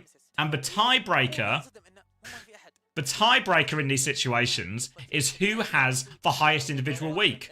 And that game week 8, that final week 193, also wins in the tiebreaker. So, unbelievable clutch. Unbelievable. Like, honestly, I thought, I mean, it's still like a decent win for Ylaw, right? Like, free to enter, you win £125. Worse things have happened, but what a clutch from, I'm not sure if I'm saying it right, but Tilch or Touch. Is 193? I'm not sure. Not sure. I'd be fuming if I was Ylaw. It's so impossible. Where did I finish? I can show you where I finished. I dropped in the last week. Oh wait, hold on. I've cleared my browser history. I should really have it favorited out of respect. I was 120 something going into the week, but then in the end. Oh wait, hold on. Fine. Wait, hold on. Just swapping you off while I log in. Oh, okay, it saved my details, actually. That's not too bad. So, yeah, my big failure in fantasy was Kellen and Sugar Free. You guys thought you were upset at the SSG result? Imagine how I feel. So, I think I dropped to like 200 and something, maybe like 180. Yeah, 187. So... 187. So a pretty disappointing one in the end, honestly. But it was really that last week that screwed me. Because if I go to... What were my points last week? Yeah, 102. Could have been so much more. Because the rest of my team, like Checkmate, RuPaul, Landon, all scored really well. It was just SSG that held me back.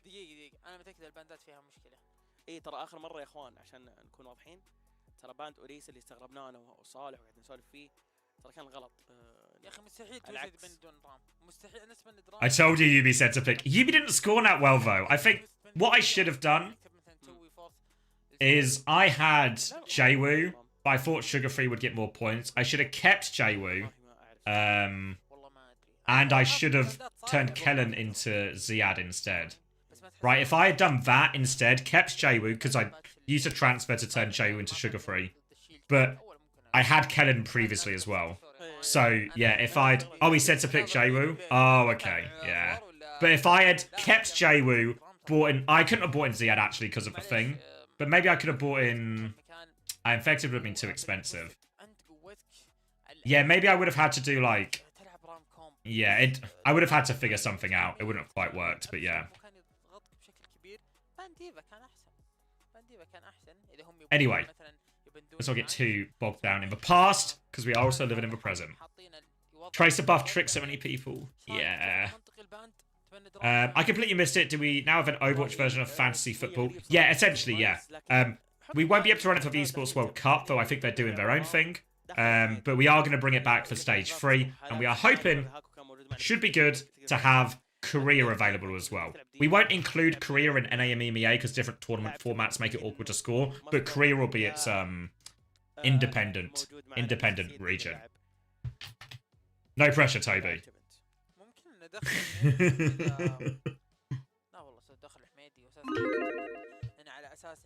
My sister, without any knowledge, has 125 points weekend, and she had Psycho who didn't do anything this week.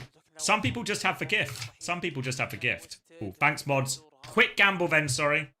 Quick gamble. TM. Ram ban.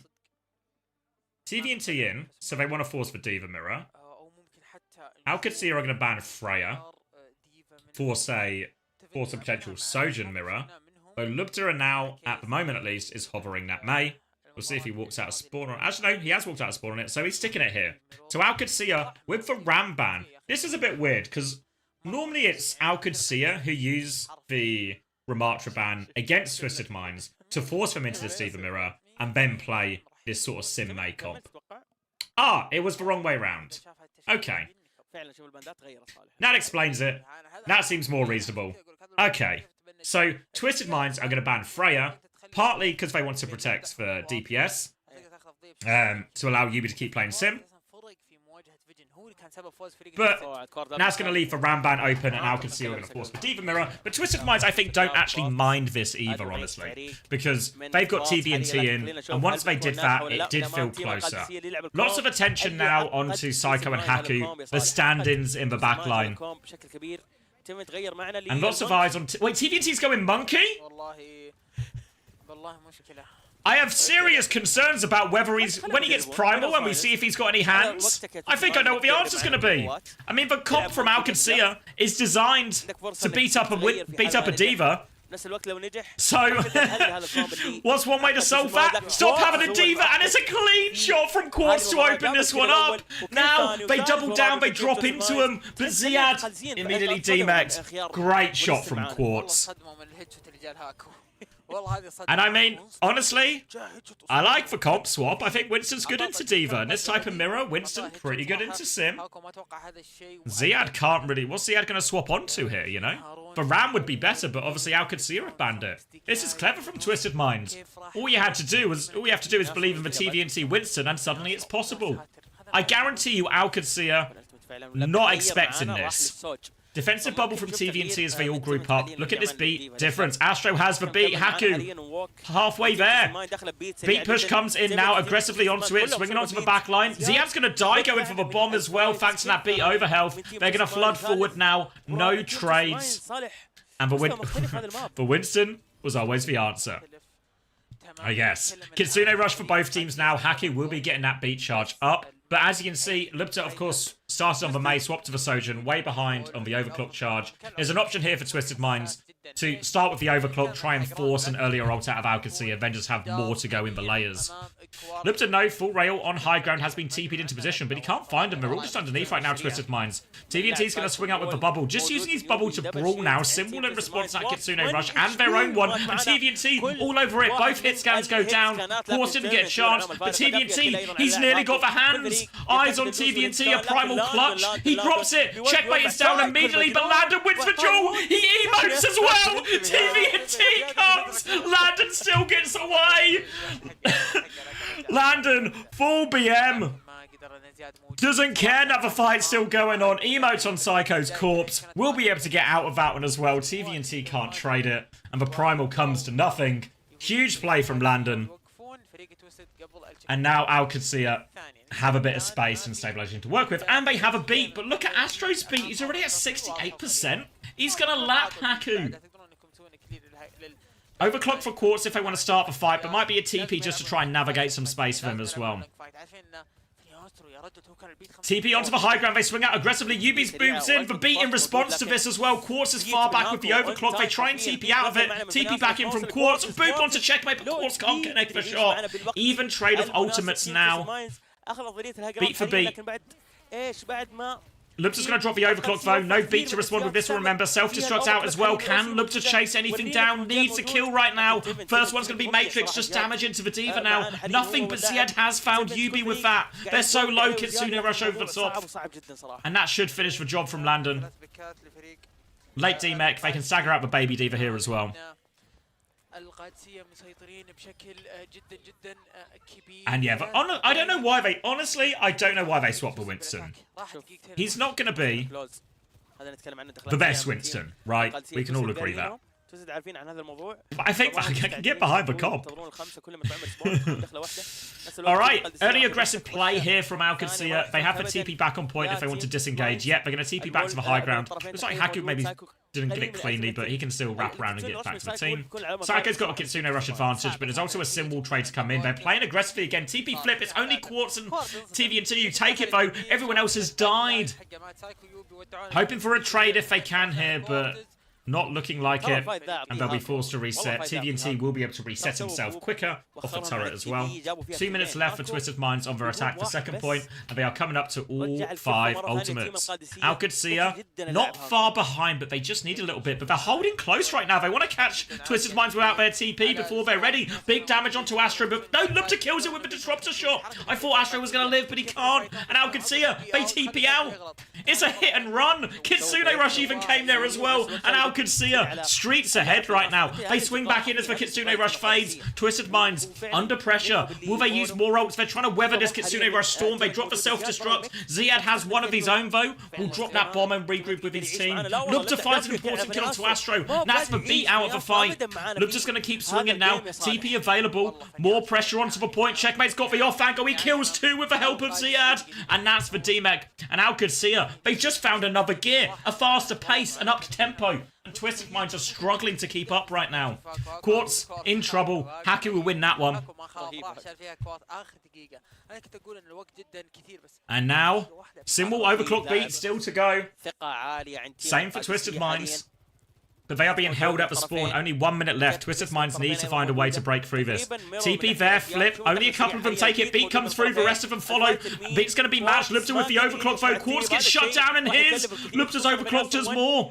Now he's got three shots. Into Nistiva. Into the Kiriko. Ziad is playing sweeper. Everyone will die. No one will trade on the side of Alcad. They're going to stagger it as well, yep. 30 seconds left. Late death for TVNT, who finds a turret. Symbol, Kitsune Rush, self-destruct. Alcacia ahead on the ultimates. TM. They've not got a lot of time. Often we would see TM play disengages in these situations to equalise the ult economy, but they don't have time. They have to go for a TP flip. They do get all the way through. Reposition force. Symbol comes through on point. Yubi's going to mash that one, but Landon has the Kitsune Rush ready to go over the top. Eyes on this one. Zien is on the back line. Kitsune Rush. Not quite there. 1% for Landon. Come on, Landon. There we go. Kitsune Rush comes through. Pressure now. Yubi is normally the primary target. Ziad flies in, but Yubi kills himself. Destruct force. Yubi's now got the off angle, and Quartz has found a rail in all of it. Still fighting into this one, TM. Now full beam. D-Mech is good. Checkmate still trying to battle away. TP there kills Yubi. Crucial kill. They're still playing on the Kitsune Rush from Psycho. They're pushing forward. Ziad's trying to reset. But Landon's still stuck behind. Can he get the TP out? Yeah. Ziad went back to pick him up. And how could Ziad choose to cut their losses there, play for another fight? TVNT doesn't have the mech. Crucially, they drop in though. Landon comes through. 2 for Landon. 3 for Landon. Oh my god, Landon is on fire. They regroup on the high ground. They go quickly before TVNT has mech. There's no matrix, so every kunai's going through.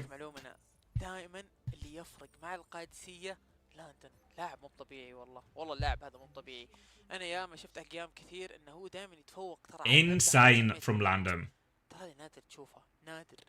And that's a good hold for Alcacia. Look whether, like, underneath the bridge. This is such an awkward place for Twisted Minds to hold second. Thank you, M-Pulse, for the tier 1. Has SSG considered late worm theory? Maybe. Why change for Winston? It's a great question. For Winston actually looked really fine. All the normal things, not TVNT strength, But I always feel when people play heroes they're not known for, heroes they aren't comfortable on, right? I always feel if you're playing a hero you're not comfortable on into a mirror and the other team's just, playing the same heroes as you, but they've got players who are more comfortable. This is really rough. But if you are playing a hero you're not comfortable on, and it's a counter comp, or there's a counter-ish playstyle where you just have like a clearer, here's what I do, Like what was TVNT doing with these bubbles? Was he doing some crazy dive in, play it, dance around the bubble, jump out on 1 HP? No, he was just walking into them and just bubbling Yubi, and they were winning the frontline brawl off the shield. That's a really simple style to play. That's a pretty safe style to play. You just need to be, you need to be a function in the team there. You don't need any big clutch or anything like this. So I actually, yeah, I agree with the concept that I would have liked to see more of it from them. Alright, sorry, locking in. Simwall out. Again, Alcacia trying to play the beat up the diva composition with the Sim Mei. This is what originally caused the Winston swaps from Twisted Minds, so when they get the opportunity, they might go for it again. For now, though, Alcacia flip the map, but Twisted Minds have maintained decent position. TP onto the fire truck, trying to get onto Quartz. They can't catch him, though. Quartz is going to TP away. He's TP'd onto point. He's in trouble now, though. They're trying to find a trade onto Ziad. They do get the D-Mech. They need to keep Yubi alive through all of this, though. Lubta has to remech. More pocket onto Yubi. He TP's away. There's more pressure coming through. Astro's going to die. He's going to get D-Mechs as well. They're still trading it out. Psycho's found one.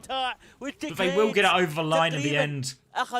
And you see it again, it's these split-second decisions in very chaotic fights with multiple TPs. Can you find the space? Can you have that vision of where is actually safe in the map? Quartz there, normally so good at it, but gets hunted down. And now Alcacia, a lot of ults coming up to work with. And remember, 5 minutes to get it under the bridge. Surely there's no problem here for Alcacia. It's their map to lose at this point with his time bank. They're walking forward. Symbol available first for Yubi, but Checkmate's not far behind. Yubi trading beam right now. Quartz has the rail as well as they look to swing. Yubi's going to drop the wall. Checkmate matches that one. Kitsune rushes come out from both teams as well. Beat slightly closer for Astro, but Haku's still with it. Full beams coming out. Both teams going to reset here as we wait for the next layer of ults. But Quartz, what an important kill just as the beats come online. Quartz finds the pick. That allows Twisted Minds to push forward and look for more. Quartz is going to swing right-hand side. Alcacia needs to be careful. Because an important kill there resets it. Twisted Minds though, there is a Blizzard coming up as well. TVNT needs eyes on this Mei. He's got no hands, he's got no mouth, but he's got eyes. Swing comes around, Yubi under a lot of pressure. Beat comes out from Astro. Haku's going to match it. Quartz didn't get the beat, but he has got the overclock. Blizzard is out. Yubi's going to TP away. TP's out of it, looking for the trade. Lubta finds it. Checkmate and Lubta finding the picks as they flood in here. And the Blizzard didn't find any kills, but it forced Twisted Minds to commit forward into the position. And TVNT didn't quite have the bomb. Ziad's going to get a little bit of free ult charged as well. Oh no, they got it further under the bridge. I swear that's where the payload... Yeah, it's actually at the top of the bridge. It was just where the car ended there, so I've misled you a little bit there. My deepest and sincerest apologies. Either way though, Alcacia are one fight away from victory, and they've nearly got this Kitsune Rush ready to go. TVNT is going to stall it out, and Twisted Minds, they do have the high ground now, so opportunities for Quartz to find something maybe. A wall up doesn't actually work out for Lubta, but they're going to Kitsune Rush on point. Twisted Minds have no choice but to contest. TVNT has the bomb. They need to make sure TVNT gets back into mech. A little fly through, a TP on the bomb as well. Ziad's gonna drop his own self-destruct right now. TVNT gets remexed. D-mexed as he remexed rather. Now full beam on point. Checkmate is clearing up a Symbol as well. They need to touch. Psycho's gonna run for it. He doesn't quite get it though. I don't know if it would have made the difference. It was 5v3. Alcacia gets 2. And Alcacia starts to become business as usual as they take the 2-map lead over Twisted Minds.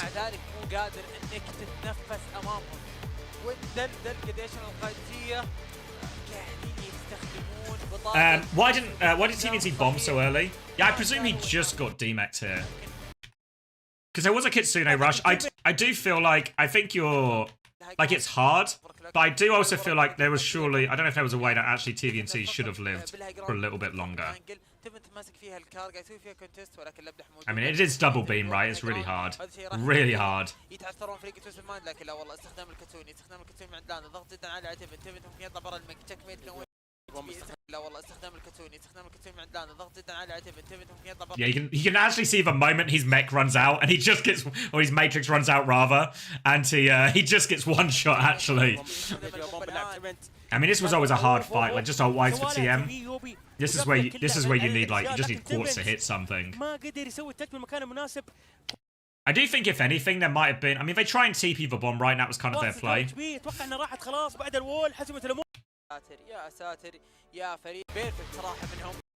Alright. 2-map lead as we get those replays, and certainly seems like we're still seeing a lot of the same from Alcacia, right? Ziad is getting through huge amounts of work. Landon is on fire on the Kiriko especially right now. The Sim battle feels relatively blow for blow still. This is the tough one where he gets demeched for this as well. And when that happens, it's so tough. وقت جدا جدا عالي وتيم القادسيه مثل ما ذكرت صالح لما فاز الفايت البوينت الاولى من اول فايت هذا الشيء اعطاهم الفضيله خلاص. Yeah, I think it depends a little bit on the matchup. But yeah, the extra range is really powerful into the Diva. Especially, think of Alcacia, what they keep trying to do when there's no RAM available is just use this mace in this double beam, right? And that's really putting them in that's really making the extra length really makes it hard for the Diva. ترجع له الفرصه مره ثانيه انه يختار الماب والباند معانا. ممكن نشوف نيو جينج سيتي. انا شو اتوقع شوف. Okay. All right. Talking about next map, I think. I do need a drink though. Let me grab some water, a Pepsi. I'll throw you to an ad break, and we'll be back in time for map 3. Predictions are open for map 3. Alcacia, 1 map away. It is only it's best of 5, so Alcacia very close to securing their spot. I think I'm hoping the finals are best of 7 tomorrow, but I think we're all. Oh yeah, grand finals first to 4. Beautiful. Yep. So best of 5 today, grand final best of 7 tomorrow. All right. So let me leave you with that. I'll throw you to an advert, and I'll be right back. Oh.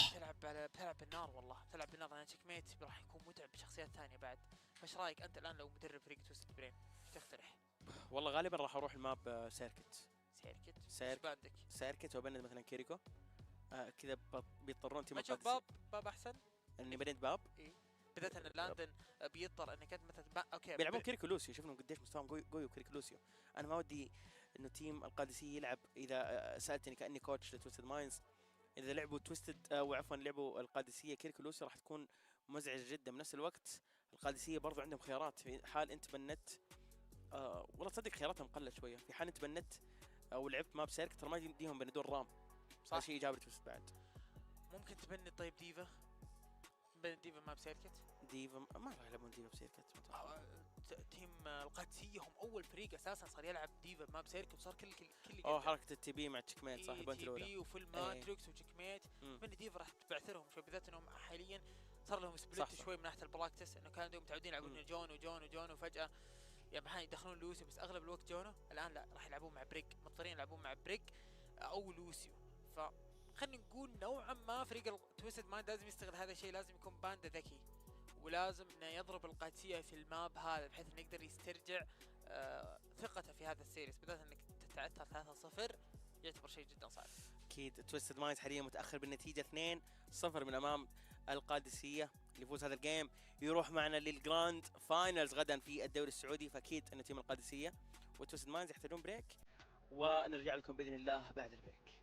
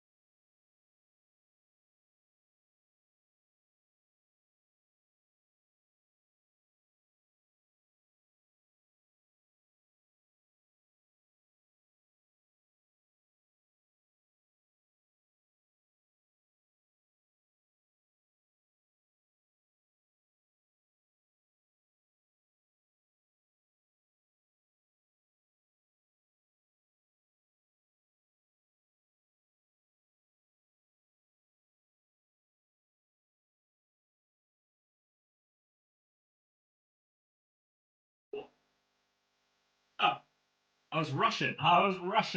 I was like, oh, I don't want to start the next map, and I don't need to rush.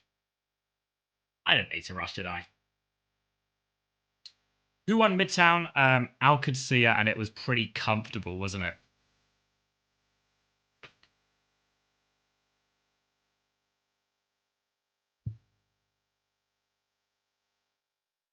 Don't flatter me. Fuck. Guys, I'm back. Someone please unflatter me.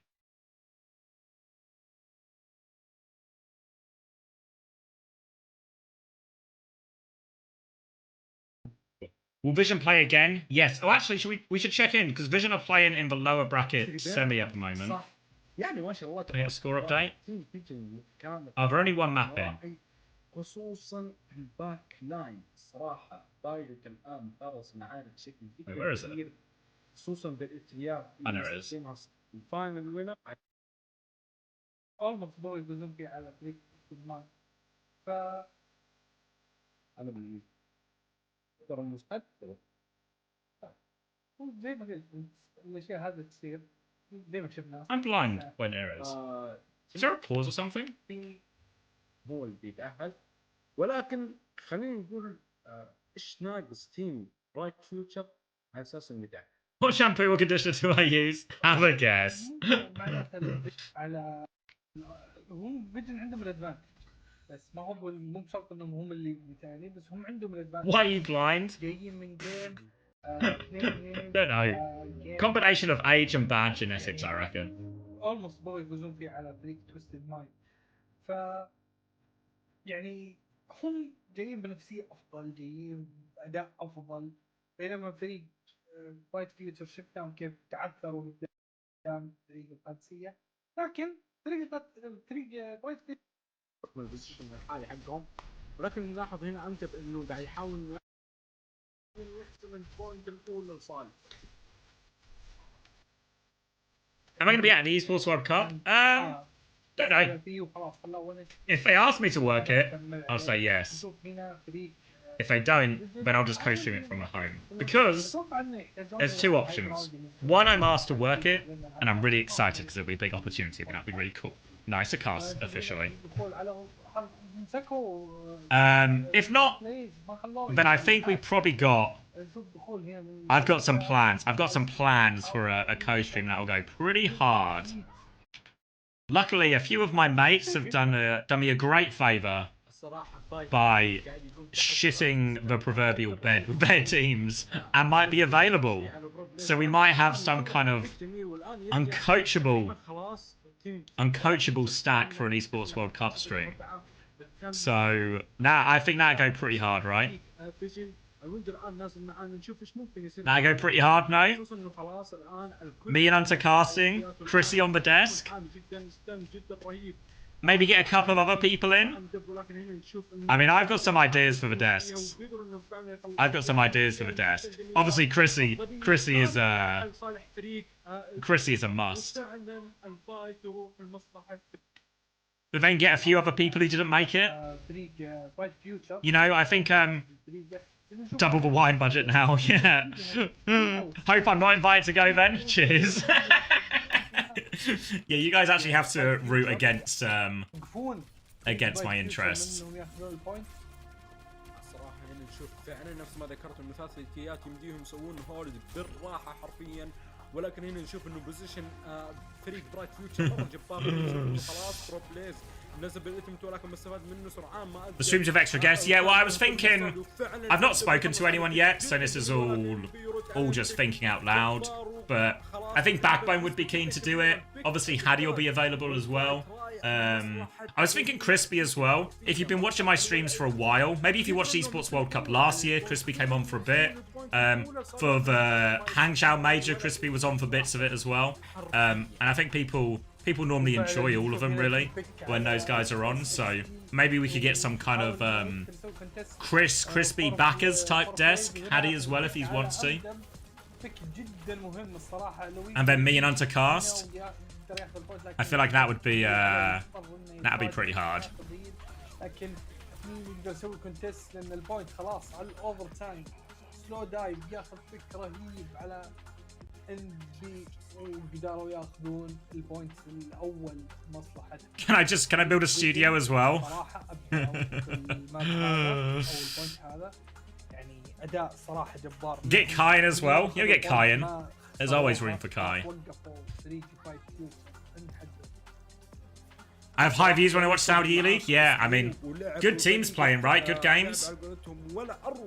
High quality games. If anyone sort of stumbled across this as well, doesn't know too much about Saudi Eleague, they do need. I think there's 4 of these tournaments across the year. This is the second one we're in now, and normally once we get to playoffs, it's all these same sort of teams, you know, Vision, TM, Alcacia, so we get like a pretty high quality playoffs every time. We're having, this is our last game today.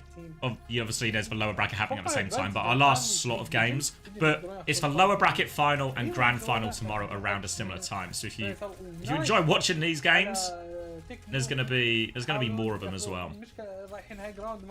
Yeah, Prashi is playing for Bright Future, who are honestly, you know, they get into playoffs was probably the win for Bright Future. They're sort of big underdogs compared to, well, obviously to TM and Alcad, and of course even Team Vision. Who's the best player? It's probably Takune. I think Takune is a player who's been hovering around this sort of top of Faceit, bottom of OWCS for a while. I think very competent flex support. Kiriko probably his best hero. SXJ is a player who actually, I've only seen like little bits of him, but he does impress when he plays. البوزيشن حق أمدى بالصراحة فرق جدا في البوينت الأولى، وطبعا ما زلنا مستمرين وما زلنا نشوف ايش ممكن يصير معانا في فايت الحالة، خصوصا انه خلاص. Like Poro plays I've seen bits of before. Seems like a solid enough tank. But NBHD, the hitscan player, really unfamiliar with them. ضغط كبير جدا وفايلوت بالتيمت ولا اروع يقدر يخلص فيها على بكان. يا ساتر يا فايلوت، تقريبا خلاص الامور انحسمت بشكل جدا كبير لصالح تيم فيجن. حرفيا تيم فيجن مسيطر بالطول والعرض، قدر انه يسيطر على البوينت الاولى والبوينت الثانيه بافضل طريقه حرفيا. Does Vision make it through E-Leagues to see him in...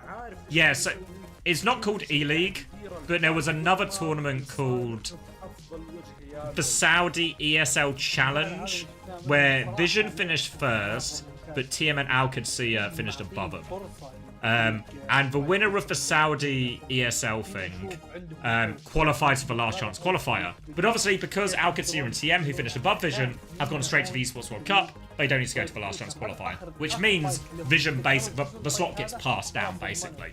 So Vision Esports are invited to the last chance qualifier. Obviously, they have to make their own way there in terms of flying their players there, getting their players there. But I think Vision, I very much expect Vision to attend. So there is a very good chance we will be seeing Violet take on Zeta Division at some point during the last chance qualifier. مباراة القمة الوينرز فاينلز اللي يجمع تويستد مايندز من امام القادسية. تويستد مايندز قاعد يعاني من امام القادسية اللي Sounds like we might be coming back to the main one there, so I was sort of only half watching that one. What's a cheeky Violet play of the game? Oh, we can't. I tricked you. They tricked me, and I tricked you by extension.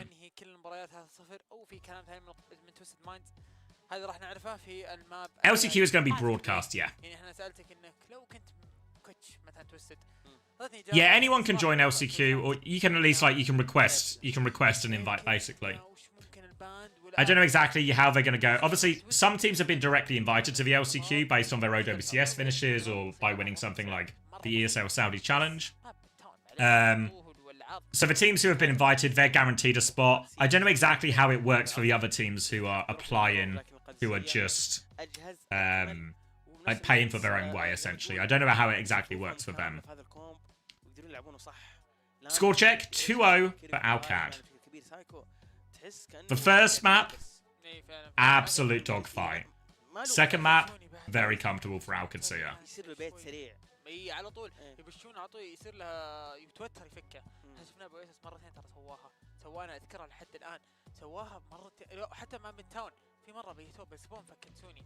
There's a lot of money. Yeah, I mean I think the problem for a lot of teams is because Falcons and Zeta Division are in the last chance qualifier, then It's really hard to win, right? It's really because only one team, the actual winner of the last chance qualifier, gets to go to the Esports World Cup.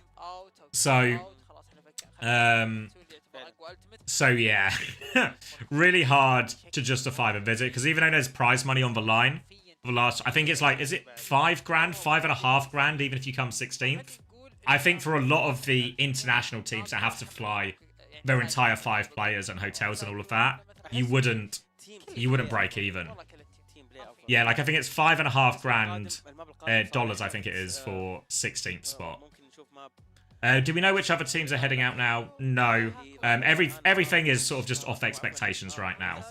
I don't think there's been any sort of official "we will be going" type thing. But Falcon, Zeta, and Team Vision are the 3 most likely that we know of. الباندات ما شفناها. الباندات لا والله ما شفناها. اي الباندات تطلع لكم يا اخوان قبل لا يبدا اساسا الماب.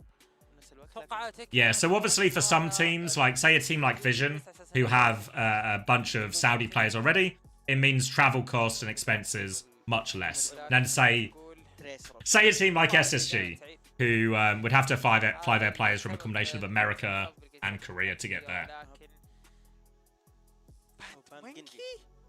Alright, Runasapi, Genji banned from Twisted Minds as they continue to protect DPS so they can protect the sim. Winston ban from Al Qadsiya, which maybe seems like a hot take a short while ago against Twisted Minds, but after they pulled out the Winston into the Sim May, now I imagine they feel like they can just play that Sim May with a little bit less trouble. Though now, even though Winston is banned, Twisted Minds could just go Ramatra as well. If you remember in the grand final, literally a few days ago, we were in a very similar situation, and Twisted Minds had TVNT in, but just played Ramatra. So I wouldn't even be surprised if TVNT starts for Ram here. Anticipating a May sim from Al Qadsiya. So we'll see how it goes. But don't expect more sims. Expect probably Kirilucio from both teams as well. Twisted Minds, of course, fighting to make the first step of a reverse sweep. No pressure then. No surprises from Twisted Minds, it feels like. Just Zojin, Kirilucio, Sim, and D.Va. Well, maybe the D.Va's a little bit of a surprise. Eyes on TVNT when he gets his first opportunity to swap, if he just goes for Ramatra, like he did a few days ago in the finals. No, Makanda, no. Al Qadsiya, though, look at this comp. Really has become their bread and butter. Mirrored comps on the rollout. Now, we often see D.Vas playing very aggressive with the Sim D.Va style, but in a mirror, expect for D.Vas just be a little bit more brawly. The main focus is going to be the DPS for them always. Shut down the Sojin or find a way to trade for Symmetra. Obviously, the Symmetra trade is scarier because if you don't get the kill, the Symmetra will get all the beam off you and then will just demech you. So slow and steady. Both teams going to play mostly through their hit scans. TP is out. Just defensive though. Now they force the TP, a more aggressive one from Twisted Minds, but they don't get too much off it. Cleanse has been forced out of Psycho. TVNT is going to drop on point, and here comes the beam from Checkmate. TVNT on the back foot here. Tries to reset, but they have HB advantage and control of the payload. They're going to TP to flip, but it's Landon who finds the dink. Now coming back round full pocket onto Lubda to deal with that attempted trade from TVNT. They've done with that. Looks like they might be clean with this one. Al Qadsiya, no trades at all. Maybe even a bit of a stagger here onto Quartz. Pop in the face to finish the job, and Al Qadsiya really carrying on as they have been after their Midtown success. Astro's going to have a slightly quicker beat, Lander's going to have a slightly quicker Kitsune as we come into the first set of ults in this next fight, and Al Qadsiya are starting forward, making TM work and clear them to get all the space. You see Al Qadsiya doing this quite a lot. They will start far forward, but they'll drop this Sim TP early, which means they can get all this early ult farm, then TP back. But Twisted Mind's trying to capitalize. Beat push from Astro as well. Haku doesn't have it yet. Landon trying to get the Kitsune Rush out in time, but Quartz finds the shot first. Now they respond. Quartz is separated. Trades back and forth. Haku will not be getting to this beat, and Twisted Mind's decisive. So let's come back to that a little bit here, as obviously a few different things happened. But basically, every time Al Qadsiya win a fight and have early possession, they will walk up to the enemy, shoot early, farm their ults, try and force some cooldowns. They'll put an early TP back to go to where they actually want to take the fight. And the idea of this is you get to farm forward, you get your good position, your safe position back as well. But you use the TP quite early, so you get the TP back not long into the next fight. But Twisted Mind's trying a really aggressive tempo to actually interrupt that and exploit it. Now the Kitsune Russian symbol trade comes in. Beam up for Yugi. Checkmate has TP behind it. He's killed Psycho with it here. Checkmate with the play. Now it's going to take the source of healing, the cleanse all away. That makes Yubi an easy kill. And now Al Qadsiya in control. Just have to avoid all the trades, and they have successfully done that as well. Another good fight from Al Qadsiya. This will be checkpoint for sure, and they can even push a little bit more as well.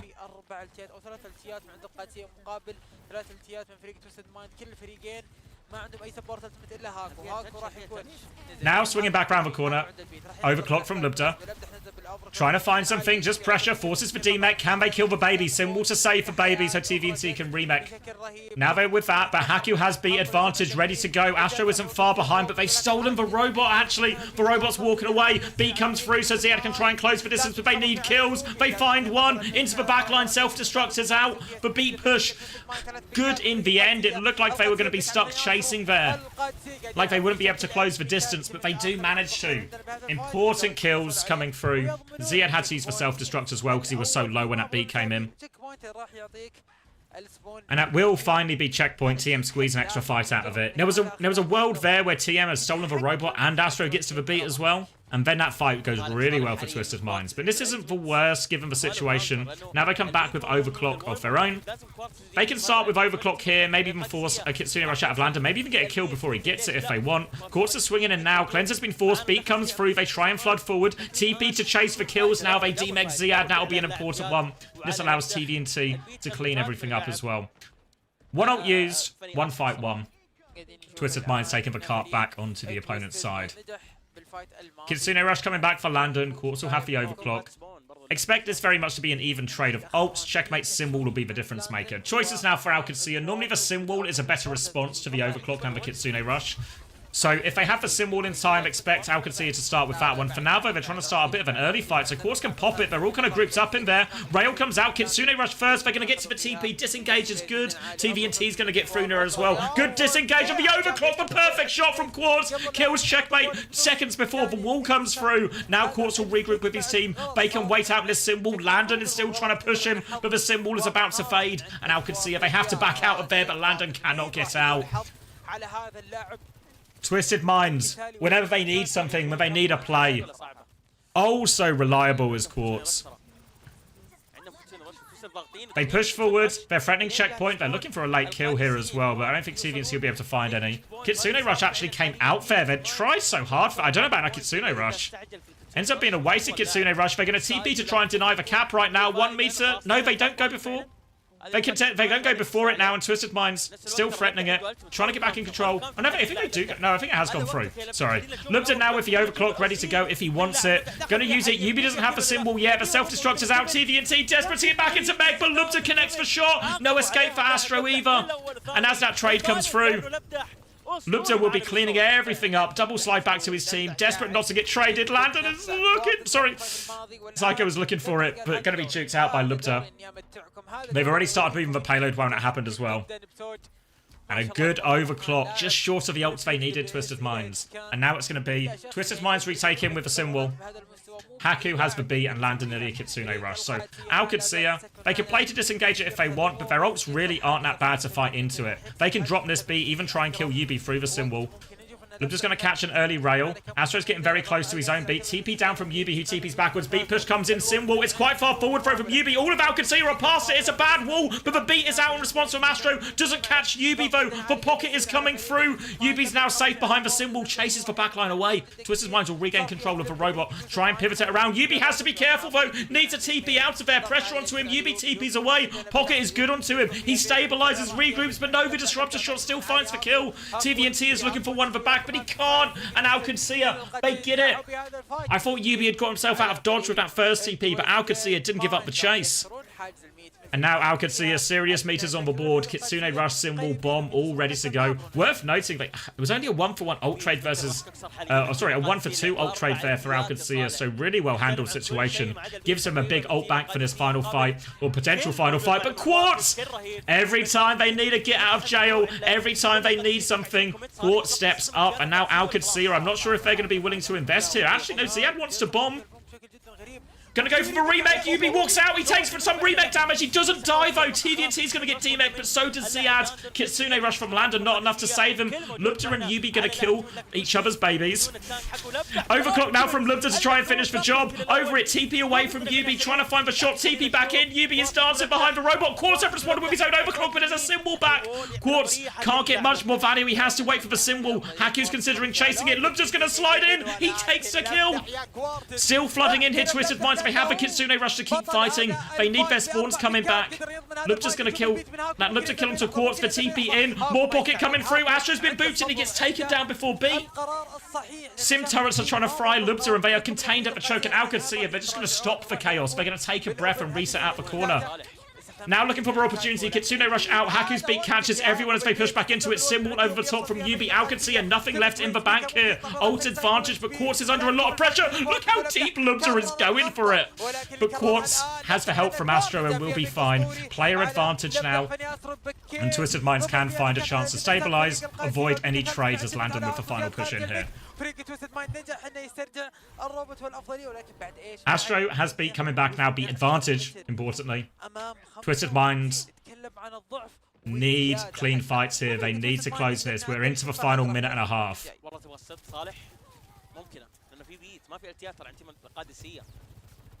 Alcatsia want to take a fight early on here. Squeeze for all they can out. They are at beat disadvantage now. TVNT's going to fly in first onto the high ground. Psycho kills checkmate though. Yubi's going to get traded. Astro's trying not to use the beat here. He desperately wants to milk it. Desperately wants to save it for the next fight, but he is going to have to use it in the end. TVNT doesn't get the beat. The other three members do, but can they find kills with it? Alcatsia kind of just kiting this one out. Worst case scenario for Twisted Minds. They have to use the beat, but they don't get any kills. Now Kitsune Rush coming on point. They have to try and kite it a little bit. Onto the high ground. Backing it up. Kitsune Rush has been used from Landon, but they're not getting full value out of it. They can just steal the robot. Twisted Minds are going to choose to just leave the fight, kite out the ult to equalize the ult advantage, and come back and fight on middle. Now they're going to meet up with the robot again. TVNT and Ziad both with bombs, but checkmate closer to the symbol here. Landon finds the important kill onto Yubi. Flooding through. TVNT stuck on the back line. Bomb is available. He drops it, but he's so desperate for mech. Psycho, the baby from TVNT. They found a couple of kills. TVNT's back in mech. Psycho's in big trouble now, but TVNT is still trying to find value. Bomb from Ziad is out. Psycho running for his life right now. Ziad, can he find the kill? Boots him out. One more TP away, and it's actually Haku who gets caught in the melee. Twisted Minds are clutching, clawing their way back into this. Psycho has Kitsune Rush for this next fight. Yubi nearly has a symbol to match checkmates, and there's a battle of overclocks as well. Into overtime. Twisted Minds' last chance. They need 50 plus meters to equalize this. Lubda's going to start with the overclock, as does Quartz. TP's around. Symbol comes through. Yubi still needs 2%. Needs it desperately. Kitsune rushing, but meantime, Symbol over the top. Ult advantage for a second for them. They need kills though. D-Mech onto Ziad. They need to deal with this Sim. Checkmate still TPing around. They deal with the baby. Now coming through, disruptor shot. They have to be careful. They can't give it off the payload. They need no trades. Twisted Minds have no trades, and they have beat advantage. Twisted Minds are far from out of this yet. They need kills with this beat push to stay in the series, to win the map. Beat advantage for Astro. All comes down to this. Has to get off. Lubda is going to go May. They're clearing the turrets as they come back out. Alcatsia. It is one fight territory. All they need is a successful beat push. They have all eyes on Astro. Beat comes through early. They're pushing forward. Lubda's going to kite to the side. They need kills. Haku is 1 HP. Quartz forces the ice block. They need to kill though. TP comes back in. Kitsune rush back. No kills with a beat push. Landon has an ult. They need more. TVNT still has bomb. Lubda's there. The boot onto Yubi separates him. boom. Both Sims are going to fall. TVNT has to stay on point. Ice block forced again by Lubter. Twisted Minds, they need this kill. But Landon, he's pushing. He's killed for backline. TVNT is still on point. He has bomb. Quartz is there as well. Quartz finds one kill. So does TVNT. Twisted Minds, they're trying to clutch it. Ziad is low, but bomb is out. TVNT needs to get this remake. Goes for it. Gets for remake. TVNT in a 1v2. He needs to buy time. UB's coming back. TP as quickly as he can, but it's not quick enough. Alcancia will hold on. And they 3-0 Twisted Minds in this upper bracket.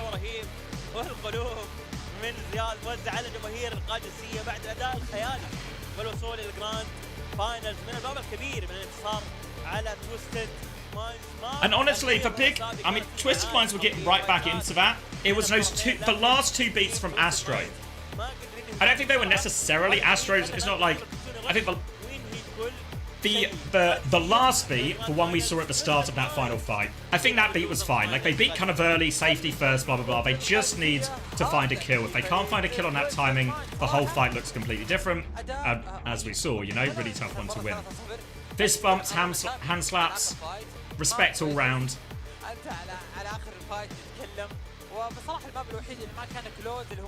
As Alcancia progressed to the grand final.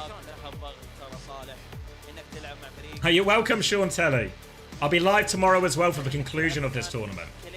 And then the beat before last, you know, the one where Twisted Minds were coming around towards the checkpoint, and it was a fight on middle. They started taking the cart back to the checkpoint, and it looked like Astro was trying to avoid using the beat because it was the only ult in play. And then he sort of indecision, do I use it? Do I have to? Do I not have to? Eventually he does have to, but TM don't really have the cooldowns and everything to find value with it. So it's just no value on these last two beat pushes. Ultimately what stopped that Twisted Minds comeback.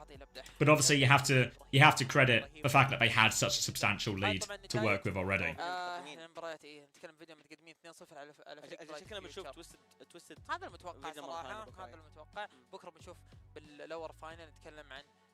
Is the meta better to Alcad, or are they just better than TM now? I think this meta should feel really fine for Twisted Minds. I think Ziad is just the best diva, probably in the world, right? I know we don't have all the top diva players, Korea, you know, aren't really playing diva, etc. But I think Ziad is way ahead of everyone. Whoa! Thank you, Kran. Welcome, everyone. Thank you, Kran. I hope you had a good stream. Unfortunately, Kran, it's just finished. Wait, we got a bit of B stream. I can get you some B stream action here. I get you some B stream.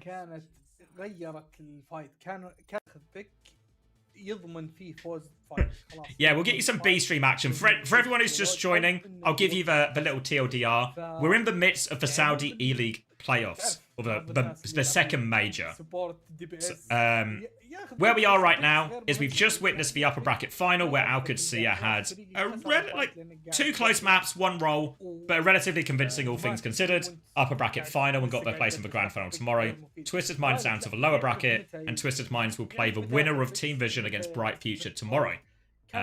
Obviously, right now, Team Vision are 2 maps up, as we'd expect. They're heavy favourites. If you don't know about Bright Future, it's probably quite reasonable. But it's Prash and Takuno, players you might be familiar with, maybe SXJ as well.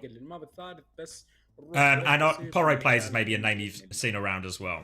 MBHD, relatively new to me, but they're now going to map 3. So we'll check that out before we go. But welcome, everyone. If you want to watch any of this tournament, obviously the VOD's on my channel, the VOD's on my YouTube live stream as well, if that's better for you. And I'll get the VODs onto my VOD's channel as well if you've missed any of it. And remember, similar time tomorrow, starting 2 BST, we will have that lower bracket into the grand final. Grand final is best of 7, of course. So, lots of good stuff.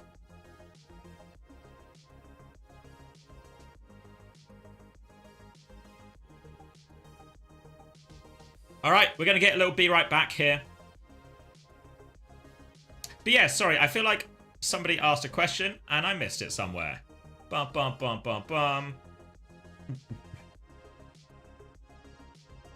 Is this only streamed on Twitch? No, it's on YouTube, and I imagine I think it's on Kick as well. But yeah, Carpo Edits asks a really good question, which is, because I was actually thinking about this I was thinking about doing a video about this.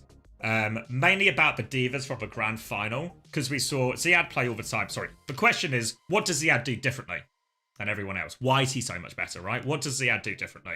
It's a really valid question. I don't know. I don't have the best answer for you, other than he just seems a little bit better at everything, right? Like, all of these, his ability to get kills seems to be higher than everyone else. Like, his one-shots seem so much higher.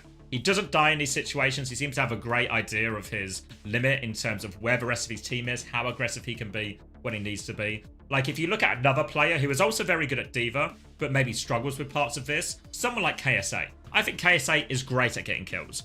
But sometimes what KSA has, I think, is not the same... I'm going to say almost field of vision as Ziad, in terms of awareness of how aggressive he can be in situations. KSA feels like a very much a frag-heavy player, you know? He sees the kill, maybe tunnel visions it too much in times. Whereas I feel like Ziad manages to find the balance much better than everyone else. And some of that, I guess, like the catch-all term for something like this is game sense, right? But I think the biggest thing, if you ask any of the players who play against Ziad, or any of the teams out scrimming regularly, and it's just he always hits these bloody one-shots. So, in many ways, mechanical, I guess you would put under the category of. But a little bit of everything. But I did want to look at it closer, because I was thinking of doing a video where basically I look at the 3 divas we saw in the grand final. Like, Ziad, who obviously played diva predominantly throughout the series, and then obviously KSA, and then what went differently for Twisted Minds when they brought TVNT in. Like, why did TVNT coming in create a closer matchup? What was going wrong for KSA? What was Ziad doing that ultimately led to him beating both of these, well, before this season, much more established diva players?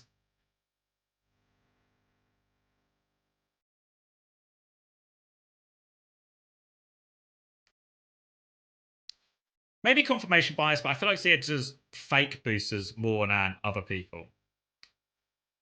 Yeah, so you basically, because there's like 2 things you do on the diva, right? So let's say the other team's holding here. The yellow team, where's my pen?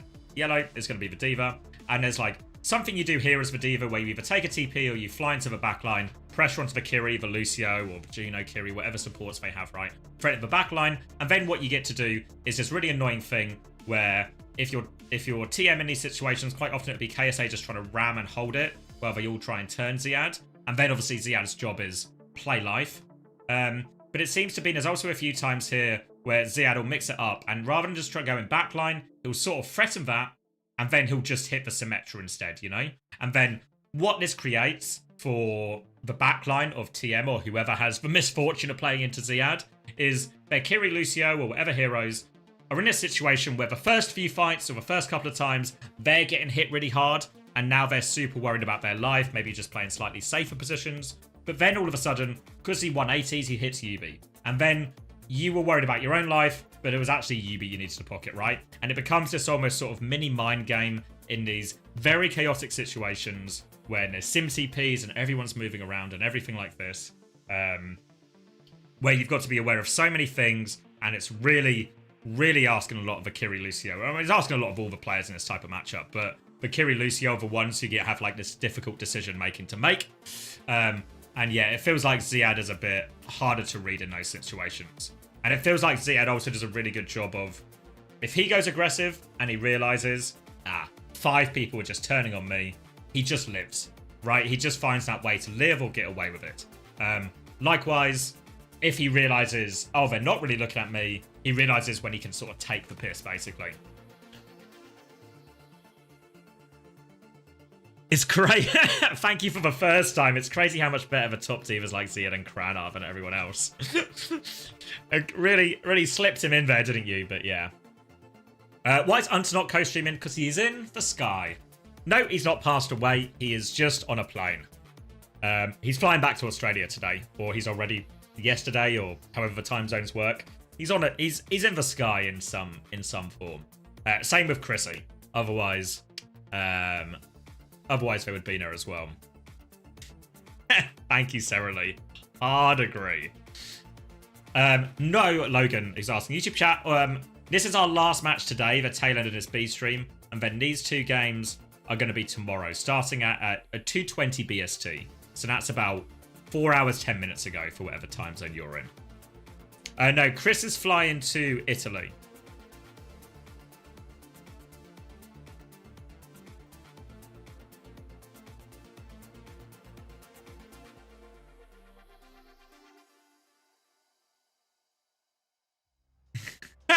You didn't have to specify he wasn't deceased, because we all know he wasn't going to the sky. Even the UK? No, Chris has left voluntarily. He's going to, what was it, Florence?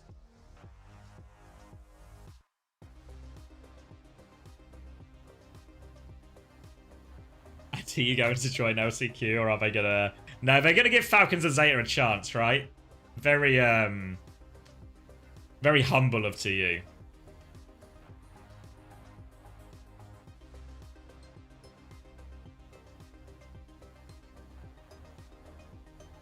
All the winnings, exactly.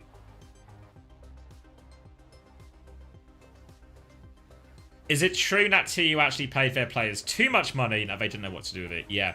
One of the biggest things, and because a lot of TU's problems were identified as communication issues.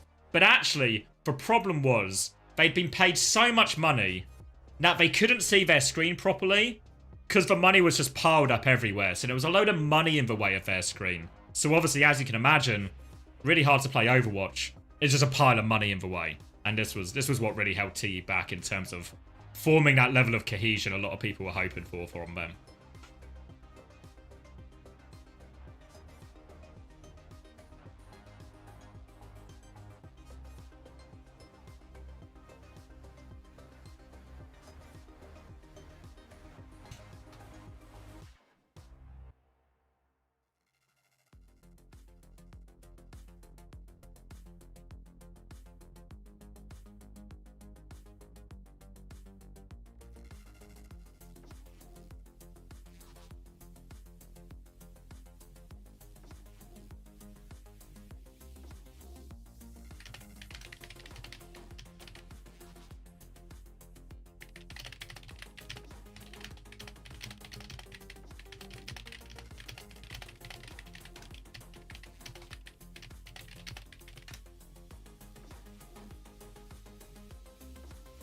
I've had Chrissy's turn to cooking meth in a trailer with a bold friend to pay TU salaries. Any comment? Yes, me and Chris are up to no good.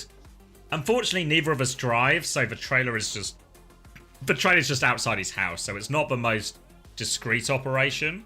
But we'll just, we'll just keep it on the low.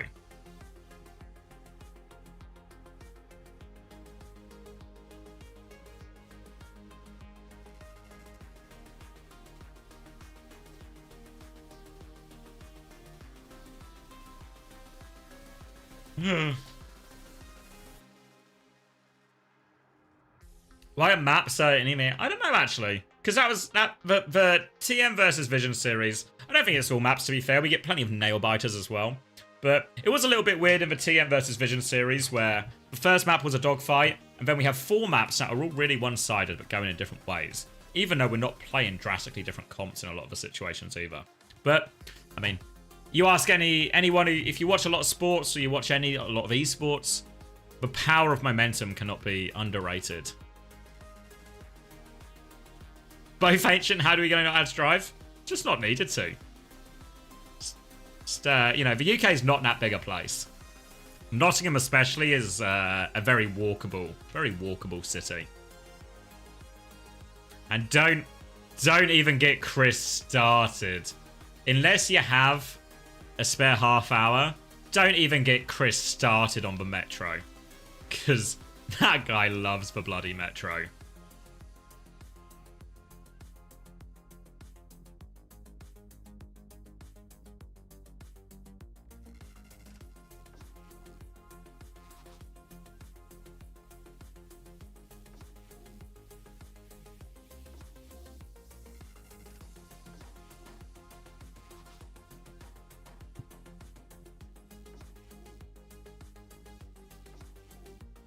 Does TM look beatable? Yeah. Chris's Pro Trains? Yeah. Pro Trains, Pro Metro. Need to bring horses back? Oh! Look who it is. It's for Boss. Thank you, Space Station, for the tier 1. Appreciate it. Hope you guys are good. Well, hope you guys have recovered from the setback. هلا والله اعزائي المشاهدين بعد البريك Ooh, alright, we're back on casters, so I think the action is starting soon. الماب الثالث هل بيكون ماب التأهل لصالح فريق فيجن او ماب العودة لصالح فريق برايت فيوتشر وتجديد الأمل؟ Is that how SSG is paying me in subs? Yes. We will regain. It's alright. Have you heard of a concept of slingshots?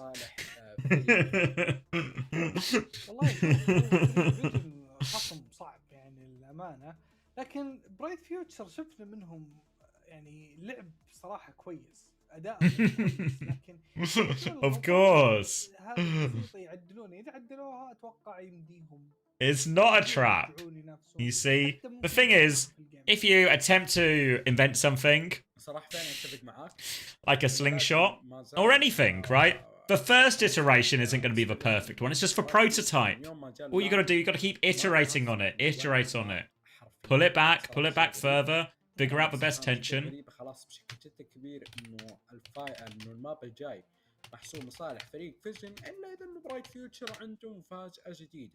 طبعا ذكر المابات نتكلم عن ماب نيو جنك سيتي من اختيار برايت فيوتشر. Or is it even a theory at this point? Yeah, I mean, we're still ironing out the kinks in it, but I think we're just a few iterations from the perfect slingshot being available. If TU drop everyone, I think it's more likely the other way. Well, I think because the players will keep the slot. Like, because the roster owns the slot, not the org. So I reckon it goes the other way. Where it's maybe just a few changes to the roster. And hopefully someone else comes in from him. But, I mean, that's all a long way off being decided, right? We'll get another roster mania before stage 3 and everything like that. Come home to EMEA. There's a team to be put together there.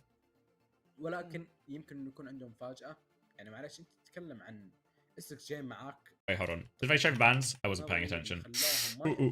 New Junk City, the map. Tracer ban from Bright Future. Didn't see the other ban though. We'll wait and see what Vision's ban is. Who's Vision chomping on? This is a Bright Future. It's Poro Plays, SXJ, Takuno, and Captain Prash, and MBHD is their hit scan. They were sort of the best of the rest of, I can show you the other teams that didn't make it quite this far, who got eliminated at the regular season. These are some of the rosters we were working with. So quite a few like Face It players, Face It Masters players in the mix here. Majin, obviously, and Zorro people will be familiar with. King, people probably remember King, surely, right? Eggs, people remember. Riker, Gucci. A fair few familiar names. Ostrich as well, the ball guy, if you remember. Yes, exactly that, Ayua. 3, I believe, is the minimum. You keep 3 players, you keep the spot. Since Haku won 3-0 and Kellex won 4-2, can we conclude that Haku greater than Kellex? I mean, the logic holds good. Please let me go all in on Team Vision winning. Oh wait, that's the wrong one. Where have I gone? Yeah, we can do it. Let's see. Oh wait, did I not cash for Preds from a previous one? Sorry guys. I feel like that is somewhat on me.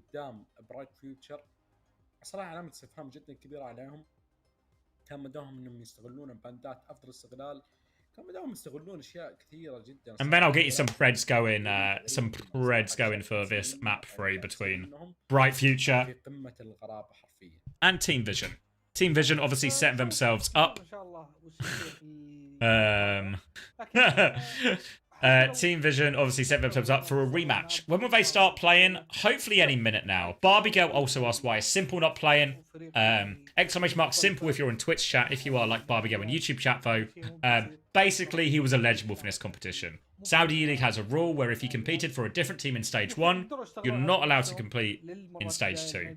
I guess it's like an anti-compete rule. Don't agree with it personally, but unfortunately that is the situation. So no simple Psycho will be playing Flex Support Forum for this whole tournament. ديفيجن فريق قبل سنة ما كان ذاك الفريق يعني اللي أداءه خلينا نقول أفضل شيء، بس اشتغل على نفسه. نهاية المجر راح فاز على تويستد، شوف الحين قاعد ينافس مباراته ضد تويستد مايند 3-2. The commentators flaming Bright Future for not using their bans well. Oh yeah. يعني برايت فيوتشر وراكم مشوار، توكم في البداية، وراكم مشوار طويل. يعني حتى Do you think TVNT is the best tank in EMEA right now? Best regards, thanks Thomas Wilson. No. It's Ziad for sure. Ziad for sure. Kellex wasn't available, so he's not flown out. So Haku is going to be playing the whole thing as well. Thanks, Jeggy. I do glance up occasionally. If you ever see me looking up, that's where my YouTube chat is. So if I'm looking in that direction, I'm looking at you, YouTube. Does the Saudi League have a minimum number of players? Yeah, two is the minimum. وكل الناس متوقعين اصلا انهم خلاص انهم بياخذون ميجر ثاني ويبنون Yeah, I didn't know the football teams have a limit as well. Is that true? Is it for the squad or the starting lineup? What's it called? Saudi Pro League? Saudi Pro League. Minimum Saudi players. In Saudi Pro League, each club is required to have a minimum of 15 Saudi players in their squad of 25 players. Oh, okay. Interesting. الصراحة فعلا نتيجة جدا قوية لصالح فريق توست مايند، ولكن لا نستبقى الأحداث. Thanks for stopping in, Tom. ويهزمهم، ولكن لسه ما في شيء واضح قدامه. Two of the foreign players must be under 21 years at time of signing. Okay. وعلى ذكرى ندخل الماب ونفتتح. So you can have 10 foreign players, but two of them have to be under 21 when you sign them. Okay. Interesting. I didn't know that actually. هذا الماب صراحة كنت متوقع عن طريق برو بلايز، توقعت انه امد بيروح ديفا. But we are going in New Junk City. Oh, they're increasing it very slowly, as in increasing the number of foreign players. Isn't that a common thing in football? No, I'm pretty sure there's no minimum. Oh no, there is a minimum Premier League. Is that 8 in the Premier League? I want to say 8, and then there's certain rules, as in 8 English players, and there's certain rules as like. They call it like trained at club and trained in nation in the UK, so there's slightly different classifications. Yeah, they're homegrown, that's the word, thank you, Nuki. So you don't necessarily have to be English, but you have to have come through the academy. Yeah. Anyway, let's lock in, because it's the last, well, potentially last map of the day. Wait, did I not do the Preds? I'm actually, I'll give you 30 second Preds, okay? 30 second Preds out of respect. So you have to be so quick. So quick. Only the quickest. There we go. And Bright Future, they've traded Violet a chance for a retake.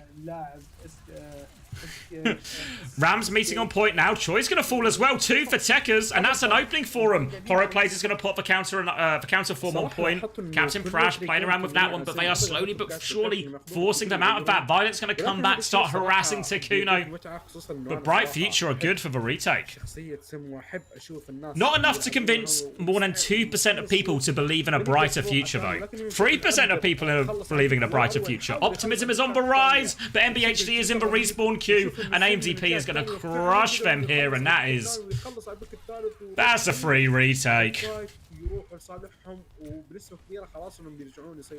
Regroup now, support ults in play for Team Vision as well for Bright Future, but as we often talk about, the Kitsune Rush does outvalue the window in a lot of situations. Simwall's going to be coming up as well, but they're going to have to wait for SXJ before they retake. Going to get a quick pause. Alright. I guess I could have given you guys longer Preds. أمدب وفايلت صراحة يعني كومبو خرافي للأمانة. شوف في باوز. It's the TM game next, so the TM game has already happened. This is the last game of the day.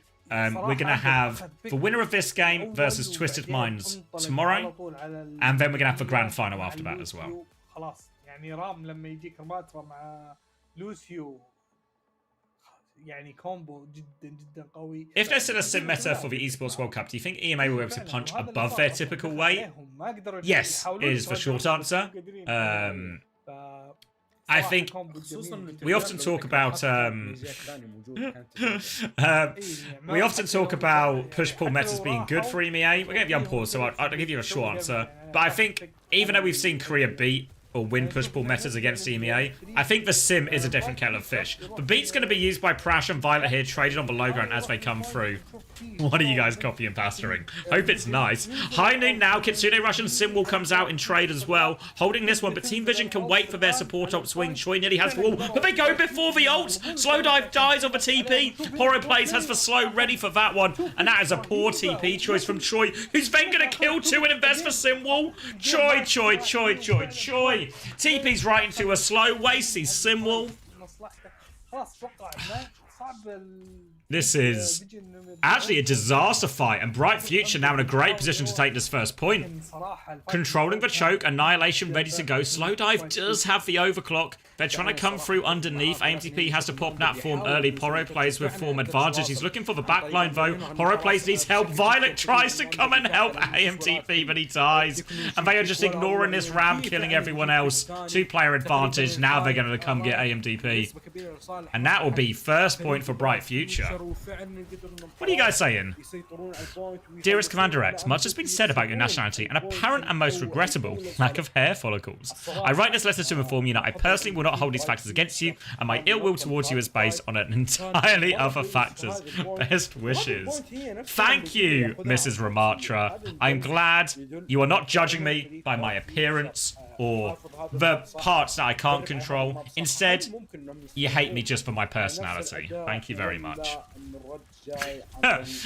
Alright, Team Vision now trying to fight their way back from being a round down.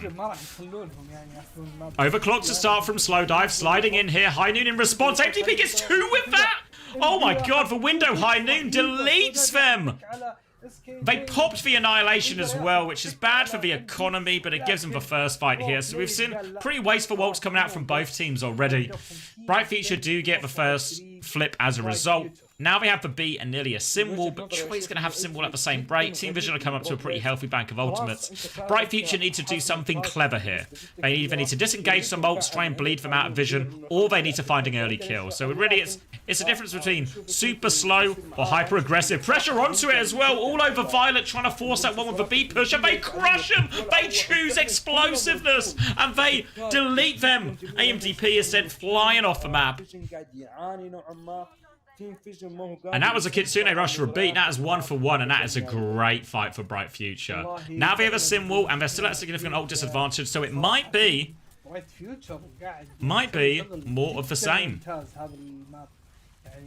Vision have to be careful here, but a pick on Takuno. I mean, now Bright Future have no choice. I think they just have to crash out on the backline here. TP flip both from Vision to force the point. They delete the TP as well. They might get the flip for free. Yeah, Bright Future. A free retake. Thank God Chris is in the air on aeroplane mode, so he doesn't have to see or witness or even hear about this, because he'll be fuming. Vision Esports now have these free ults to try and get themselves back in control of this point E. Retake comes through, symbol available for SXJ, Foreman to the back, all over this Lucio. Captain Pratt takes a big punch in the face and he'll be deleted. And that's going to be another quick fight. Playing for a trade, but AMDP, his hands are up. Takuno comes back. He's going to die late here. Trying to dash out of this one, the chase is very much on. Violet with the boop in. Doesn't have a lamp to get him out of that, and that'll be a late stagger. And actually, Team Vision are trying to capitalize. They're going to look for more. They do get one as well. This is a mistake from Bright Future. The spawn is there, but I think, is that Captain Prash who is on the run? Captain Prash is on the run over on point D, I think it is, off our screens right now, but I don't think they can catch him. Prash slippery enough for now. And now they have a retake Bright Future. Ult situation looking a bit more reasonable. TP back to point to keep the space. Lamp has been forced. Violet's dropped the beat and all of that. Prash is going to die going for the touch. He doesn't make it either. The fight wasn't going that poorly in the front line. They even actually clean him up, but the touch is no good. And that's going to be Team Vision tying us up 1-1. That free retake is going to be so costly. So costly. Sim walls for both teams now, annihilation advantage for Poro, and Window to start it off with here.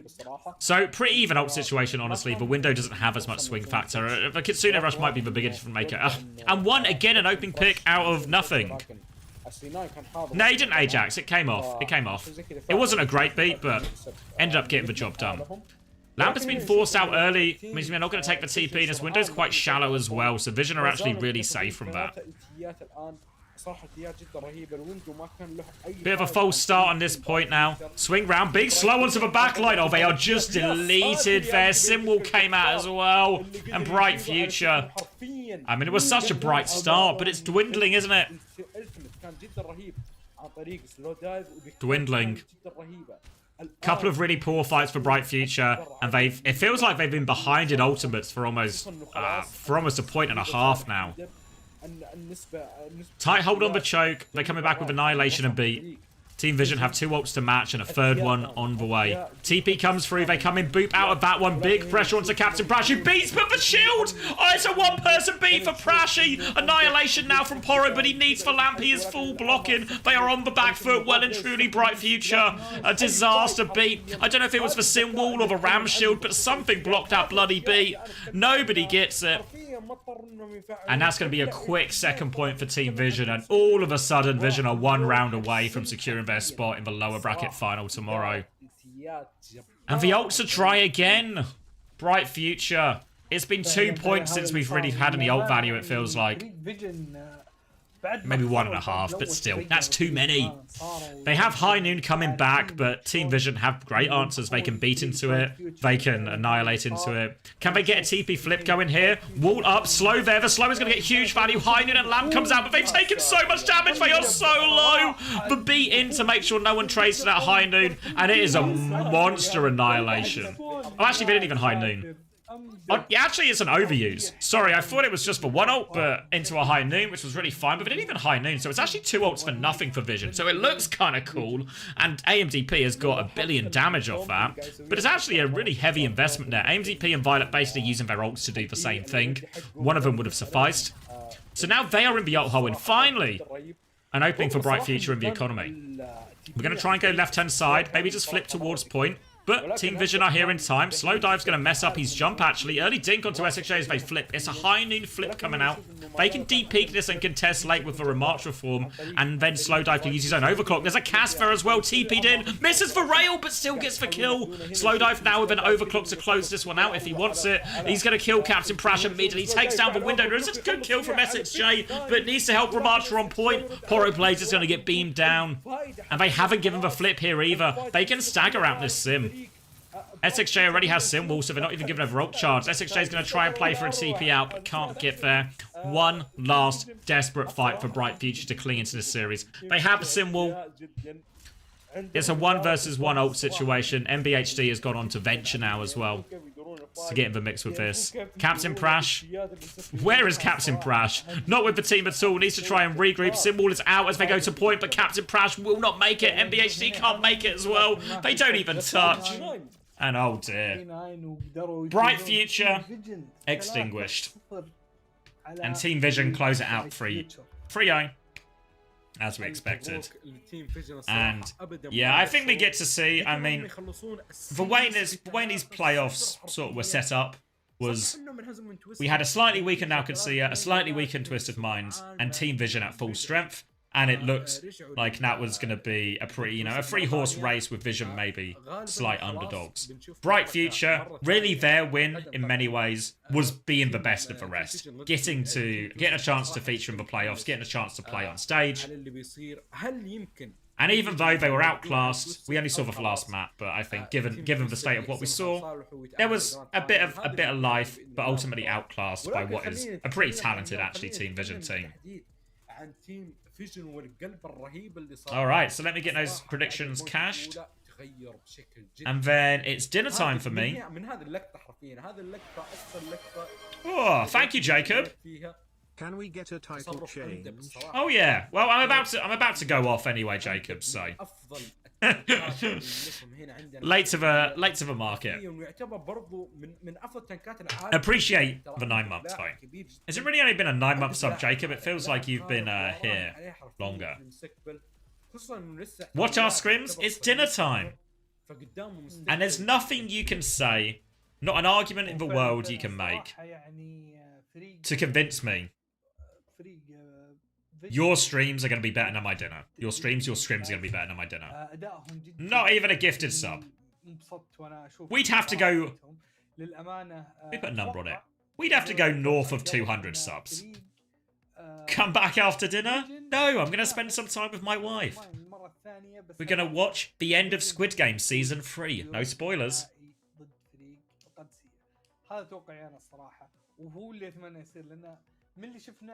I'll order you a dinner and your wife. No, we've already cooked. I made potato salad earlier, Jacob.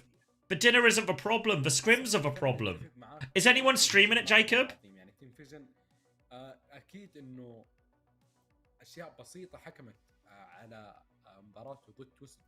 Is it actually? Give us their Twitch. What scrims with your wife? Is it Pad Sander their Twitch? Pad Sander. Or is it? I don't know if it's live yet. He's a client. You've literally got... You've got minutes to get it in. You got minutes to get it in line. And then you can have the viewers. There's already a season 3 of Squid Games. Yeah, but season 3... I don't know if you've watched season 2 yet, but season 2 kind of finishes quite abruptly. At season 3 and season 2, it really feels like they're actually... It's like the same story arc, even though they split them into different seasons. You start to think I'm prioritizing my wife over watching esports. Yeah. Well, ask her opinion on that. Jacob, you've got until 6:57 to get it together. If you can't get it together, I'll just give them to Hattie or something. ما بتكون زي قوة المباراة اللي بتكون بكرة. الآن خلاص بكرة فرصة الأخيرة عليك. أنت تخسر تطلع برا البطولة. أنت تفوز تروح للجراند فاينل. فحرفيا مسألة حياته. Want sub to wait until 6? No dice. It's on. All right.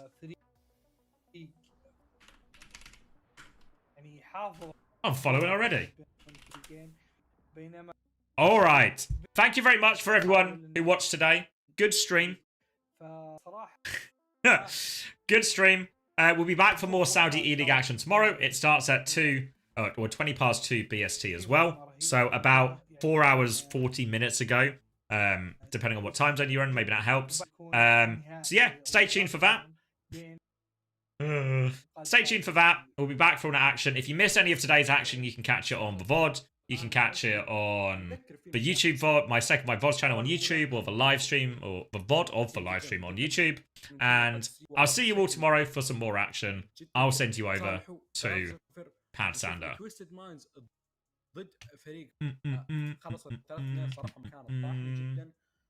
All right, there we go. They're about to scrim as well, so be sure to wish them luck. And honestly, they probably need some coaching as well. So feel free to backseat coach them as much as possible. I think they'll really appreciate it. They'll enjoy all the feedback and insight you have. So don't be scared to give your feedback, all right? So I'll see you all tomorrow. Good luck in your scrims. And have a good evening.